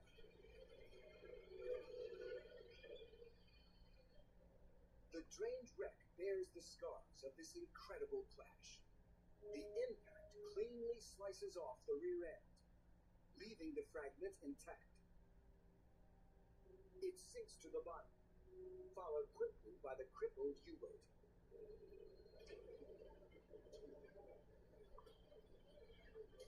As the submarine was sinking, the patrol boat that had rammed it could see the Germans inside the submarine, so we know it was open right up. The Germans have been wreaking havoc in the Irish Sea for months. But now, U-87's crew meets its own terrible fate. Submarines were known to their crews sometimes as steel coffins. I think it's an apt analogy because when we find one of these sitting on the bottom, particularly one lost in combat, you realize that the crew is still inside. The wreck of U-87 reveals that new technology, plus some luck and courage, could defeat a U-boat. And by the end of 1970, the Royal Navy has a new force dedicated to the fight. The Anti-Submarine Division is charged with looking at every single means of technology, every single means of strategy available to it to combat this threat. And it develops a whole raft of different ways of dealing with it. The counterattack means taking the war to the U-boats both above and below the waves. They also developed the undersea mine as a more effective weapon and ultimately build a fortress wall, a barrage, as they call it, of mines to keep the Germans from approaching.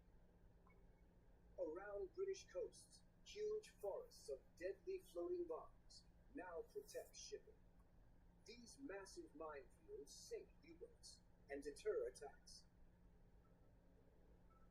By the middle of 1918, the kill rate drops off from its peak at 800,000 tons per month to under 400,000 tons. But that's still a lot of sunken ships. For all of the work being done to counter the German U-boats, they reigned supreme. Conventional weapons are still not landing a decisive blow. The British must use a secret stealth weapon of their own.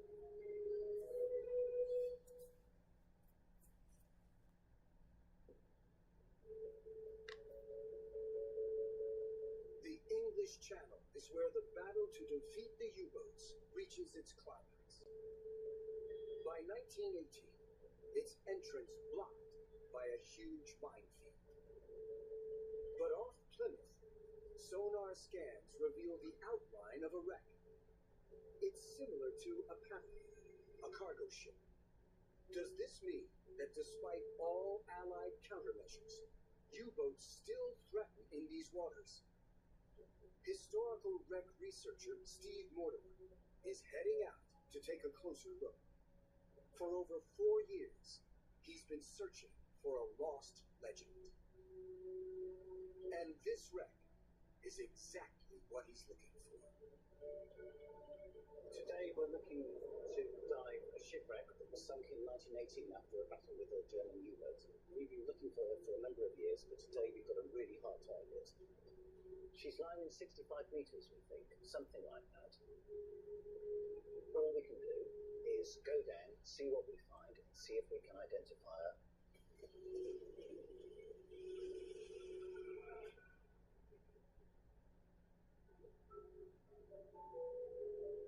Among the thousands of defenseless cargo ships sunk by U-boats in these deadly waters, Steve's target is special. The shape and size of the hull, proof that this was built as a cargo ship.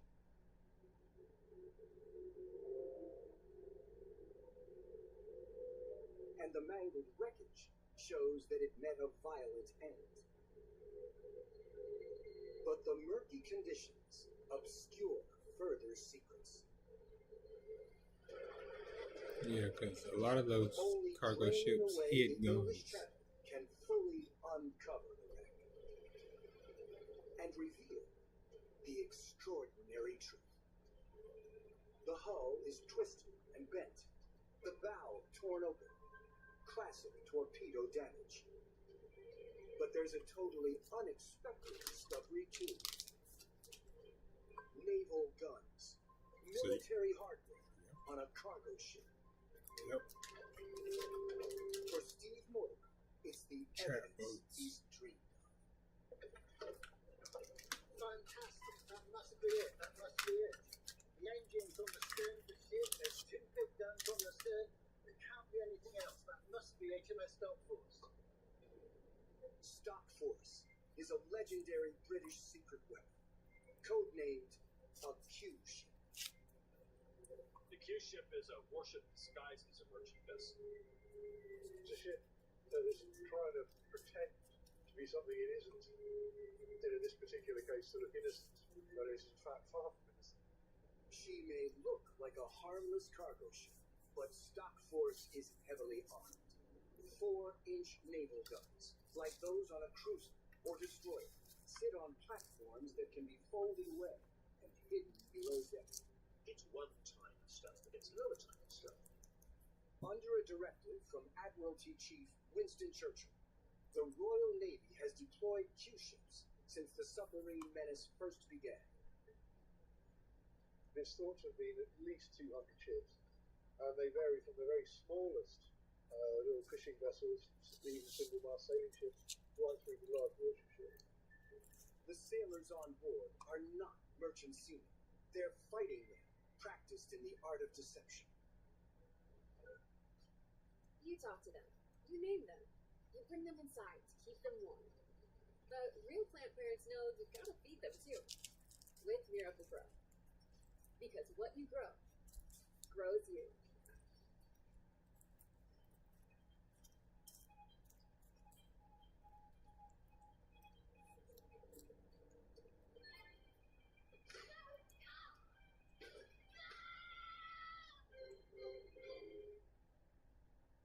George and Junior are fed up. They weren't planning on having to replace their brakes today, but they went to AutoZone, where a friendly AutoZoner helped them find a deal on the right parts.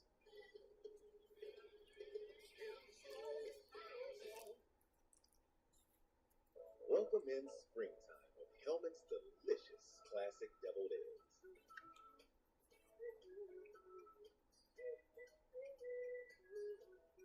Irresistibly rich and creamy. Hellman's Real. July 30th, 1918. As Stock Force sails along the English Channel, her job is not to transport cargo, but to lure a U-boat to attack. She spots a periscope. The trap can be laid. What happens next makes Stock Force and her crew famous. Their story immortalized in a silent movie. With great skill, U-80 has crept through a minefield and strikes first. Most of the bridge is destroyed. Some members of the crew are trapped. Stock Force starts to sink. The crew rushes to abandon ship. But it's all part of the trip. They were even trained how to tip the lifeboat over while they were dropping it. So just to make the whole thing look very amateurish. The crew would then be off, the U-boat would then move into close quarters to finish off the ship.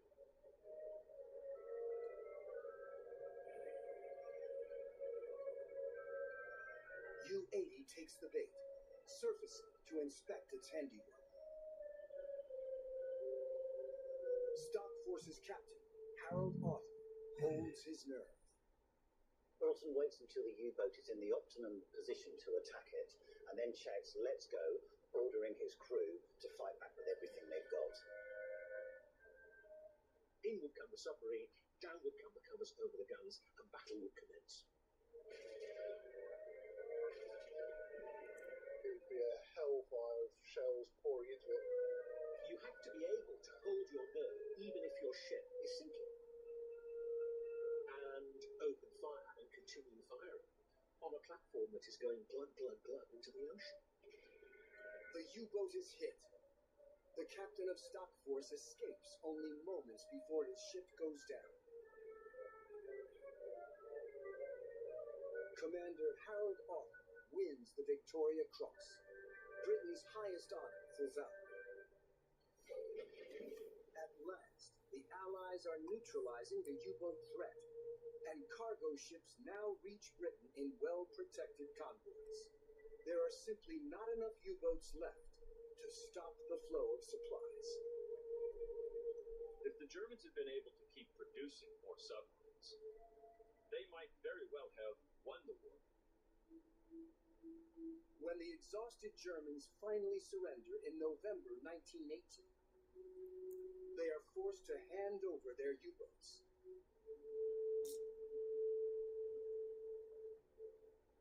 Before 1914, there isn't a great deal of understanding about what the submarine can really do.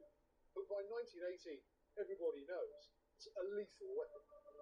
No one knows this better than the man bent on resurrecting German naval power in the 1930s. The Nazis, well aware of the success of the U-boats in World War I, adopt that technology and adopt those strategies yet again. In the Second World War, the Nazis launch over 1,100 new and improved U-boats. And once again, they devastate Allied shipping. Crewed by brave and remorseless men, the killer U-boats revolutionized naval warfare. The ancestors of the super subs that silently and secretly dominate the oceans today.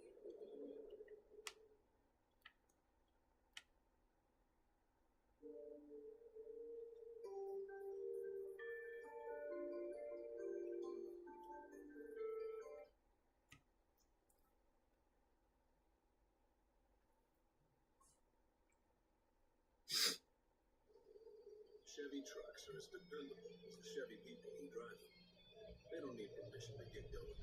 They all have that little extra something. And maybe you got it too. Chevrolet. Together, let's drive. Previously on Battle 360, Japan strikes Pearl Harbor and America is at war. The aircraft carrier Enterprise leads the U.S. Navy as it strikes back.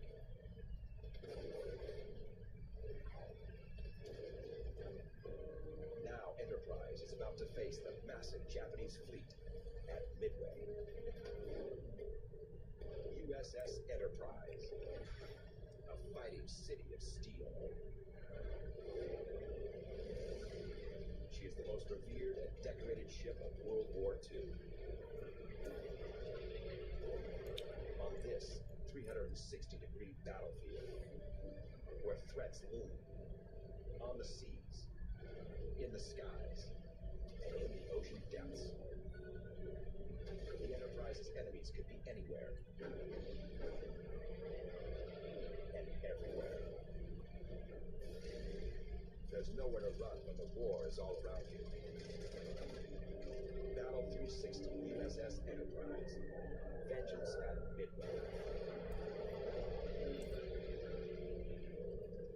June 4th, 1942, 10:20 a.m. Bombers from USS Enterprise find their target in the middle of the Pacific. They are Japanese carriers Kaga and Akagi, part of an enormous Japanese fleet. Japanese Zero fighters have been distracted with earlier assaults. They tear apart the slower planes, but leave their home carriers unprotected. Perfect prey for the hunting dive bombers of Enterprise. 26-year-old Dusty Cleese spots his target, carrier Kaga. Everything was ideal. We were up about like 20,000 feet, and they were coming towards us. Cleese begins his dive, but all 32 bombers in the squadron plunge at exactly the same time, nearly causing mid-air collisions. To make matters worse, some dive too steeply. Our plane is jerking around, and I don't know what's going on or why. My pilot has the throttle at the firewall just as hard as he could go. I could smell the water. He was just that close. It is payback for Pearl Harbor, and it may be doomed before a single bomb is dropped. Fixed F-6F Hellcats on a fighter sweep towards the Tokyo area. Their target is the Atsugi airfield, patrolled by a group of Japanese fighters who are waiting to intercept. In the distance, Harrison spots the airfield. Target in sight. Arm H-Force, boys. The American pilots prepare to attack, and Harrison arms his HVAR rockets and dives towards the airfield. His finger hovers over the pickle button. The target gets closer. But at that very moment, they receive a transmission. Return to base immediately. The war is over. I repeat, the war is over. The radio erupts with cheers as the Hellcats turn back. Pilots let loose in celebration, hurling their aircraft into victory rolls and loops. As the Americans head home, Japanese fighters close in behind them. Japanese Navy Lieutenant Yutaka Morioka watches as the Americans celebrate, and a shiver goes down his spine. He realizes what must have happened, but he still can't believe it. That is until a radio transmission comes through.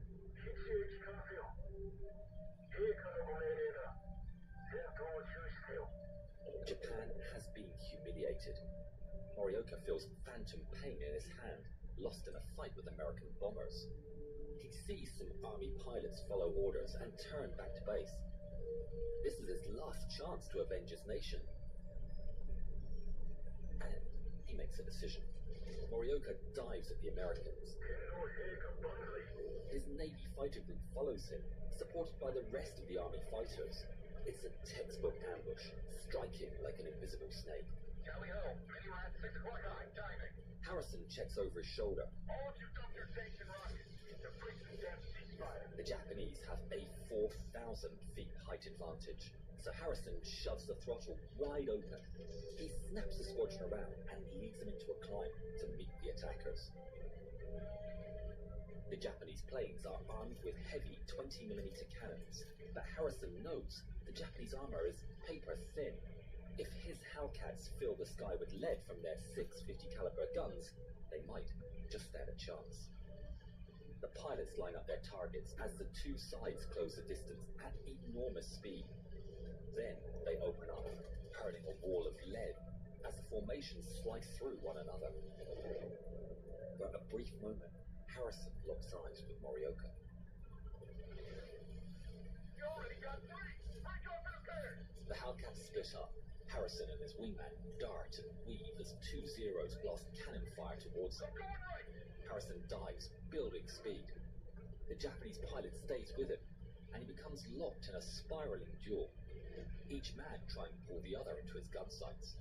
There's only one way out. Harrison waits for his moment. Muscles tense, eyes flicking down to his airspeed and altitude gauges. Then, he pulls back violently on his stick, dumping speed and climbing high.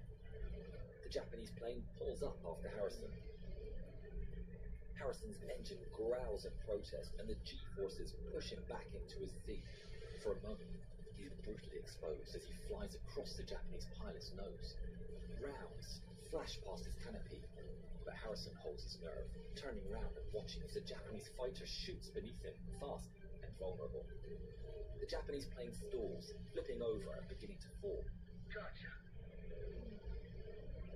Harrison's aircraft slows to almost a stall at the top of the climb. He pulls hard at the stick, and the weight of his engine pulls him down towards his target. Zero fills Harrison's gun sight, and he pulls the trigger. The Hellcat's guns hammer, and streams of lead rip through the Zero. Flames burst as the fuel tanks ignite. The aircraft snaps onto its back and then falls away, trailing thick black smoke. Harrison eases back on his throttle. His breathing returns to normal, and he scans the dogfights raging around him. Boss, I can't shake him! It's his wingman, 22-year-old ensign Billy Hobbs. Hobbs has a Japanese fighter glued to his tail, and he's throwing his aircraft from side to side as he desperately avoids the incoming rounds. Harrison slams his throttle forward and races back into the fight, diving down upon the Japanese fighter. The enemy never sees the Hellcat approaching from above. Harrison lines up his shot and pulls the trigger. Round after round slams into the Japanese plane, and it explodes, sending debris arcing across the sky. Thanks, boss. I thought I was a goner. Keep your eyes peeled. Plenty more out there. And he's right. Two of his pilots, Lieutenant Theodore Ted Hansen and his flight leader, Lieutenant Maurice Maury Proctor, are facing off against 3 Imperial Japanese Army fighters, heading straight towards them. Hansen sends out a blast of machine gun fire, ripping towards the first enemy. The rounds tear off a chunk of wing, and the Japanese plane goes twisting towards the ground. A second Japanese pilot fires, but sends his round high over Hansen's canopy. Hansen adjusts his aim and shreds his enemy's nose and the fuselage. But a third one is still coming, unloading round after round. Hansen doesn't have time to line up his target, so he rolls over to the right. But behind him, Proctor is ready, and as the Japanese plane passes, he has a clear shot. Proctor guns down the Japanese fighter, severing its wing and sending it crashing down to earth. But there's no time to save a victory. Over the radio, an urgent message comes in from a nearby dogfight. It's Sattloff. A third pair of American pilots, Lieutenants Joseph Sattloff and Eugene Mandelberg, are under heavy fire from a Japanese fighter. Their planes are taking hit after hit. Then Sattloff spots an explosion. Mandelberg's Hellcat falls in flames. More rounds pepper Sattloff's plane. Inside the Raiden, locked onto Sattloff's tail, the Japanese pilot is confident. He takes his time shooting the American plane, staying firmly on target. He doesn't see that another pair of American pilots are diving down to hell. Proctor slides in behind the Japanese fighter. His gun is opening up with a burst of machine gun fire. The Japanese pilot feels the rounds slam into his plane, and he goes spinning to the ground. Undo your flu symptoms with Nyquil Intense Flu, the nighttime sniffling, aching fever, best thing with flu medicine. Golden Oreo Cakesters. The go. But make it fluffy. When greatness calls, you answer. Level up. Design your drinks. Apollo 67. The new pilot of Malcolm Streams. Ralph Lauren. The German Shepherd and the Yorkshire Terrier have similar color but very different coats. That's why Royal Canin developed over 60 formulas uniquely tailored to meet the needs of different breeds. Royal Canin. Unique needs. Precise nutrition. Cheese stuff pizza sure sounds popular. Yeah, with ADP doing payroll, HR, even benefits, I can focus on the part of the business that I run. Yeah, stuff with cheese. Cheese stuff soda. Cheese stuff napkins. Cheese stuff pockets? ADP helps you focus on the part of the business you love. Proctor pulls up next to his friend. The damage is obvious. Sattloff's engine is sputtering. The wings and tail are riddled with holes. Get out of here, Joe. Head for the sea. I'll cover you. They roll away and head for the edge of the battle zone. but Sakharov's propeller falters and the nose goes down and then drops in a rapid descent. Sakharov fights to control his damaged aircraft. Warning lights flash and gauges spin out of control. He wrestles with the stick, but his control surfaces just won't respond. Come on. Bail out. They see the parachute fall from the plane. The altitude is so low that they see him splash into the sea. Note the position. He's on his own now. Bandits incoming. 6 Japanese army fighters streak towards them from the front. On our 6-2. The 2 pilots climb into the clouds for cover, pursued by a storm of enemies. The cloud thickens, and they lose sight of one another. There are too many of them. I'll see you back on Yorktown. Across the skies, another pair of Hellcats is already racing to the coast. Harrison and Hobbs also try to escape. But they are not alone. Lieutenant Morioka comes bursting out of the sky. Right behind him is wingman lurks, waiting for a moment to strike.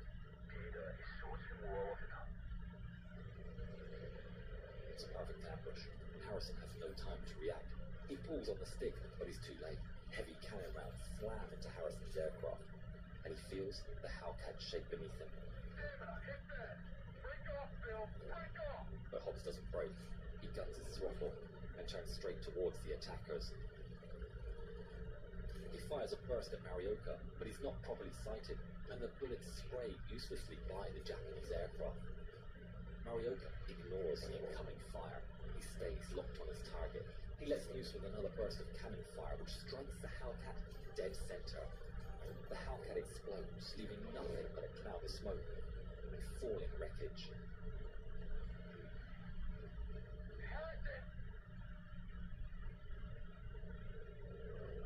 Hobbs narrows his eyes, dives after the Japanese ace, blind with rage. Hobbs pulls Morioka into his gun sight and fires. Machine gun rounds punch into the Zero's wings, but the Japanese ace gets himself clear. Hobbs is so focused on Morioka that he doesn't check his 6. Hobbs doesn't see Morioka's wingman diving behind him until the rounds slam into his aircraft. Shrapnel flies through the plane and smashes into Hobbs' body. Flames lick around his cockpit, and he knows he has to get out. Injured and straining hard, Hobbs manages to open the canopy. He leaps out of his stricken aircraft and falls downwards, dangling below his parachute. His Hellcat burning and tumbling below him. Morioka and his wingman roar past and head off into the distance, returning home to an uncertain future. But Billy Hobbs barely registers what's happening. He fades out of consciousness. He's dead before he even hits the ground. Back in the air, Hansen escapes from a bank of cloud. He scans the sky, but he's all alone. Roger. Harrison? God damn it. Anyone? Hansen stares out into the sea and plots his course back to USS Yorktown. Suddenly, there's a noise in his earpiece. Hansen races towards the carrier. There's at least one more alive.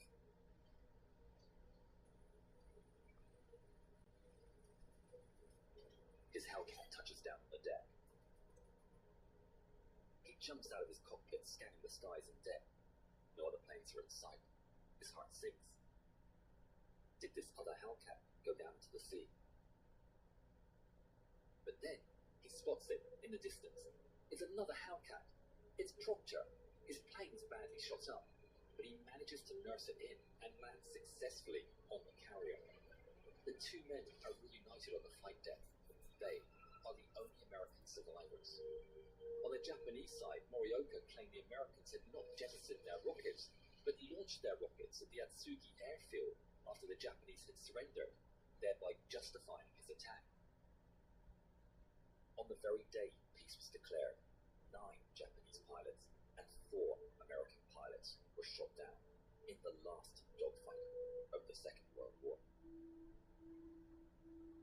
If you want to see other incredible stories from the Pacific Theater, check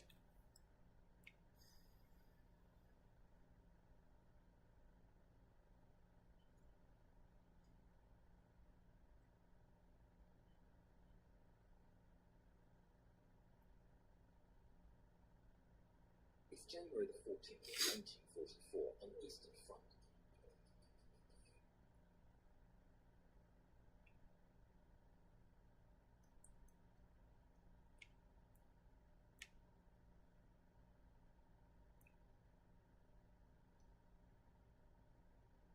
It's the early 1990s, and Yugoslavia is splintering into various states.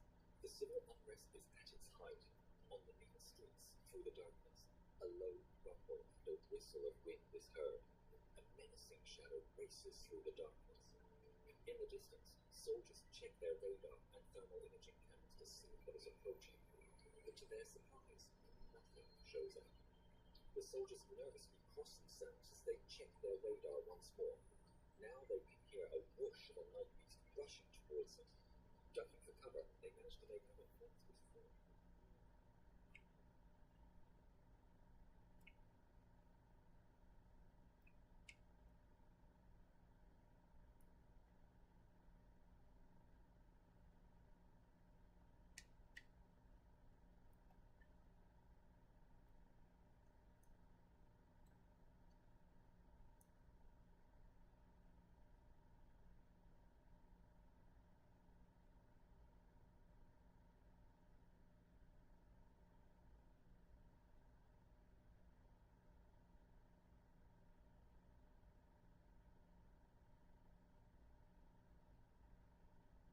Alright, let's go. Number 10, chemical rockets. Right now, the most distant. It's the final days to get 0 for 60 with 0 down. 0 minutes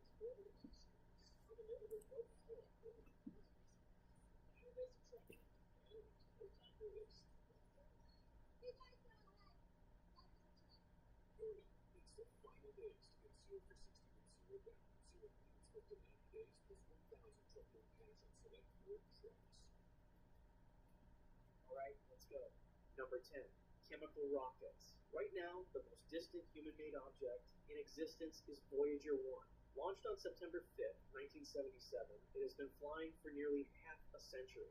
At its current speed of roughly 61,000 kilometers per hour, the spacecraft would need approximately 73,000 years to reach Alpha Centauri, the nearest star system to our own, sitting just 4.24 light years away. That number is not a rounding error, it is a wall.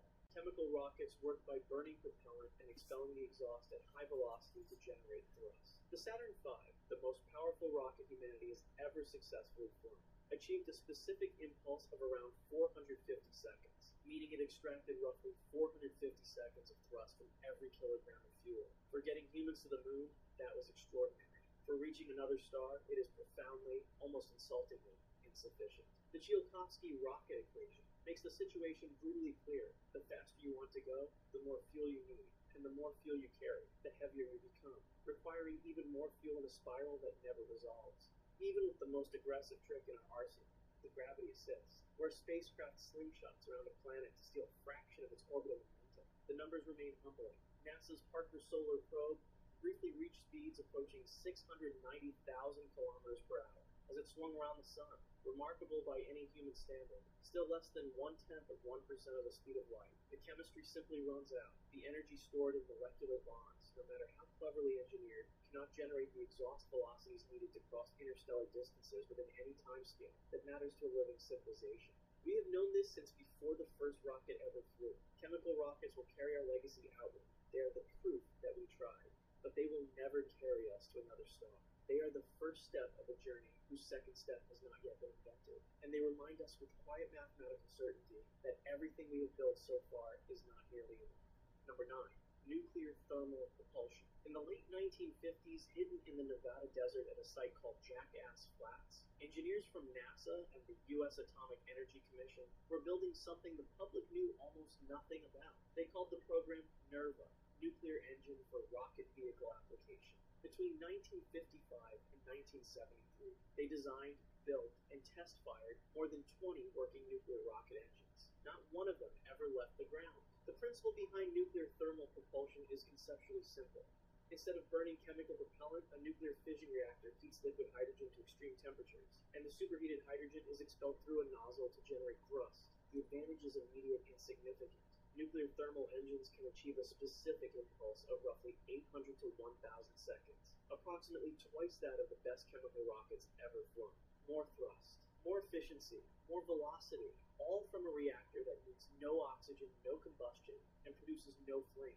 During the Nerva XE engine tests at Jackass Flats in 1969, engineers ran a full power demonstration that confirmed the concept worked exactly as the physics predicted. NASA had even drafted mission profiles for nuclear-powered Mars expedition. The technology was real, proven, and ready for development. Then, in 1972 and 1973, as the Apollo program wound down and congressional budgets collapsed, Nerva was canceled. Not because it failed, because the money stopped. A nuclear thermal rocket pushing a spacecraft perhaps 30 or 40 kilometers per second would still need tens of thousands of years to reach Alpha Centauri. It is faster than anything chemical, but still cosmically inadequate for the interstellar problem. In 2023, NASA and DARPA awarded a contract to Lockheed Martin and BWX Technologies under a program called DRACO to demonstrate nuclear thermal propulsion in orbit. The technology is being revived, half a century later, for missions within our own solar system.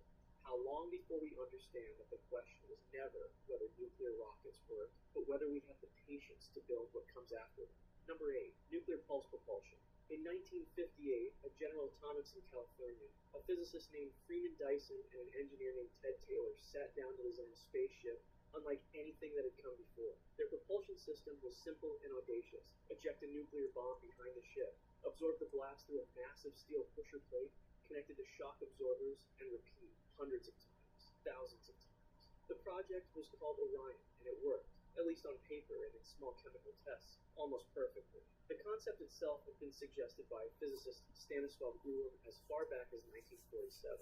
What made Project Orion remarkable was not the idea, but the engineering detail. The team calculated that nuclear pulse propulsion could achieve a specific impulse of between 2,000 and 12,000 seconds, 5 to 30 times more efficient than chemical rockets, while simultaneously producing meganewtons of thrust. No other proposed technology before or since has offered both qualities at once. The Orion team believed they could reach Mars in weeks, Saturn's moons in less than a year, and with a large enough interstellar variant, approach 3 to 10% of the speed of light. Orion was canceled in 1964, the year after the United States signed the Partial Test Ban Treaty, which prohibited nuclear detonations in space. The project died not because the engineering failed, but because the politics made it illegal. 15 years later, the British Interplanetary Society convened a team of scientists and engineers who spent 5 years refining the nuclear pulse concept into something cleaner.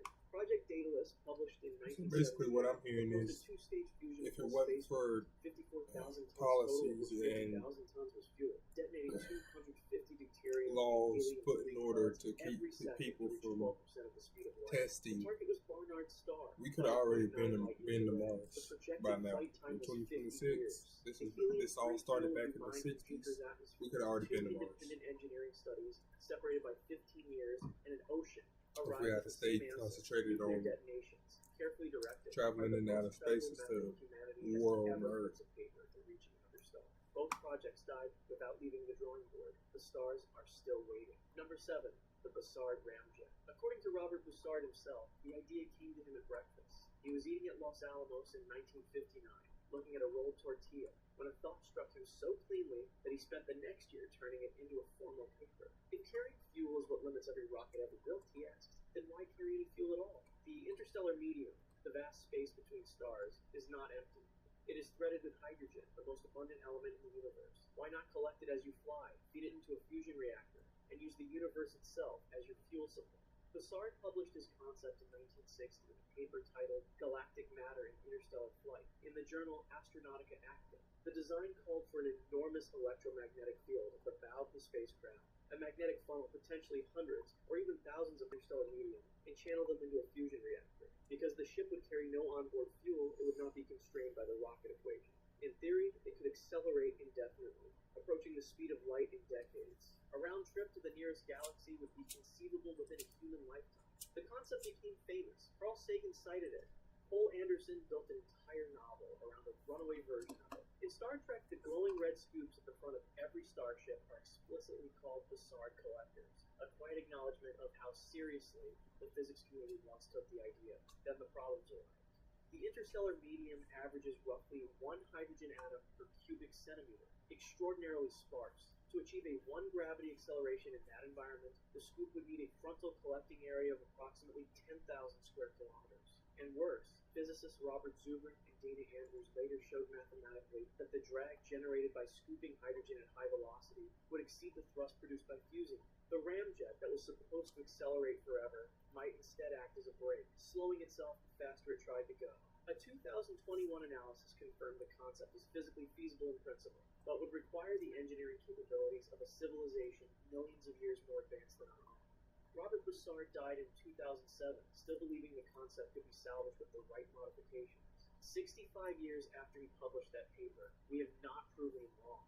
We have simply proven how brutally difficult right turns out to be. Number 6, the laser sail. On April 12, 2016, the 55th anniversary of Yuri Gagarin's first spaceflight, a Russian billionaire named Yuri Milner stood in New York City beside Stephen Hawking and announced that humanity would send a probe to another star within a generation. The probe would weigh a few grams. The engine pushing it would be a laser more powerful than any ever constructed. The project was called Breakthrough Starship, and it may be the most serious attempt in human history to cross interstellar space. The physics of laser propulsion have been understood since shortly after the invention of the laser itself. Light carries momentum.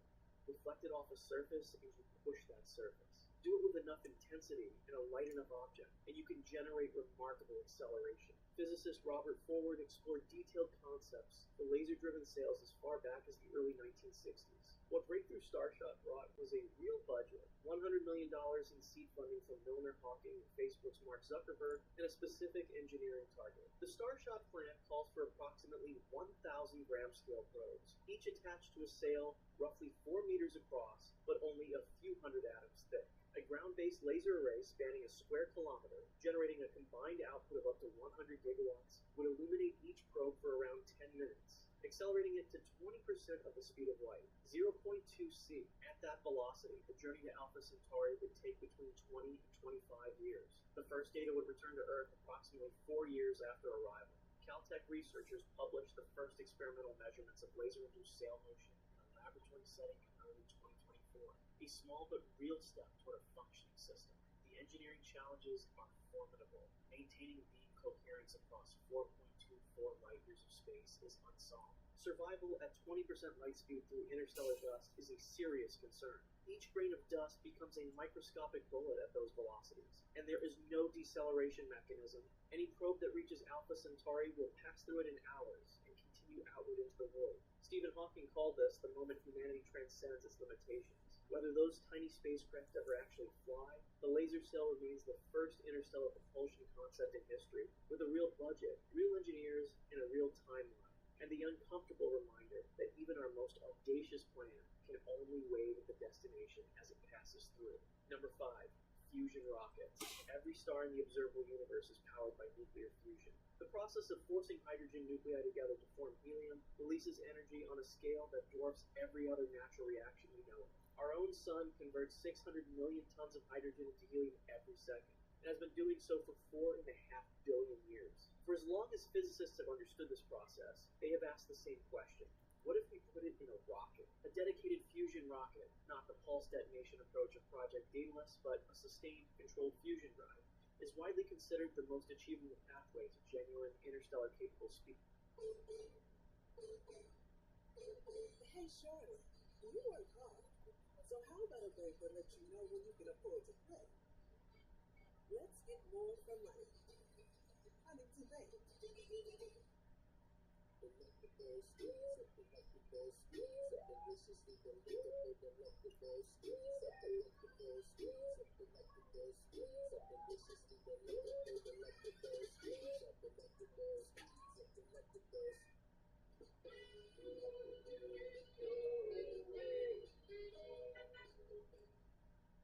Did you know that with Walmart Express delivery, prescriptions come as fast as an hour? Blake knew, but surgeons. Stinging nettles. Sometimes nature heals. But not all. The first one sent off at home today. I'll see what I hear.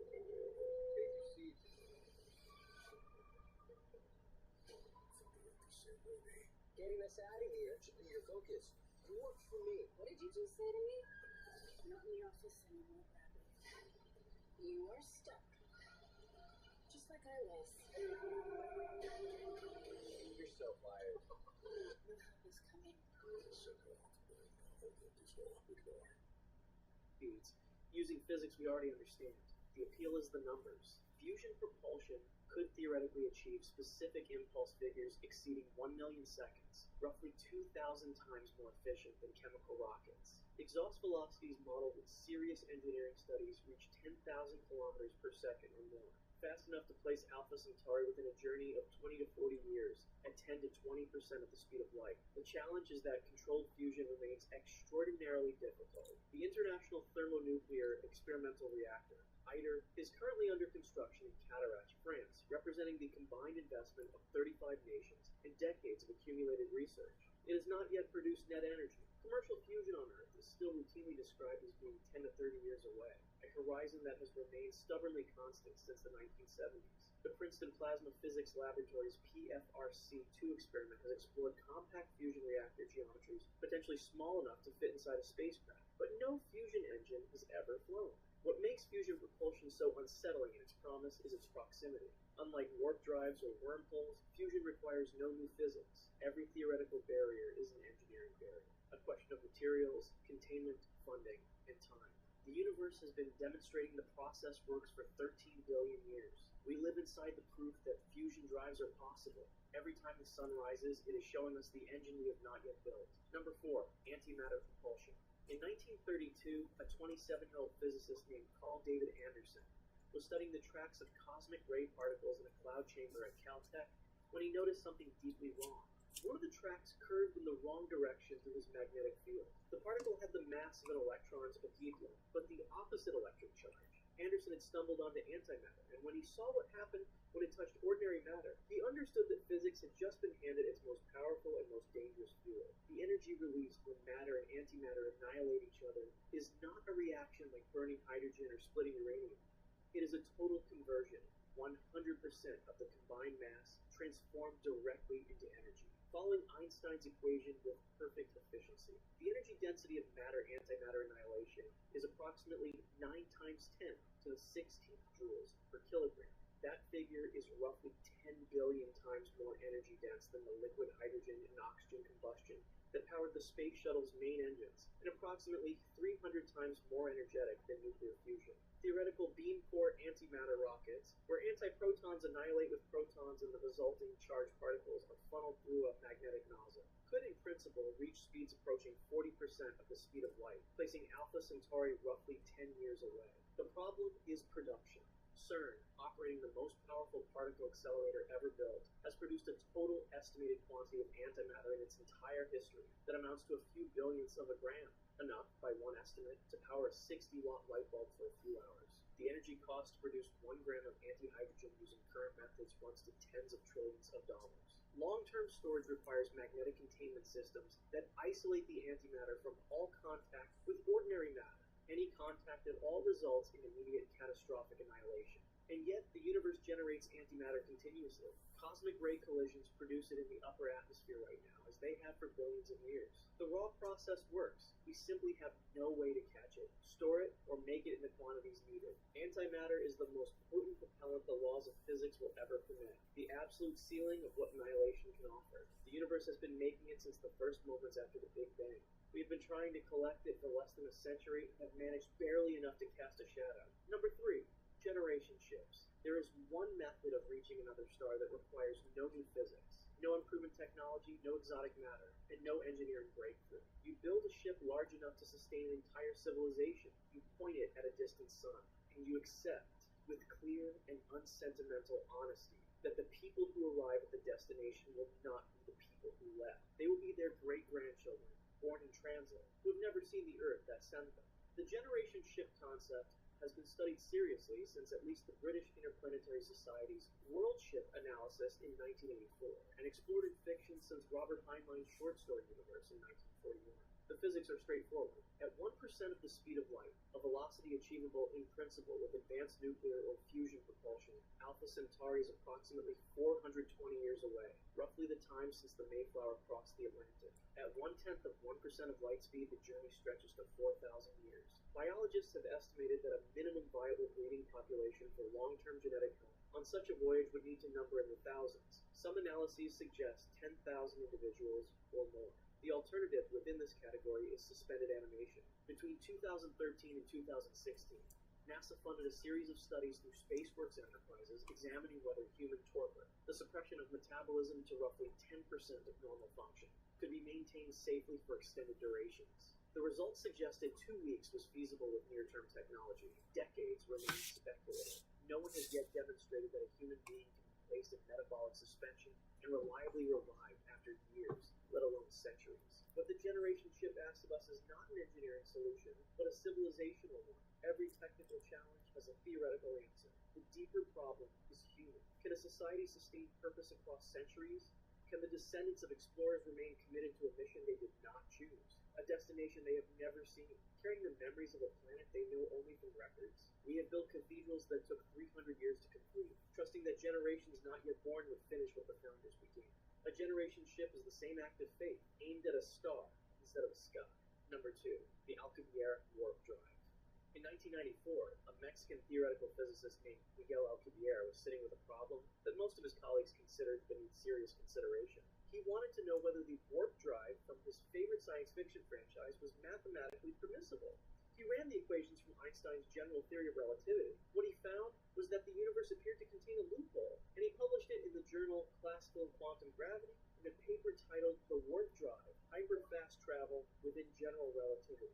Alcubierre's mechanism does not accelerate a spacecraft to faster than light speeds. It does something stranger. It contracts the space-time in front of the ship and expands the space-time behind it, creating a bubble of locally flat space in which the craft sits in freefall.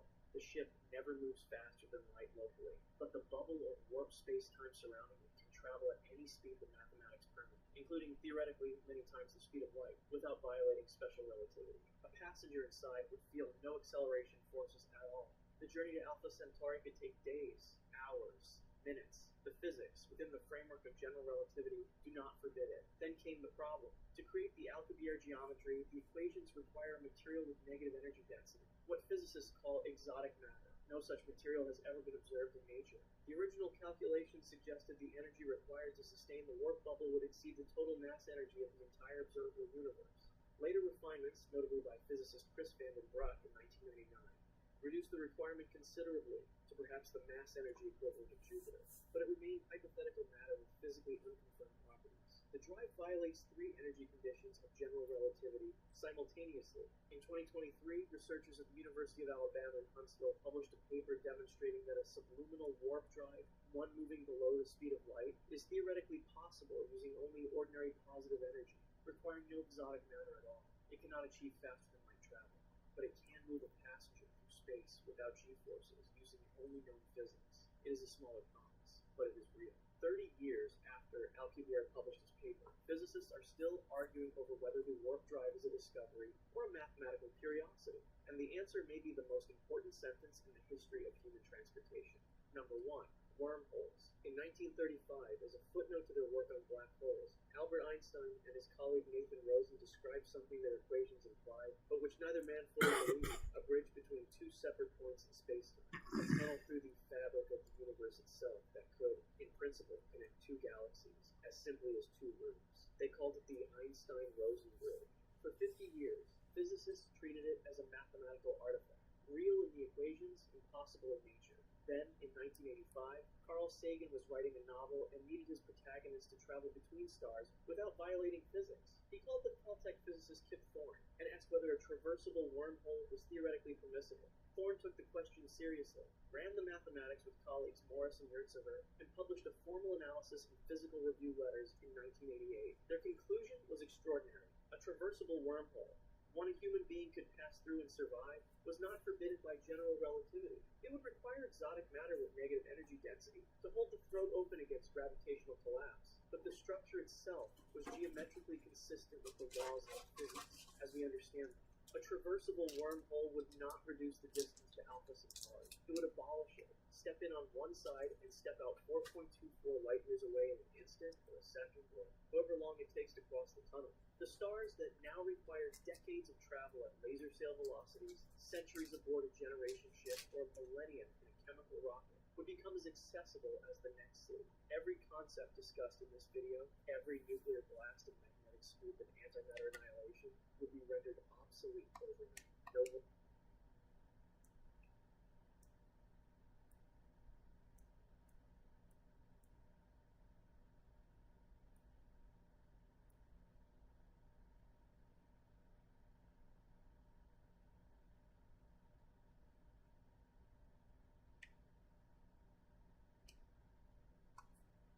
The Star Wars galaxy is massive, with billions of planets and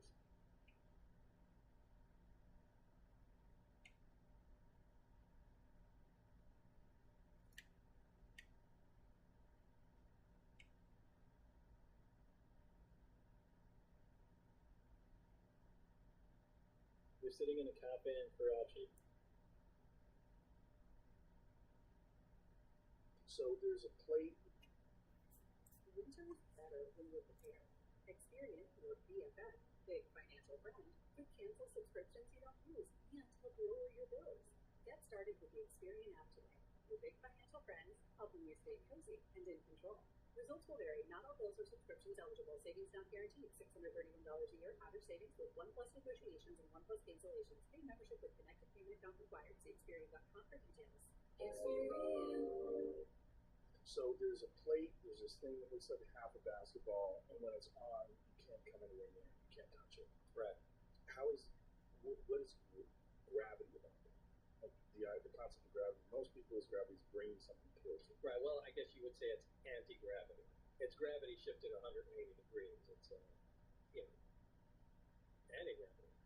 And did they have any understanding about what could possibly create this effect?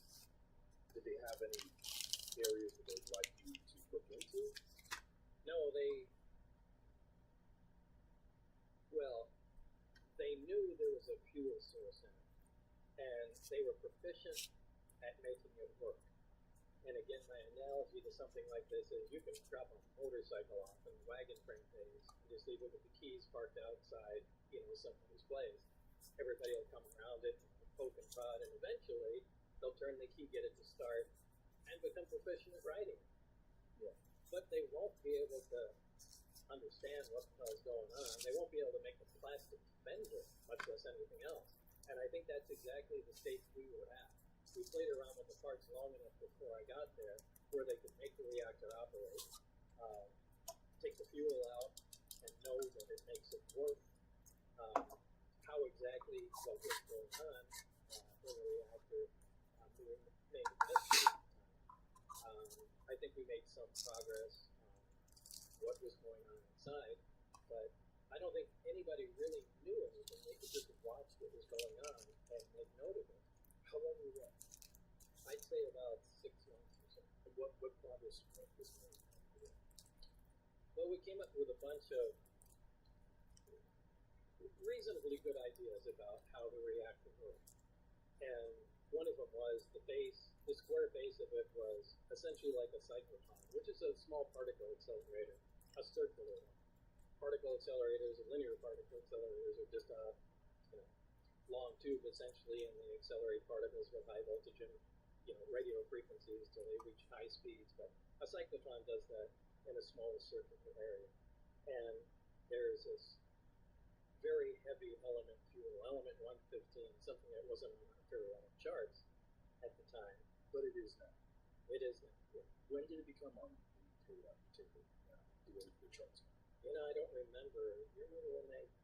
2004, Darmstadt, Germany, I think is where they first fabricated 4 atoms that lasted 220 milliseconds for the atoms. It's nothing, right? And then it later was discovered a couple more times it could fabricate it.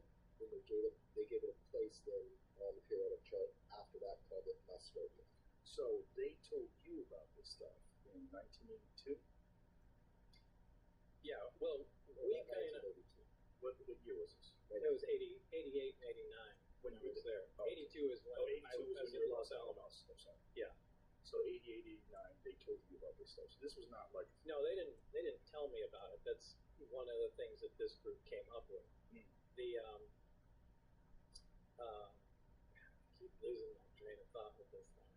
So this one area, this element 115 was the fuel. Yeah, it was the fuel.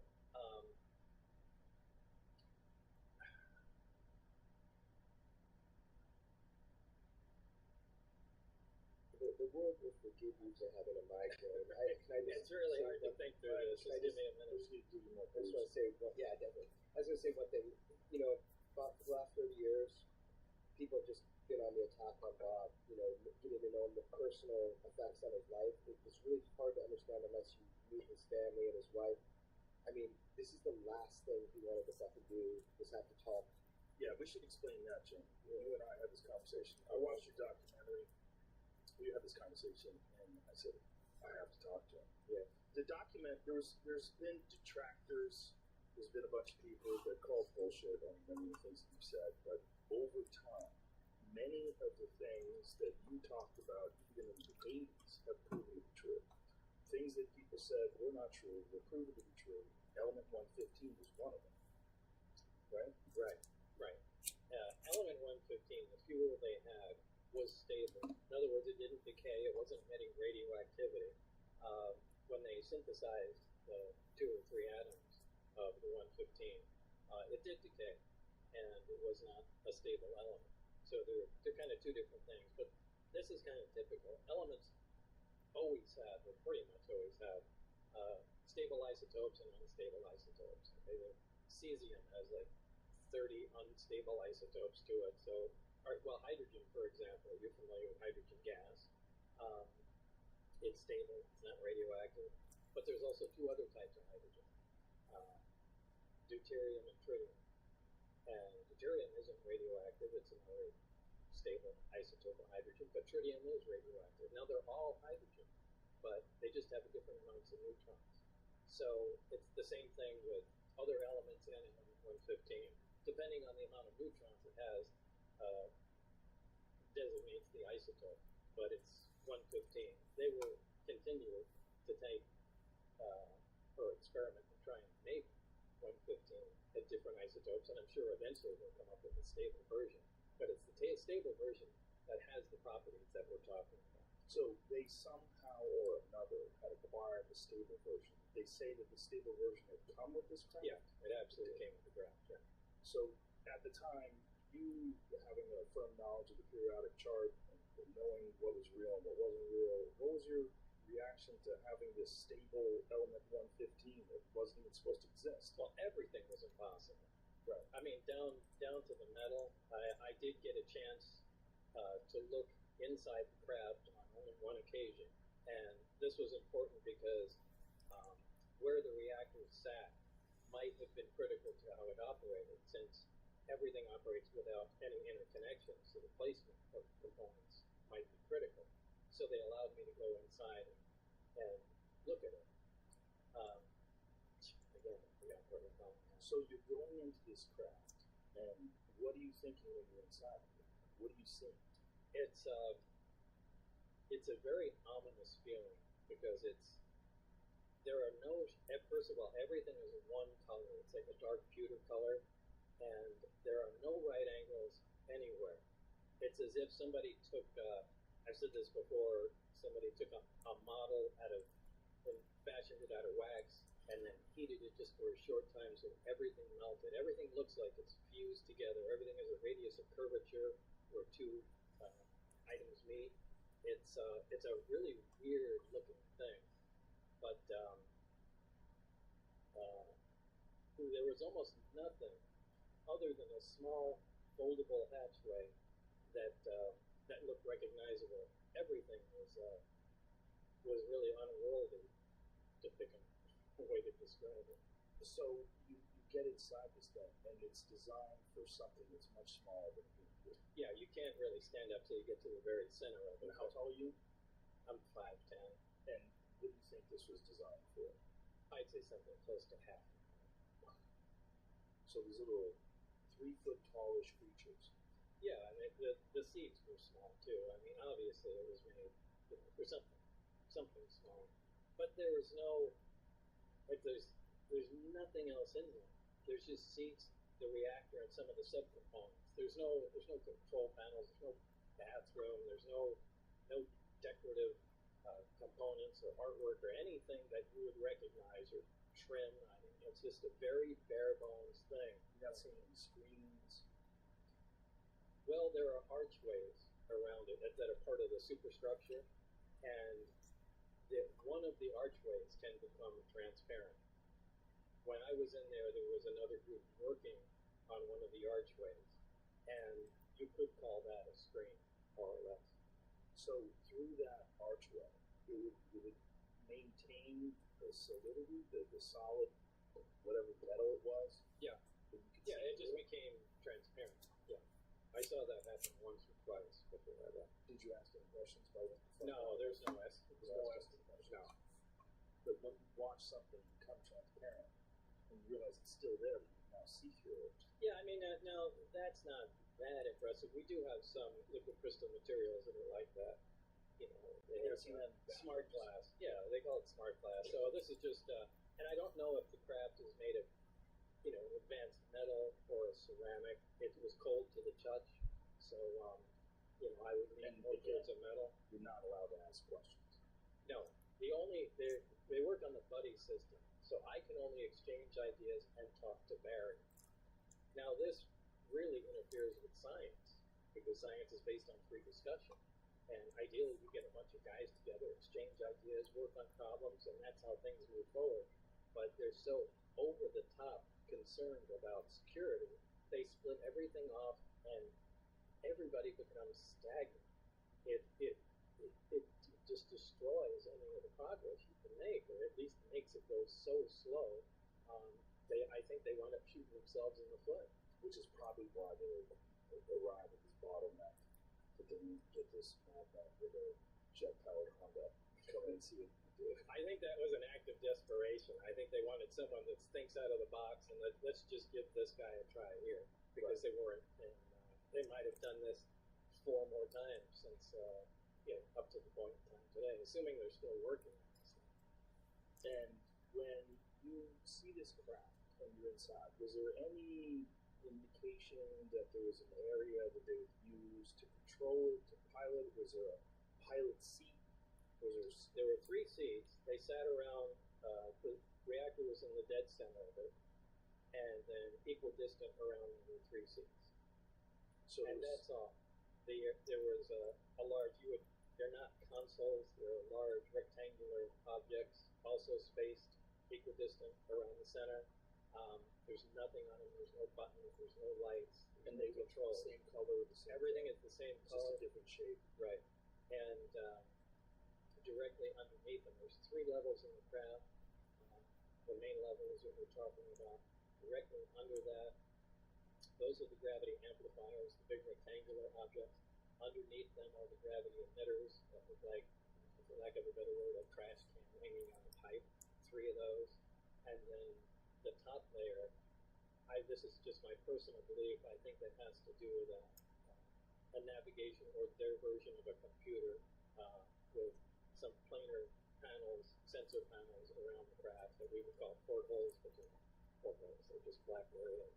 And I think that just determines its position in space. But I physically was in the center section, and I stuck my torso in the bottom section and hung upside down so I could see how the gravity amplifiers were positioned. What is roughly the size of this thing? I don't remember from being there, but after all this stuff was over, and John Andrews, a guy from the Testing Model Corporation, we sat down and tried to figure out from what I saw and known sizes of things, and we came up with 52 feet in diameter. So I think I think that's a fair, a reasonable thing. Now you said there's 9 of them, and you got a brief glimpse of the other ones. How are they different? Oh, they look completely different. One looks like I call it a Jello mold, and it looked like a classic Jello mold with the rippled sides to it. One was a very flat disc, like a straw hat or something like that. That was sitting up on its edge, and the thin part of it looked like a projectile had been fired through the edge of it. So I don't know if they were attempting to see if the metal could be penetrated, or if that's where the thing came from. Maybe it was shot down. But that was the only one where I saw there was, actual physical damage to it.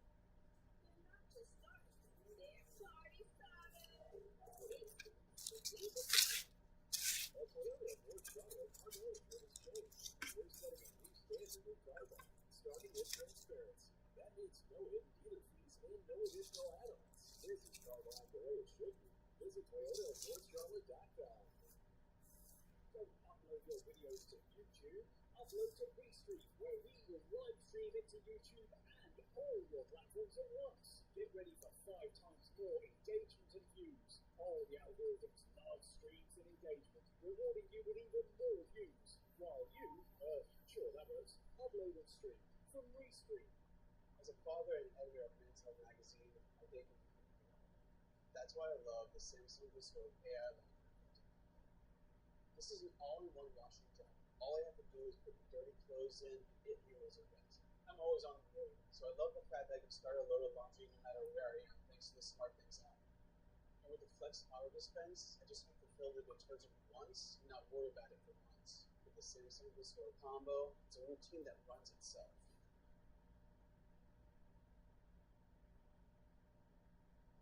And that one was roughly the same size. They're all. They were kind of too far away to tell. And there were several teams that were working on the propulsion system, so there was different teams that were working on these different airframes. I don't know. I could only assume. Now, when you're sitting in this thing and you're looking at this otherworldly craft, your goal is to try to figure out how this thing functions. The goal is to try to figure out how this reactor, which you would imagine would give you more time than just one day to check that out. Oh, it wasn't one day. So, yeah, I mean, Barry was there. I think Barry was sleeping there. I'm sure they had. That isn't weird. I mean, up at the Tonopah test range where they worked on stealth fighters, you go, I think, 3 weeks on, 1 week off, and you stay up there too. So it's not weird to stay up at the test. Right. So, yeah, I think he pretty much he acted like he's been up there for a long time. Yeah. But he's still there. Yeah. Who knows? Do you have contact with this guy? No. Oh, I wish I did. I kind of thought he was going to come out after I did, and I think I took so much flack and did so much shit for what went on. I think actually I wound up helping security there, and everybody became afraid of doing or saying anything like that. So, what kind of reports did you have to do?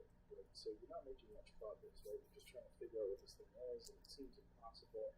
So, well, we didn't personally make them. I mean, we were always there was never a lot of information that we gained. The guy you would call him our supervisor, his name was Dennis Mariani, and kind of a military-looking guy, and he would routinely pop in, during the day, and hey, what's going on, guys? And he would essentially relay any information, anything new we came up with. I mean, he was our go-between. We presented in the information, and he took it to wherever they were, assembling all the data from everybody. Now, I assume you're working normal days, like a normal day? No, it was really weird that I would be only called in on certain times and certain days, and they would be weird hours too. Most of the time was later in the evening. I mean, I could get a call at 11 o'clock at night, and they'll say, it's now 11 o'clock. By 11:45, you need to be at the McCarran terminal, and we'll let you know when we have more information. But what did you do while you were there? If you're looking at this object, this reactor, and you can't figure out what it is and how it works, other than the fact that it works in this element that you don't even know about. Well, sure. I mean, the thing was what you do with anything. If you're trying to analyze it, all you can do is perform tests. And all we did is try and come up with every kind of test we possibly could. I mean, we tested, it violated a lot of what we thought was impossible to violate. I mean, one of the first laws of thermodynamics, I mean, essentially, any machine, any device that operates always makes extra heat. Nothing works at 100% efficient. Even the headphones you're wearing, anything that takes power, some of that power is going to be converted to heat, and it's just wasted. This didn't. I mean, we looked at, back then we had infrared cameras. They're different today, but back then you had to pour liquid nitrogen into the camera to cool the sensor down and get these infrared images you've seen. But it never got, no matter what the load was on the reactor, it never got above ambient temperature, which is impossible. I mean,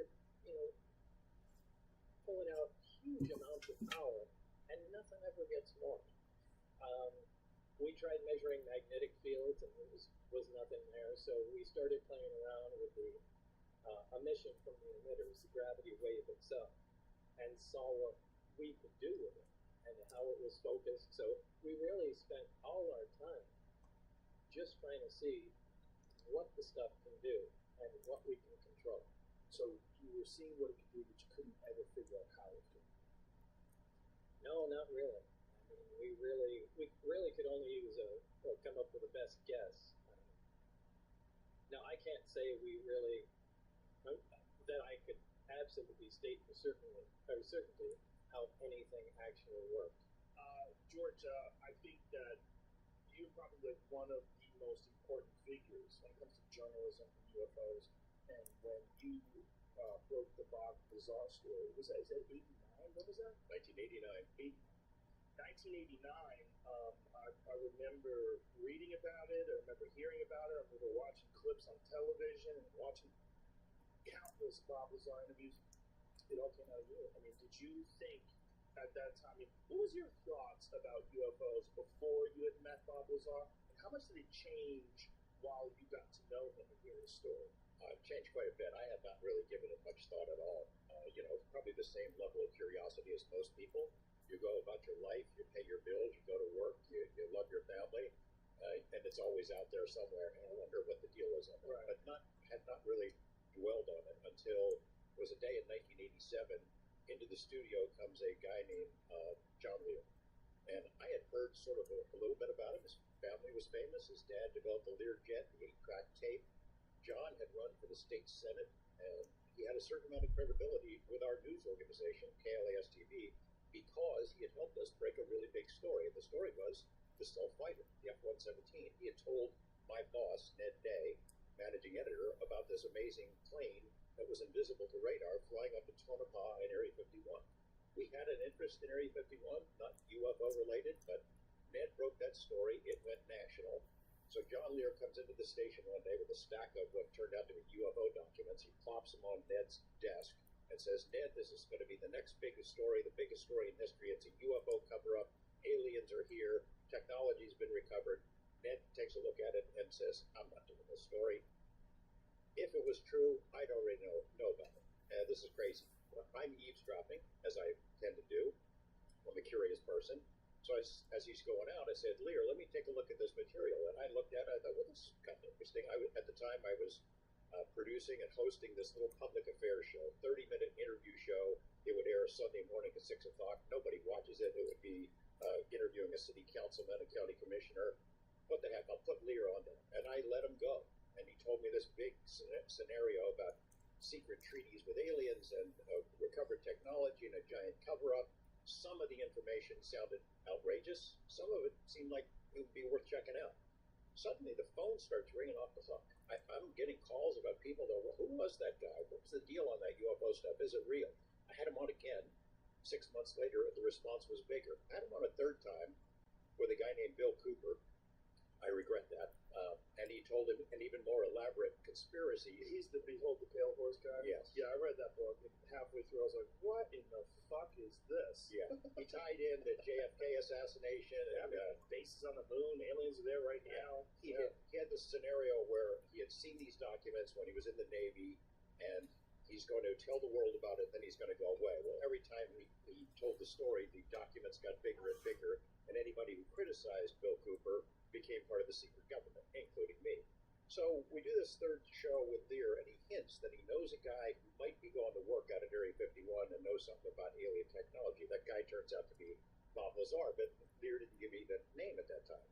A couple months later, I am anchoring the 5 o'clock news on KLAS, and we have a nightly or evening interview segment, 5-minute segment, live interview. Our guest doesn't show up, and we're scrambling to find somebody to fill that hole. And I thought about Lear, so I called him up, not knowing what had been going on in Lazar's life or Lear's life.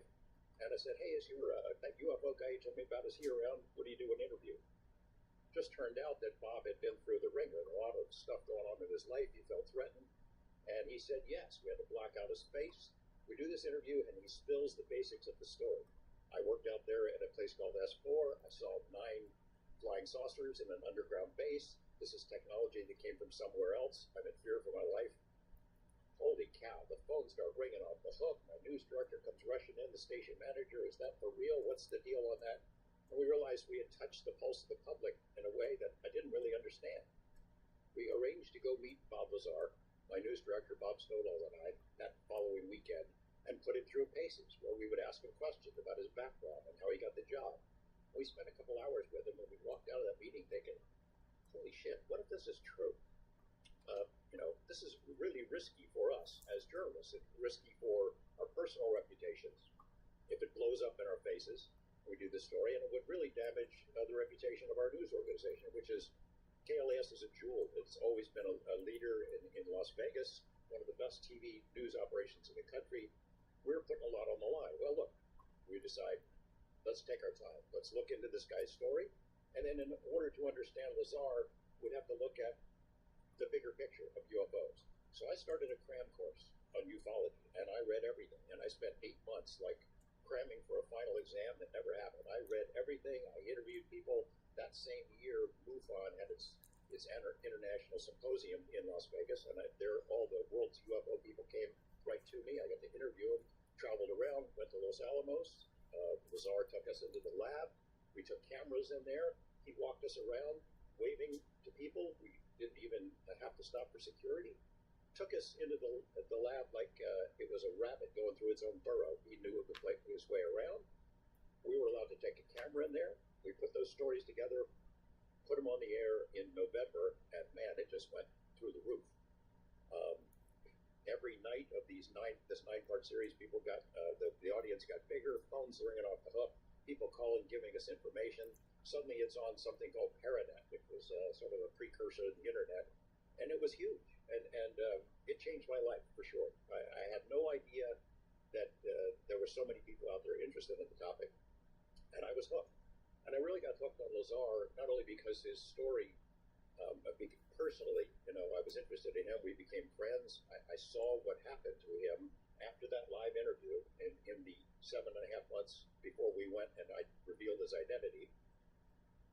People really messing with him. I mean, you cannot convey what it was like, how weird it was then.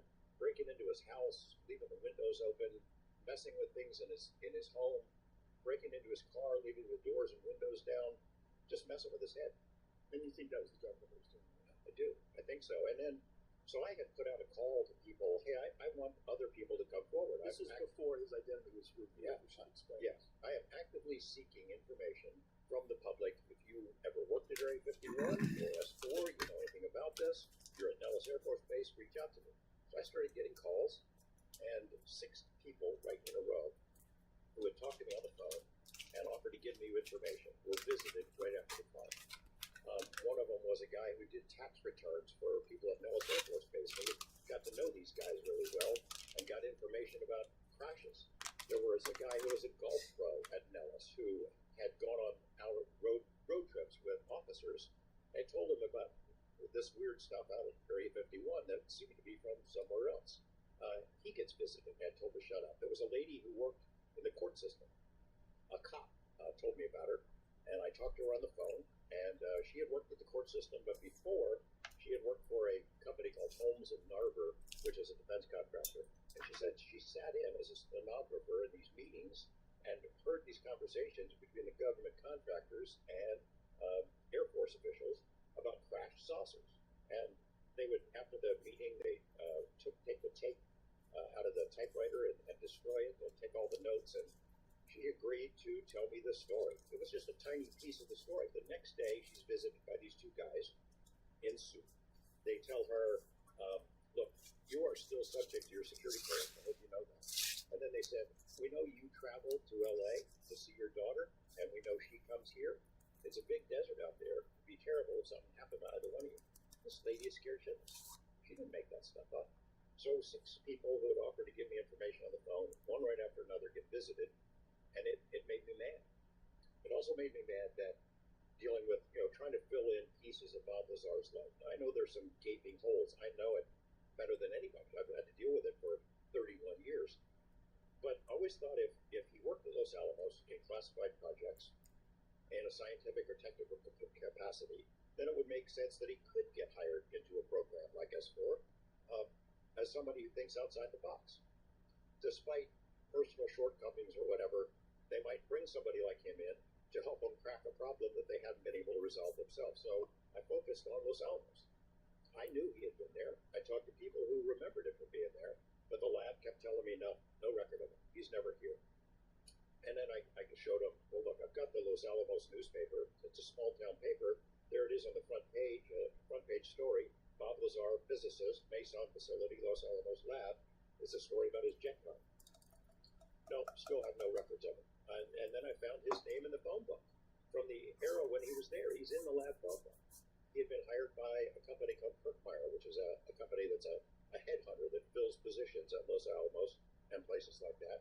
So great, I'll reach out to Kirkmeyer. They said, yeah, we hired him. Yeah, we've got records. Can I get it?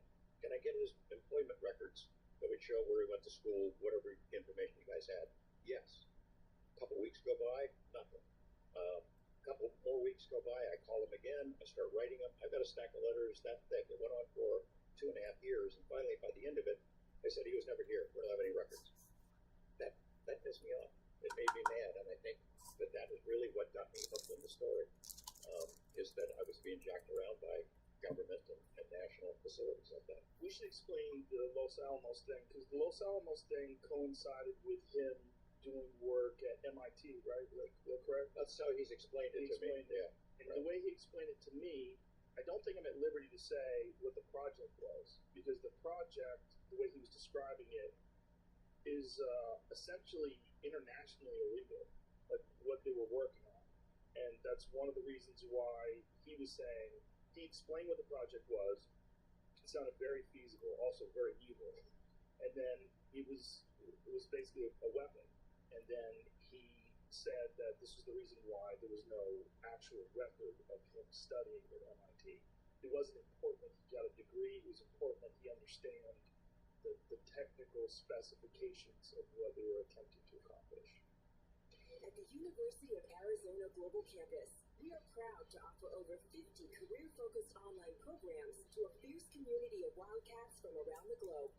Proud to be UAGC. Learn more at uagc.edu. Welcome to Take 5 Royalty. Hey, how long will this take? I'm kind of in a rush. Oh, just 10 minutes. You know, 10 minutes?